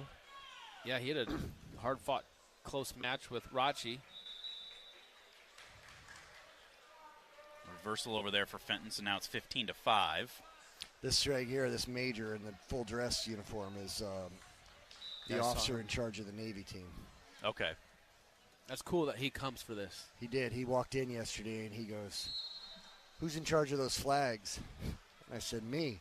I know they're in the right order. I'm military." And he goes, "Oh, I know they're in the right order, but any chance we can get those wrinkles out of the Marine one?" He's a Marine. He's a major. And I said, "Oh, yeah, don't worry, sir. We're just letting him see if gravity takes it over." A couple hours later, I had him lower that whole thing, take them all down, and had Stacy come back and steam them in the back room for an hour. Nice. First thing he walked in this morning, he said, "Hey, thanks for taking care of my flag." That's funny. That was cool last year when we got to go out to West Point and get to experience that and just see some of those things. And I always told Tom, like, it's probably been 10, 15 years ago, I told Tom, I said, "Tom, you know what would be really cool is," geez, I keep hitting that. You remember when we it was kind of, annual, we would do the Iowa City duels. Right? And I was like, "Tom, it's right. Oh, it's always on Veterans Day week. Is there any chance we could ever bring in the academies and really make it a Iowa City duels with the academies?" He loved the idea. We could never figure it out. And so when this came about, I said, "Here's our opportunity." Yeah. So what about next year? What do you got? You got anything in the plans or the works for next year that you want to change, different things, or you don't know yet? Just gonna kind of. I think only on the women's side. We're really struggling to get some folks to come in and wrestle the women, and we've got a D2 block for some of that. So we may do some things different there and make it a dual tournament. Maybe only 6-8 teams and do it a one day. But we'll figure it out. The guys, just keep growing what we're doing. Do you think there would be that just literally came to mind right now and just throwing this out there? Do you think you could get a hold of someone like Terry Steiner and put together like a U.S. team and come here and wrestle them? or participate in the tournament or wrestle them in a dual as like a U.S. team and come here and wrestle them as well too. So it's like U.S. versus Iowa. I mean, that'd be really cool. It's an open tournament, so yeah, I don't know how that would work, compliance or anything like that. But I don't know why it wouldn't. I mean, it's open; anybody can enter it. 100%, and we do have have had some like Army WCAP senior athletes enter stuff like that. So yeah, that'd be cool. I'm actually working with Terry on something maybe next fall. Last year we brought in Ukraine and Canada for a 10-day camp, and Terry asked me if maybe we do something like that next year. We might talk about bringing Azerbaijan, Germany, and Hungary to come in for a 10-day camp, and then at the end do a special duel against the women. That'd be cool. But I don't know, outside of like 3 or 4 athletes, if we're ready for that, though. Hey, you know what, though? Senior level. That's okay, though. Like that's what they need. You know what? They're used to kicking everybody's butts. It'd be nice if someone came in here and they had competition kick theirs. I mean, that's a great opportunity for them. Yeah, because Ukraine will come in here and stop you, the Ukraine women, or you know, God forbid, the Japanese women, something like that. Yeah. Man, that'd be great. I mean, to try and do something different, you know, just make use of the open division. And so I know, I mean, we do this time of year. Donnybrooke's always early part of December. Yep. Anything else kind of on the horizon wrestling-wise here? 4 weeks from now, or a little over 4 weeks, we'll do Girls State Wrestling Tournament. That's going to 2 classes this year, so that's exploding. And then right after that, we do Boys State Duels. So Boys State Duels are loving it here. It works really well. That's a big, that's doing really, really well, because I've done the TV for that the last 2 years, and what a great couple of days. This is the perfect environment for something like that. Yeah. Then a month later, we'll do Women's Nationals. So then this is the last year of that. Next year, they go NCAA. Okay. So they'll have that in here in March. Is that the same week as the Big Tens, right? Still, I think. Yeah, 7th and 8th. It is the 7th and 8th. Yeah. And I think we go 8th and 9th. That's Friday, Saturday for the women, and I think men are 8th, 9th, Saturday, Sunday. Okay. If I remember correct. Yeah. Because, we got back last year. Was it Welker that wrestled the last match? Yeah. And, had to get the win against North Central. To win the team title. Team title. Yeah. And we got back from our session and, flipped it on real quick. And we were watching we didn't even go get our food yet. We're just watching that to see how that goes. Isn't it crazy? You can have 6 champs, 6 out of 10, and win by 3 points. Yeah. Just team the way title? the scoring is, because you can have, 2 people at each weight? Or up to how many athletes? No, up to 14. 14 athletes? 15. 15? This will be the last year of that. And then they go, just like the men, you have to qualify 10. But they still only count the top 10. They just do it a little differently. The way that kind of works out. How do you talk a little bit about the Girls State High School Wrestling Tournament going to classes this year? So we got 2 classes instead of 1. How's that change things?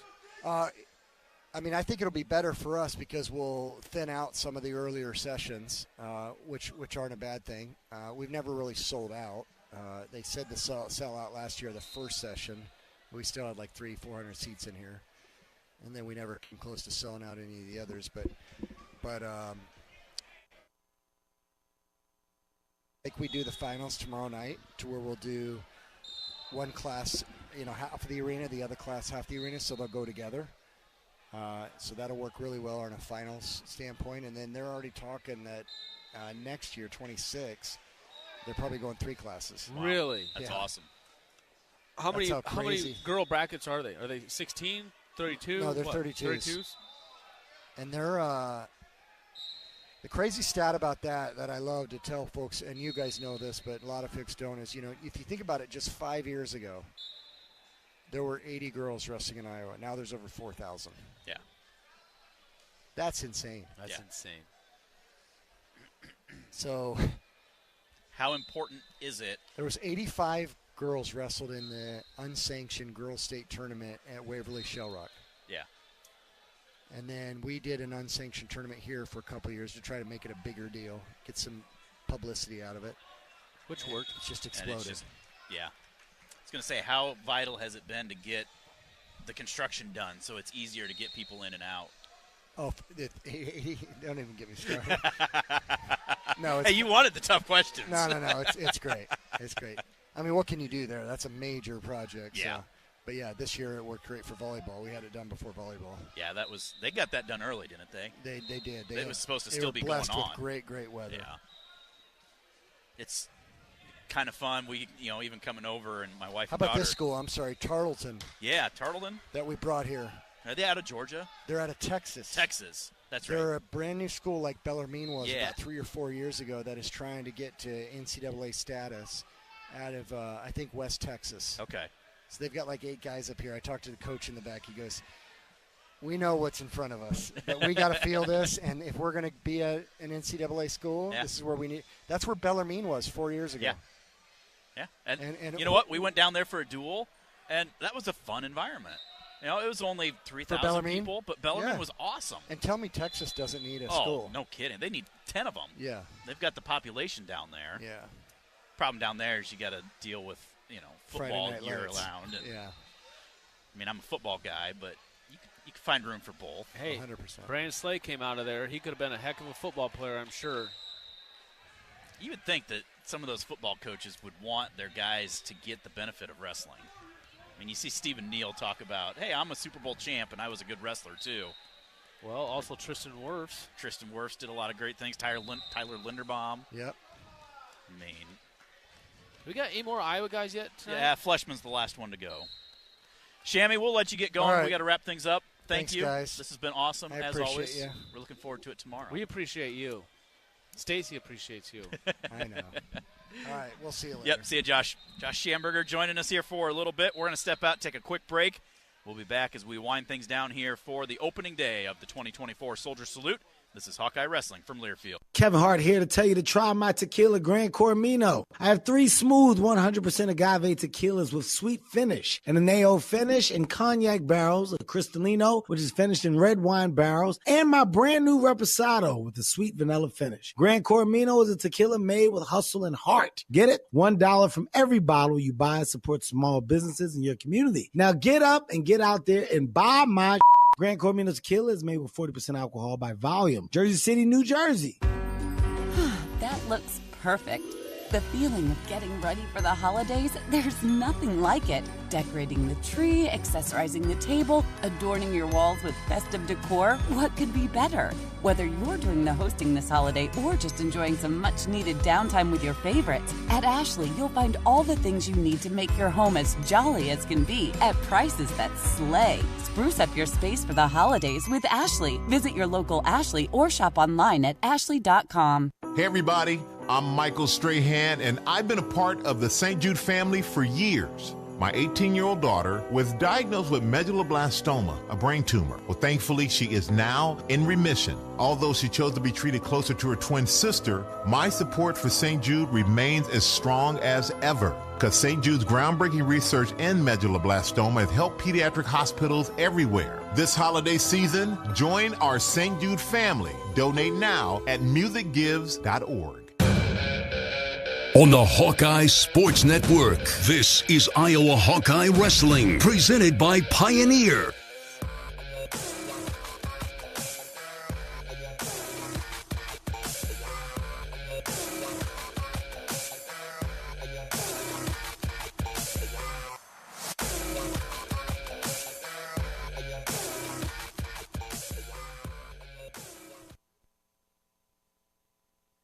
Doug Wagner from the Morning Show here. What if I could put you together with someone who will work as hard for your business as you do? I've known Matt Kenny for years, and when he came on board here at iHeart, I knew he'd be a hit. He's got such well-rounded business experience, he can help you focus your message and marketing for radio, digital, even OTT, making your dollars work harder for you rather than you working harder for them. Call Matt Kenny today to make an appointment for your free marketing consultation. Call 319-395-0530. That's 319-395-0530 and ask for Matt Kenny. It's the Marketer's Report. Today, Erica Taylor, Chief Marketing Officer of Genentech, explains how audio is an ideal way for brands to tell their stories. Everyone is listening somewhere, somehow. I think that there's something deep in all of us that enjoys listening to and telling stories. When I think about what we do here at Genentech, we do a lot to actually tell the broader story of our company and the legacy that we stand upon. 45 years marketing more than 40 medicines over that time period. And we celebrate that in story form, in audio format. It's a great way for people to learn more about what we offer and to be educated in an easy and convenient way. As the #1 audio company, iHeartMedia gives marketers access to all. Every audience, live conversations, trusted influencers, and the insights and data you need to grow. Not just a media company. iHeartMedia is your access company. If you're a marketer, go to iHeartResults.com. There's a new deal on sale now at CorridorHalfOff.com. You can get $25 to the Edison Pub and Eatery for $12.50. With the Edison, you'll enjoy top-quality food in a great atmosphere. With their varied menu, everyone in your family will be able to find something they love. The Edison Pub and Eatery at the corner of Northland and Blair's Ferry Road in Cedar Rapids is half off at CorridorHalfOff.com. This deal is limited, so log on today. On the Hawkeye Sports Network, this is Iowa Hawkeye Wrestling, presented by Pioneer.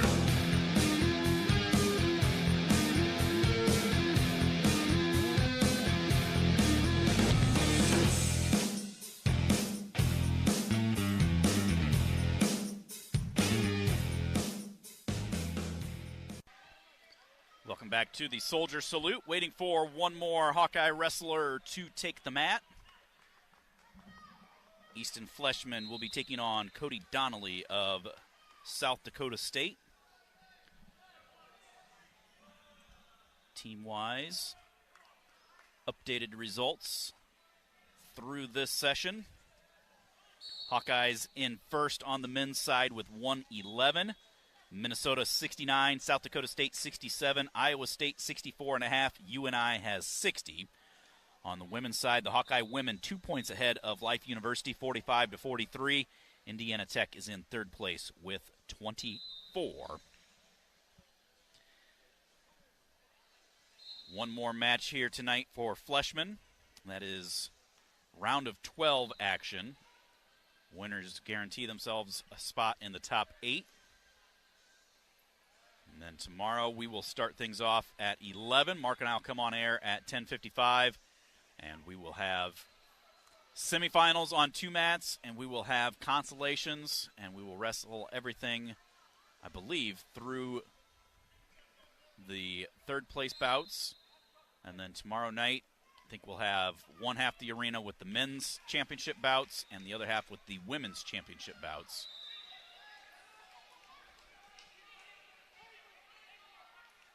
And then also presentations, but big thanks to Josh Schamberger. To me, it's always going to be the Iowa City Coralville Convention and Visitors Bureau, but it's also the Iowa City Area Sports Commission. It's the Think Iowa City, Think Coralville. You name it, they've got a bunch of different branding that they do. Basically, they're tasked with finding ways to bring people to the Iowa City area.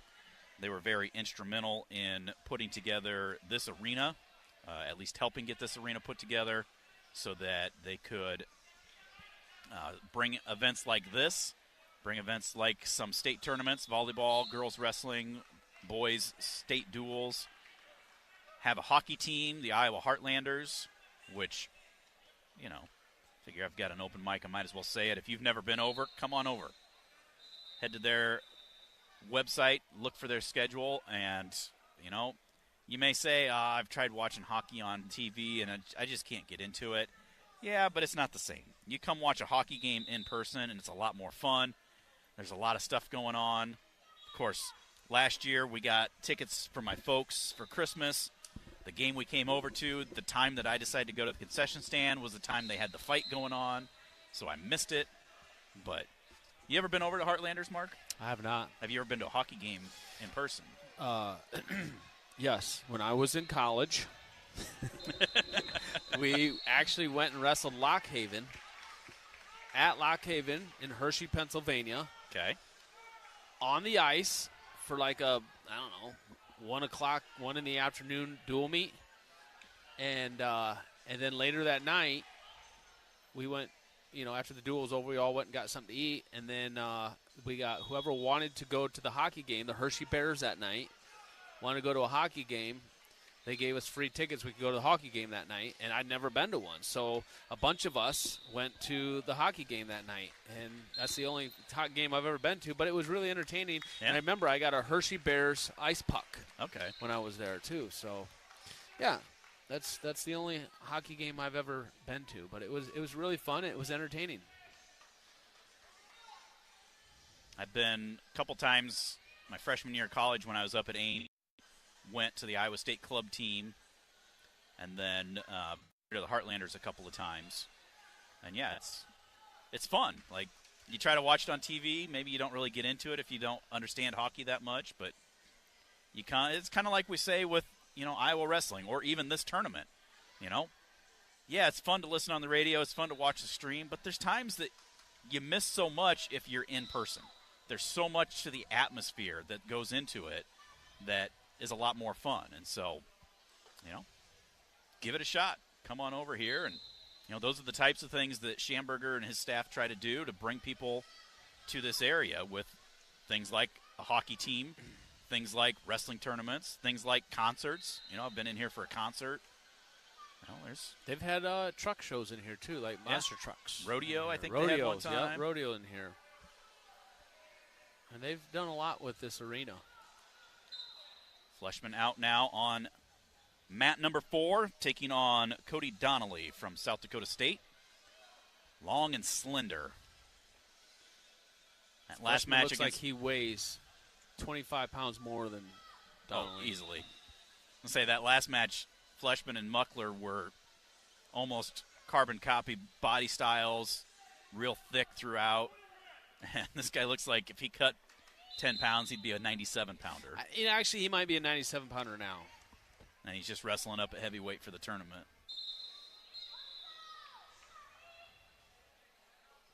Minute gone by, no score. Poses some challenges, though. I mean, it's one thing to say, oh, yeah, I've got 30 pounds on a guy, but when he's got that length, he's going to be quicker. He's going to be able to cut corners on you a little bit more. So definitely have to be smart in how you attack things.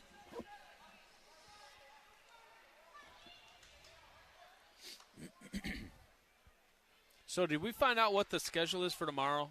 No, we meant to ask Josh when he was on air, and we didn't. But I'm pretty sure, if I remember from last year, I'm pretty sure what they'll do is they'll wrestle everything through third place, and then we'll just have 2 mats tomorrow night. Well, the thing is that Josh threw a kink into what I was thinking and I forgot all about this, that silver bracket tournament. Is that tomorrow or is that tonight? That's tonight.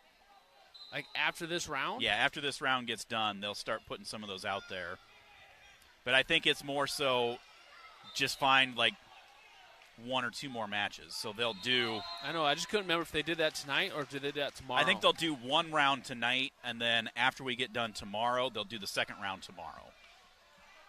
So, like, after we wrestle through third place, then they'll say, hey, everybody that won last night in the silver bracket, you get another chance. Wrestle that silver bracket again. And they might even have the losers wrestle, too. Just make it kind of like a 4-man. Everybody gets 2 more matches just to add something so you get an opportunity. It's like I just looked over and I see Brent Metcalf sitting next to Ty Eustace down there hanging out and talking. Yeah. That's what I like to see. Yeah. I don't think they were teammates. I think Ty was well before. Yeah, Ty was well before Brent, but still they're just down there at least, talking and. Well, the Navy wrestled at Iowa State earlier this year. Sure, they had some things, but also just understanding, hey, we're both former Hawkeyes. No score at the end of the first period for Fleshman. Heron beat Carter over there. So 42. Iowa State's second string heavyweight beats their third string heavyweight. 3-point takedown. No, 2-point Two-point reversal. reversal. Fleshman gives up the 2-point reversal.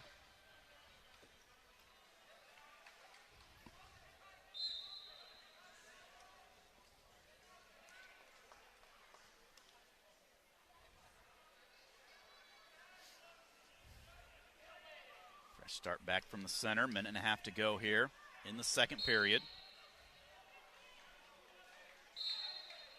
And then you look down here and you got Jesse Whitmer, the strongest man in the world. Look at, there's Jesse Whitmer. Hey, you want to come on? Come on. Jesse's like, no, I'm good, thanks. out. Come on. And there's Bill Rhodes. Bill Rhodes, former referee. Oh, Whitmer, he's the best. Bill Rhodes, I don't know why I remember this. He was the referee in Cedar Falls for my first ever dual meet that I broadcast. Really? Yep. When we wrestled you and I? We wrestled you and I at the McLeod Center. Yeah, I remember that. And for some reason, I don't know why I remember, but... There's Zach Pilcher. Yeah. Bill Rhodes was when I wrestled Colot, speaking of Kerry Colot, Chuck Yeagle was the head referee, and Bill Rhodes was the side ref. Feeling Easton Fleshman's going to choose neutral in the third period, because after he got reversed, he has been flat on the mat. Leg in. It's funny how you just know that stuff later, but like at the time, you don't even pay attention to that. You have Oh, yeah. no clue. You have no idea. You don't even care. You don't know nothing. You're just so focused on the match in itself. Fleshman just gave up a 2 near fall as well, so he's going to be down 4-0 going into the third period.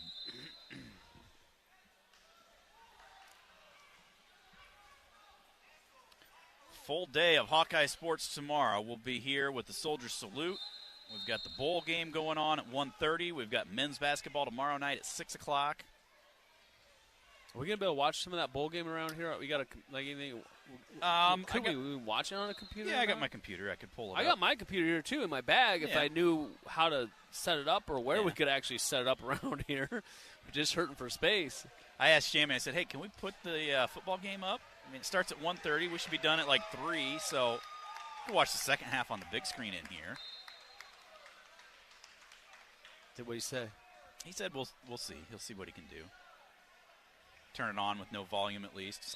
You don't need the volume. Those announcers don't know what they're talking about.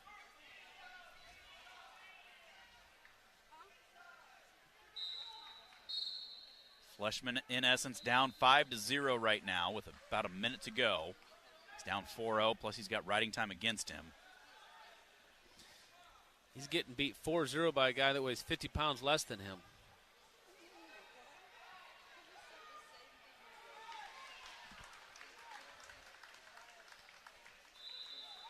He got reversed, he got tilted, he got ridden. And he just hasn't been able to find offense from his feet.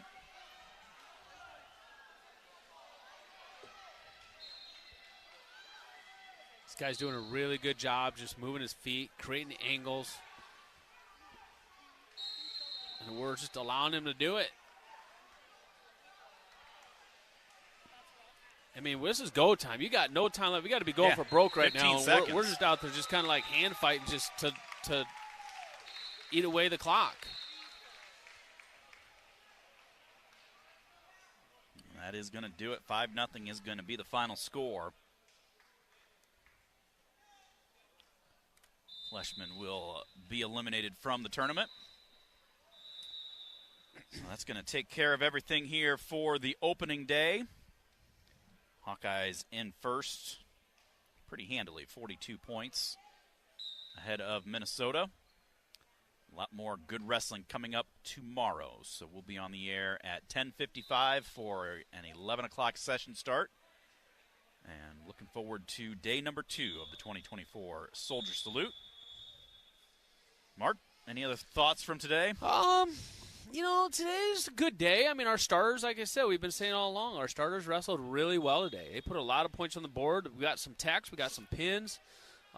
They weren't easy, just like just a Sunday afternoon, because today's Sunday, just drive and just kind of take it an easy win. I mean, we went out and wrestled really well, all the starters. Our backups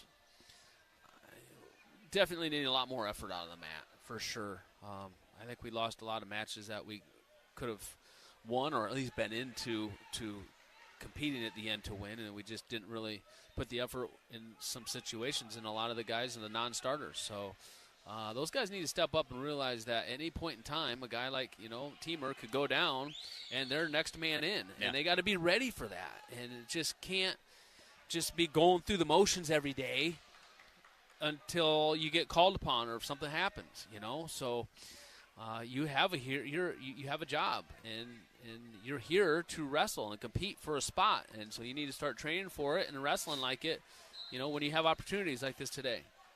So tomorrow, going to be a lot of fun, interesting matches, and it just keeps getting better and better as the tournament goes on. The women look phenomenal today. Their competition level obviously wasn't, top tier, but man, do they look good. Put a lot of points on the scoreboard, a lot of techs and pins themselves too. So good day for men's and women's wrestling here at Iowa. Well, that's going to do it for our coverage for today. For Mark Ironside, this is Stephen Grace. We will talk to you tomorrow, once again from Extreme Arena in Coralville for day number 2 of the 2024 Soldier Salute. Until then, this is Stephen Grace. You've been listening to Hawkeye Wrestling from Learfield. Run a business and not thinking about radio? Think again. Because more people are listening to the radio on iHeart today than they did 20 years ago. And only iHeart Broadcast Radio connects with more Americans than TV, digital, social, any other media, even twice as many teens than TikTok. Think radio can help your business? Think iHeart. Streaming, podcasting, and radio. Let us show you at iHeartAdvertising.com. That's iHeartAdvertising.com. Marty, my man. That's Mike Graff, the Graff Home Selling Team, the #1 real estate team in Eastern Iowa. Partners from the start, now friends for life. Got that right, Marty, because you've been key in coming up with great advertising plans for us and schedules on iHeart stations to get our messages out. When you need a pro on your team, draft this guy. You can count on results when you put your advertising in his hands. Our professional and personal friend, Marty Mason, with iHeart Media. I'm Marty Mason. Call me today. 319-360-6909. And here he goes for another dunk. No blocking that one. No blocking that one. Whether they're at Carver Hawkeye Arena or on the road. What an emotional win for the Iowa Hawkeyes. The Hawks hit the hardwood right here. Catch every game all season long on the Hawkeye Sports Network from Learfield. Next up, it's Iowa hosting New Hampshire at Carver Hawkeye Arena December 30th at 5 p.m. The pregame on Sports Radio 95.7. On the Hawkeye Sports Network, this is Iowa Hawkeye Wrestling, presented by Pioneer.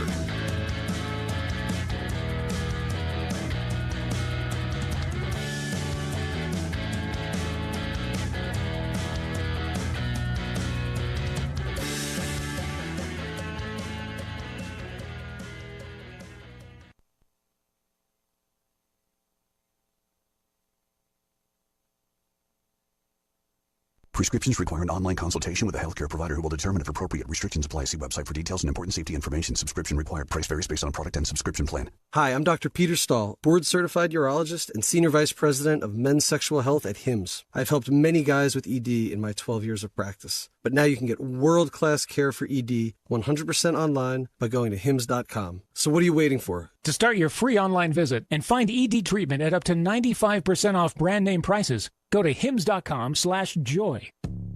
Iowa Hawkeye Wrestling has been brought to you by Hy-Vee. Score big savings with a Hy-Vee Perks membership. Iowa Lottery. Be a VIP with the Iowa Lottery. Visit ialottery.com for details. University of Iowa Healthcare. Changing medicine, changing lives. Wimmer's Meats, the official hot dog of the Hawkeyes. Also brought to you by Riverside Casino and Golf Resort, home of the Draft Day Sports Lounge, just minutes south of Iowa City.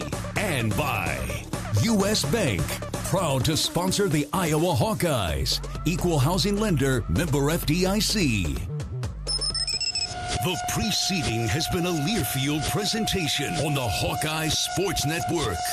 We now join Fox Sports Radio, already in progress on 800 KXIC and available on your Amazon smart speakers just by saying, Alexa, Play 800-KXIC on iHeartRadio. Over Tennessee. Now at Tampa Bay, Baker Mayfield had 5 touchdown passes, 359 yards. Bucs beat Carolina 48-14. Running back Chuba Hubbard went on IR yesterday for the Panthers, so Carolina as a team today, 13 carries, 39 yards rushing. Buffalo clinched a 2 seed in the AFC, led the Jets 40-0 mid-fourth quarter.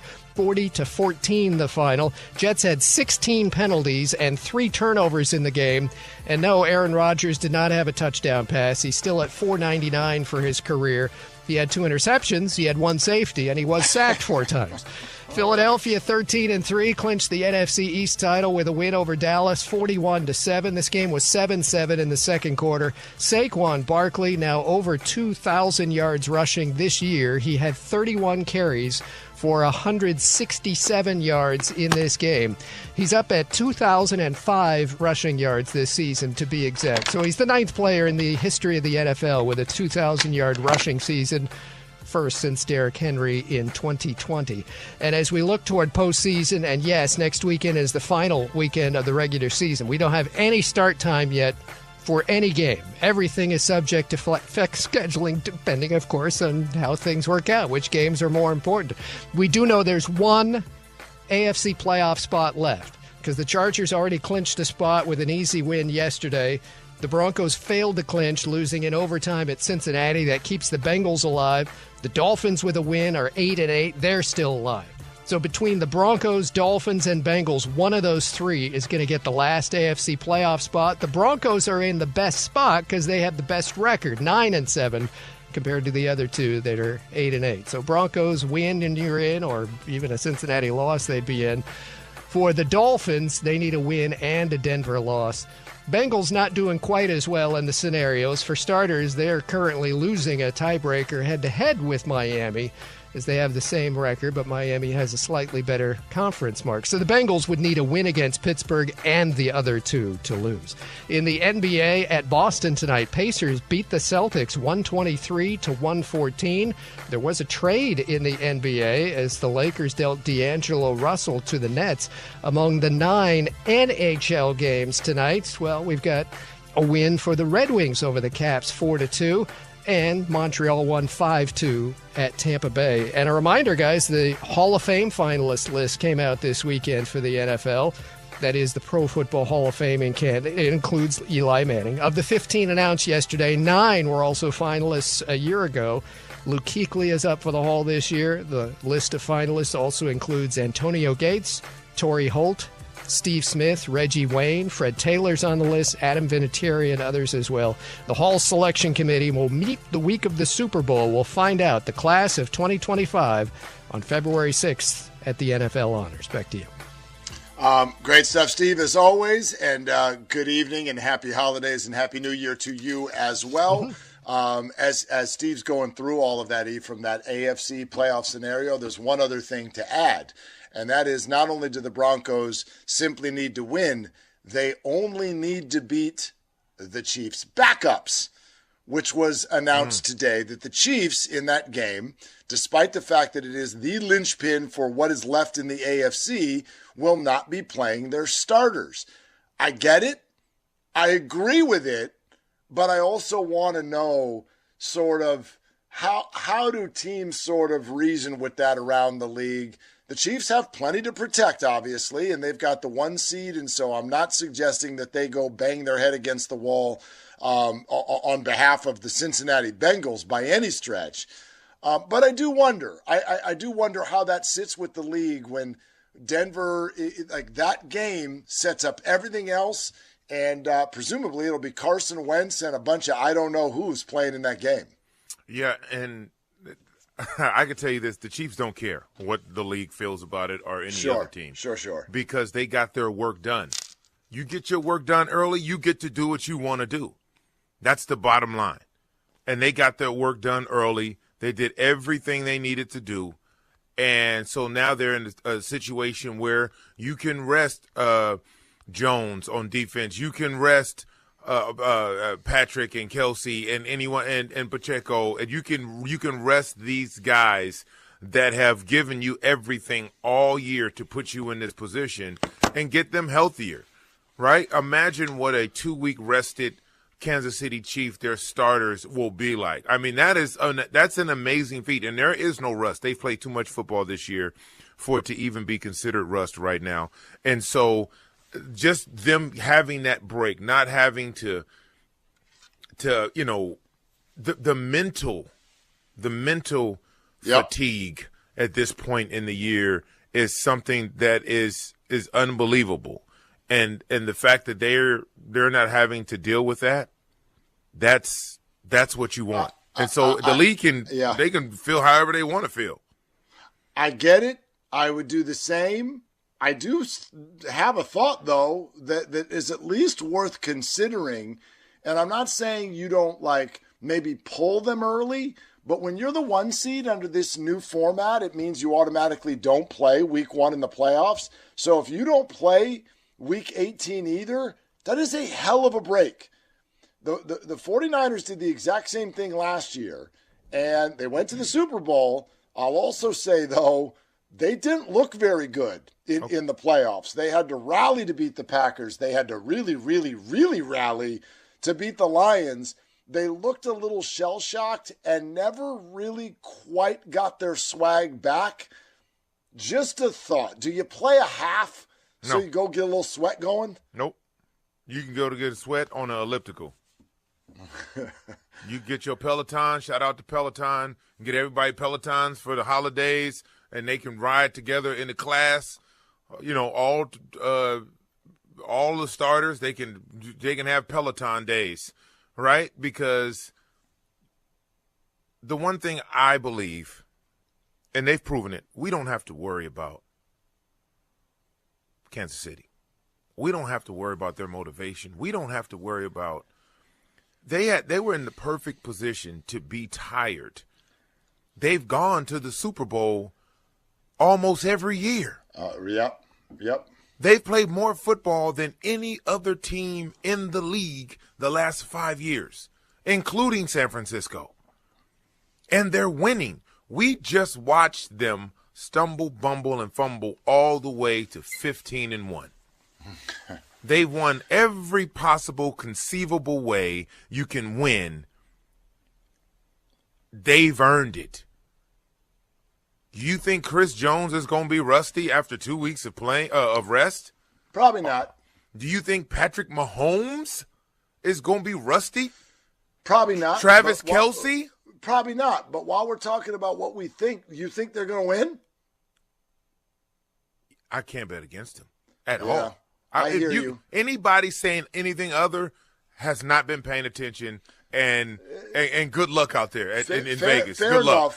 Fair enough. I still think that no matter all the data and the blocked kicks and the penalties and the this, that, and the other, the Ravens and Bills look more dynamic and better to me. They just do. Until they don't. I know we've been through this rodeo before, and it will be in Kansas City. So I get it. Proof is in the pudding, man. Sure. You gotta look at. Look, man. Like, I always equate football or sports to relationships, right? Now you're in a relationship and everything goes good, and then at a certain point it just turns left, and then you go to counseling and you be like, I'm gonna do better, and then it happens again, and then you go to counseling and I'm gonna do better, and then it happens again. Right? We're still waiting for Lamar Jackson, who I believe is the MVP this year. We're still waiting for him to.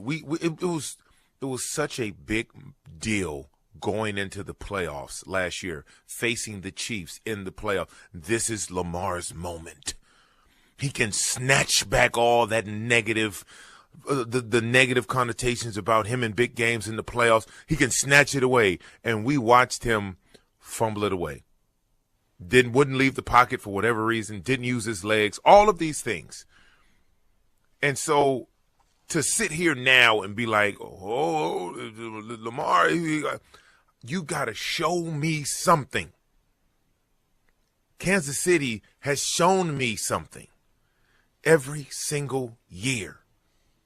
And so I don't care what Josh Allen is looking like, when they can't beat Kansas City in the playoffs. They can't. They can beat them in the regular season. We've seen that. We've read that book. But when you get to the playoff portion of the book, what happens? One guy has beaten him in the last 4 years. That one guy, they're not going to make the playoffs. And that's Joe Burrow. I hear you. I'm not going to look at some of the things Josh Allen has done in those games and say he can't beat Patrick I don't think so. I mean, when you lose 100-97, I'm not going to be like, Josh is a choker. It's not about Josh. It's not about Josh. It's about the Kansas City Chiefs. Sure, I hear you. They had 13 seconds to win 13 seconds. Buffalo went up and they had 13 seconds. Yep. And the Chiefs did it. Yep. I mean, that's absolutely crazy. That's crazy talk. Well, okay. In fact, let's continue this crazy talk because I think it's an interesting conversation coming up next with Ephraim Salaam, Mark Willard, Fox Sports Radio.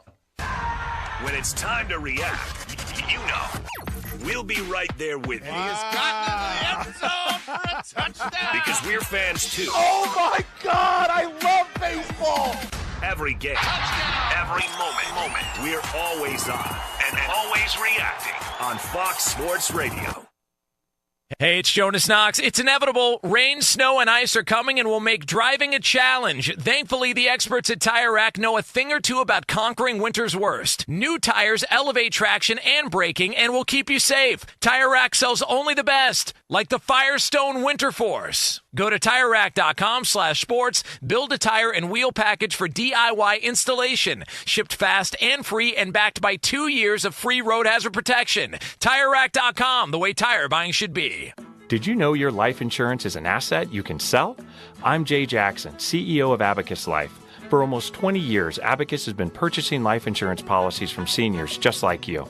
And at abacuspays.com, we've created a free policy value calculator so you can find out the worth of your policy in just seconds. There are no fees and no obligations. Get real value from your life insurance when you need it with Abacus. Learn more at abacuspays.com. Is the big time. You must have been busy, but The Odd Couple with Rob Parker and Kelvin Washington. Here we go. We're breaking this down. One of the conversation that we've had about throughout the season was the Steelers and how they kind of have been, like the tier 2, if you will. Like if you've had the Bills and the Chiefs and the Lions, and then obviously week to week, every few weeks it changes. And that the Eagles pop back up because they were struggling early. We didn't know exactly what they were. Now you have the Eagles. Then you had right there hovering the Steelers. But the last few weeks, I've been a little concerned with what I'm seeing from them, specifically the fact that who they've played. And to me, it's indicative of who they're going to play in the postseason, right? So you go back to December 15th, they played the Eagles, and they lose that game. And they didn't just lose, they look bad losing it. And Russell Wilson didn't look great himself. So they lose the game 27-13. Russell, the fumble, only gets 128 yards. So the team loses. You say, okay, hey, Eagles are on a roll. It's okay. Then you go to the game against the Ravens back on the 21st. He throws a couple touchdowns, also throws an interception. Only has 217 yards. But again, they lose. And it's not just they lose, they get beat down 34-17. And then obviously most recently on Christmas, 29-10 against the Chiefs. So you're looking at the Chiefs, the Ravens, and the Eagles, 3 of the top, 4 or 5 best teams, 6 best teams in the league, teams that you would play in the postseason. And I don't like what I'm seeing, and specifically from the defense, more than even the offense per se, because that's the one thing they've been able to hang their hat on and to say, at least we've got this.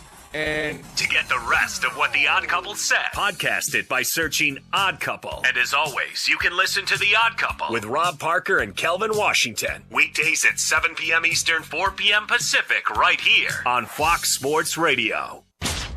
Right now, the Dan Patrick Show. Dan Patrick. You can get rid of a quarterback, you can trade a quarterback, or you can fire the head coach or fire the GM. You can't do anything with the owner, but with the Jets, it starts there. Leadership starts there. Everything, just the feel in the building starts there. And then you find out that they were going to trade for Jerry Jeudy, who I think has 1,000 receiving yards for the Browns. They were going to trade with the Broncos And then Woody Johnson, I think, found out from his sons that Jerry Jeudy didn't have a good Madden rating. Oh. Yeah. So they didn't make the trade. And Woody Johnson doesn't come out of this looking like he knows what he's doing. The Dan Patrick Show. Dan and the Danettes and you. Weekdays 9 a.m. Eastern, 6 Pacific on Fox Sports Radio. This is the Jason Smith Show with Mike Harmon. Streaming is the future of sports rights in the United States. And we spend a lot of time talking about, obviously, football, baseball, basketball. Those are the big rights. But what you're seeing slowly, all of these different entities, Netflix's, Amazon's, the ones that we know are going to be around. Because Jason, some of them, look, what? You just wait for the Jets to go back to AOL. No, we're on dial-up. We're not That's even on That's been the that problem yet. for 40 years. But you see that not only are the big streaming giants making inroads with the NFL, a little bit with Major League Baseball, right? Apple Plus had the big stuff, NBA. But now you're seeing like huge events just glommed up, like, oh, Women's World Cup is a big deal. Yeah, we can bid, we can have that, we can have that. We'll be lucky if any stuff is over the air. You're listening to Jason Smith with Mike Harmon. Weeknights at 10 p.m. Eastern, 7 p.m. Pacific on Fox Sports Radio. One more Dan Patrick. That sounds like he might be touchable. One more Colin Cowherd. Be honest about it. How about some more Doug Gottlieb? I want to be your guy who's here every single stinking day. More Fox Sports Radio? Any way you want this, I can make it happen. Then it's yours.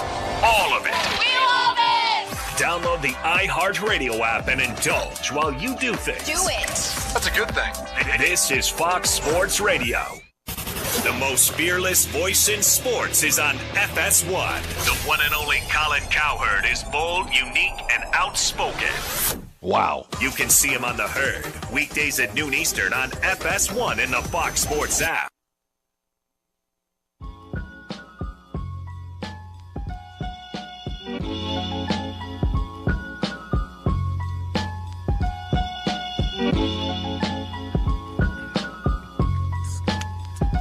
Tell me you're young without telling me that you're young.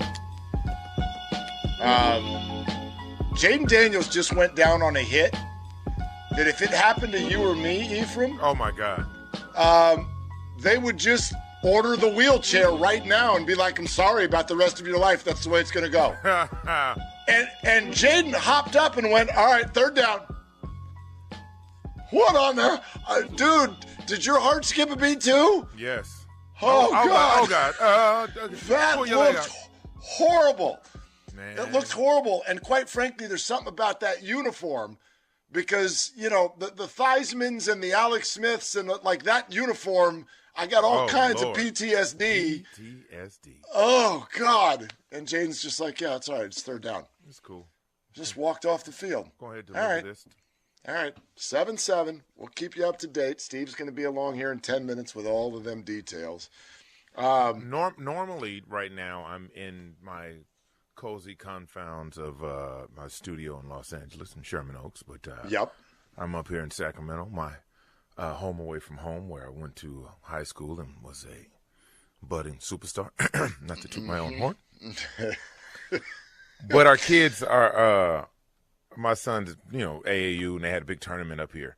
And him and my nephew play for Paul George Elite, the AAU team. And we were at the game today, and I want to send a shout-out to Jim Smirker, who was my high school basketball coach, who came out and watched our sons play, man. And it was like, it was so crazy because, number one, Jim, coach, is still angry at my parents because I graduated high school at 16, and he was furious with them because he could have had 2 more years with me, and he is more than sure that we would have won state both or at least one of those years when I was in high school, but I was off in college. So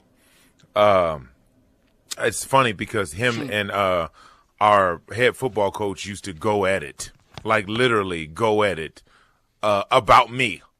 I spent a lot of my time trying to get better in basketball, and football was really sort of a natural thing for me. And so there was always arguments about whose player I was. And I was recruited heavily by basketball for colleges for basketball and football. And so I want to send a shout out to not only Florin High, whoop whoop, the Panthers in the building, but Jim Smirker, my guy. I love it. By the way, you still could be the two-sport star that you've always wanted to be. You still can. I've watched the NBA. My man, you just need to stand there. You don't. I don't need you to be a star. Just be someone's fifth option, and all you got to do is just stand there, man. Just stand there. Yeah. Ball will come to you every 3 possessions. Maybe you shoot it. Maybe you keep it moving. If they throw it to me in the post, I'm going to get a bucket. Oh, yeah, well, yeah. You can go inside the three-point arc if you want. I just want you to know you don't have to. You don't have to go in there. I'm getting a bucket. You throw it down there, I'm getting a bucket. Jump hook all day. You can play the same way I used to play in the Tuesday night men's leagues, man. I treated that three-point line like a brick wall. I'm not going past that. All that happens in there, torn this and pulled that. I'm going to stay right here. And when it's my turn, I'm going to pull the trigger. So keep your eyes on the prize, man. You can do it. No, I can't do it. My lower back says something else. My lower back says, hey, before you get up out of the bed, you need to do a series of these things. You got a full checklist so you can stand up. Just a series of these things before we get off into the day. Before we're going anywhere, yeah. No, that's fair that's enough. my life. We're live in the TireRack.com studios, and the Aaron Rodgers experience needs some discussion, and so we will do that. Coming up next on Fox Sports Radio. We are Fox Sports. Winter weather can be unpredictable, but with Rapid Radio's walkie-talkies, you'll always be prepared. Whether it's for road trips, ice storms, or power outages, these walkie-talkies offer reliable communication when you need it most. Keep in touch with your loved ones during winter adventures or emergencies with ease. Rapid Radios provide a dependable line of communication, ensuring you're never out of reach. Visit rapidradios.com and receive up to 60% off and additional 5% off using the code RADIO. Rapid Radios, your reliable companion through all seasons. Are you an annoying know-it-all? Answering questions no one asked of you? Do people often ask you, how do you sleep at night? Then you should go to Mattress Firm. They have knowledgeable sleep experts specifically trained to help match you with the right mattress, so anyone, even people like you, can sleep. Get matched at Mattress Firm. Sleep at night. Restrictions apply. See store or website for details. Fearless voice in sports is on FS1. The one and only Colin Cowherd is bold, unique, and outspoken. Wow. You can see him on The Herd, weekdays at noon Eastern on FS1 in the Fox Sports app. Yeah. I'm going to prove all the doubters. When Dan Patrick speaks, you better stop and listen. Yeah. This is the Dan Patrick Show. I mentioned that Marvin and Seton were not most valuable Danette. I think a lot of people were surprised that Marvin was not amongst the final two.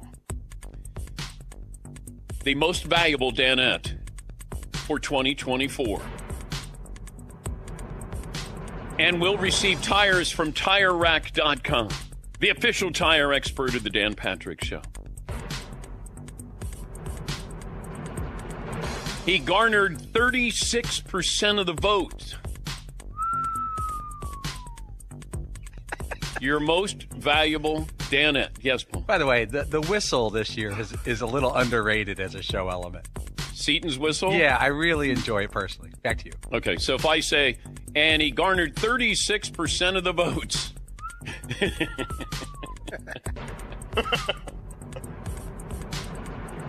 Todd Fritz is the most valuable Danette. The least valuable Danette.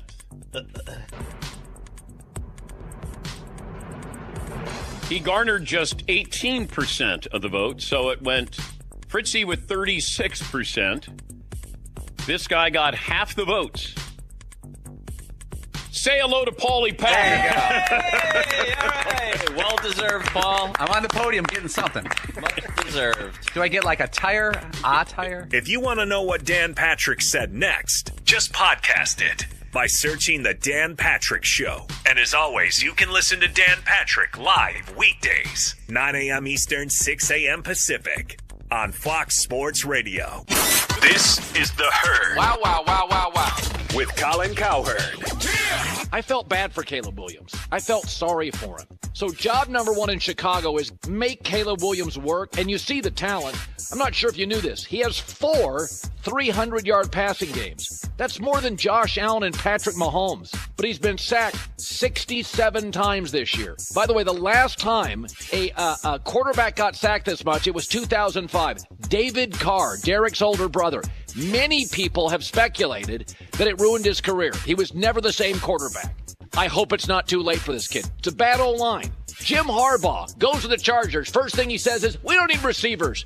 Get me the best tackle in the draft to protect Justin Herbert. You can turn this puppy around. You don't even need a head coach. If you get the right coordinator, you can see magic. This is The Herd with Colin Cowherd. Wow. Weekdays at noon Eastern, 9 a.m. Pacific. Are y'all ready to have some fun? On the Jason Smith Show with Mike Harmon. I'm just going to say it because it's going to seem weird. You'll get this. I'm not saying the guy's overrated. And some of this. Oh. Like death, pettiness knows no tax bracket. Oh, hey now. And on occasion, 5, 4, 3, 1. What's our disaster scenario early on in the season? That. Yeah, baby. Let's go. It's the Jason Smith Show with Mike Harmon. Weeknights at 10 p.m. Eastern, 7 p.m. Pacific.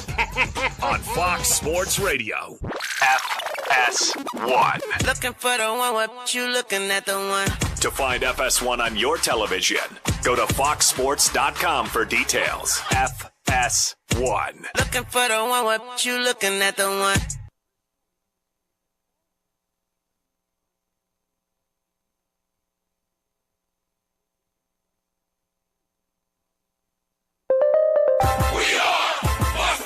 And here's what you need to know. They've just ended the first quarter of tonight's NFL game in D.C. Washington tied 7-7 with Atlanta. Jaden Daniels with a touchdown pass. And yeah, Atlanta did answer to even a Bijan Robinson, a 1-yard touchdown run. This Atlanta team, 8-7, cannot clinch its division tonight. Tampa Bay won today. Washington at 10-5 can clinch a playoff berth with a win. The Commanders with just 3 first downs so far, but it's a 7-7 game going to the second quarter. Minnesota won its 9th straight game, beating Green Bay 27-25. Miami a 20-3 winner at Cleveland. Buffalo all over the Jets. It was 40-0 mid-fourth quarter, 40-14 the final.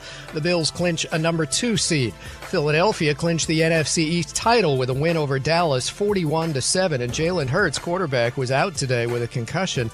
Tampa Bay got 5 TD passes from Baker Mayfield and downed Carolina 48-14. I'm Steve DeSager.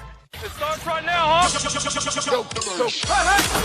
This is Fox Football Sunday. Well, I think I got to win that myself. You're listening to Fox Football Sunday, and this is the second half of the best football coverage on the radio. Let's go! I need you, baby! From the plays to post-game, your football teams are repped here. Fox Football Sunday is now. Live from the TireRack.com studios of Fox Sports Radio. Here's Mark Willard and 13-year NFL veteran and NFC champion Ephraim Salam. All right, we are broadcasting live from the TireRack.com studios. TireRack.com will help you get there. An unmatched selection, fast, free shipping, free road hazard protection, and over 10,000 recommended installers. TireRack.com, the way tire buying should be. Our man Steve DeSager says it's never happened before. What we're doing right now, having a watch party showing 2 first-round draft pick quarterbacks go head-to-head in prime time. And oh, by the way, a form of a playoff spot is on the line on both sides of the ball. Washington is in with a win. The game tied 7-7 as they start the second quarter, by the way. And Atlanta keeps pace at the top of the NFC South with a victory there, and then would be 1 win away from clinching the division themselves. So a lot on the line for these 2 young Bucks.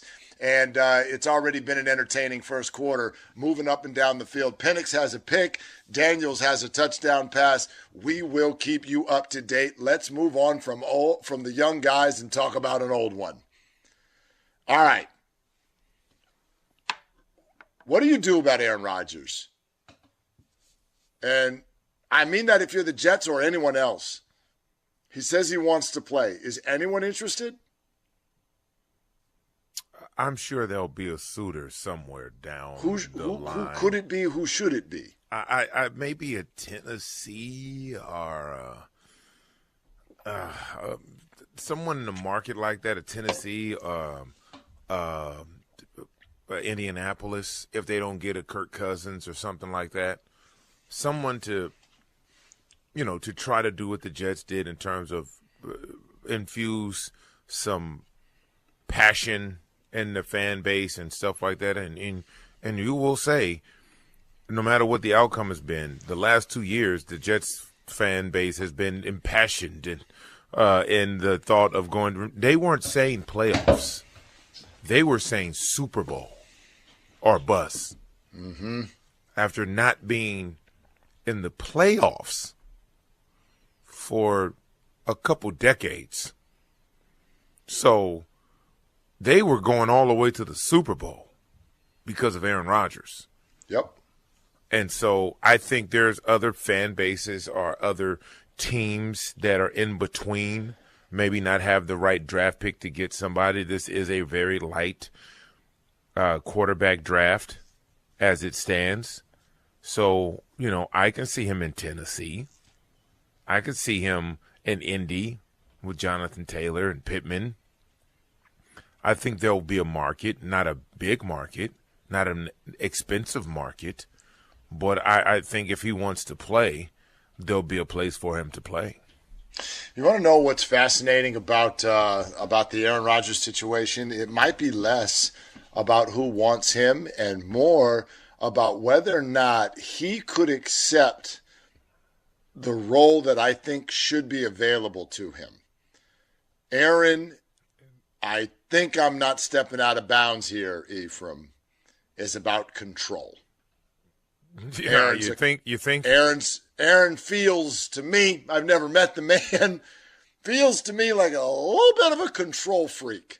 A little bit. A little bit. When you look at the way things ended in Green Bay, when you look at even okay, you go to the Jets and what do we have through the middle of the season? We have a coach losing a job, who's a good coach, by the way. We have a GM losing a job. We have the acquisition of what feels like a personal wide receiver. And more on that in just a second. But all of those things happen, and it leads to a big, fat, like nothing burger, really, really in your face kind of an idea that this is not it, and you should not be handing these kinds of reins over to that guy. So now, wherever this next place is, Ephraim, it's got to be a place that's like, we'd like for you to come be our quarterback, very short term. We'd like you to probably help someone else become the next quarterback. And by the way, you're calling no shots. None. Is Aaron ready to do that? That's my question. I would say he's not ready to do that. But what happens is you get humbled when you're like that. We see it in all sports. We see it in the NBA. We see it in football. When great Hall of Fame players have to assume a different role, or different than what they're used to, then there's pushback because in their minds, they're still those players. They're the last to see. They're the last ones to see. Because mentally, you're there. You can do the same things. But even with the great Peyton Manning, his second year in Denver, right? His arm turned off in the middle of the season. He was benched and came back and won the Super Bowl. We saw it with Tom Brady. When he took time off during training camp, I knew this was the end because he had been so locked in his entire year, meaning sacrificing everything outside of football for so many years, to now try to dip your toe into that pool and stay in the one you've been swimming in for 20 years, it's impossible. You can't, because you don't know how to do it. You don't know how to do it, and that was a situation we saw. So there are different things that show you the end is there. Aaron Rodgers going to Egypt during minicamp. Yep. That seems crazy. Well, I had the trip planned already. Yeah, you're a football player. You play football. You're the quarterback of the team, and you're in Egypt during minicamp. Right? So there's little signs of guys, drifting away from the level of effort that they've put into becoming great. And whenever you have someone drifting away from that, then you start seeing the end is there. It's there. And I really think that's what we got to privy to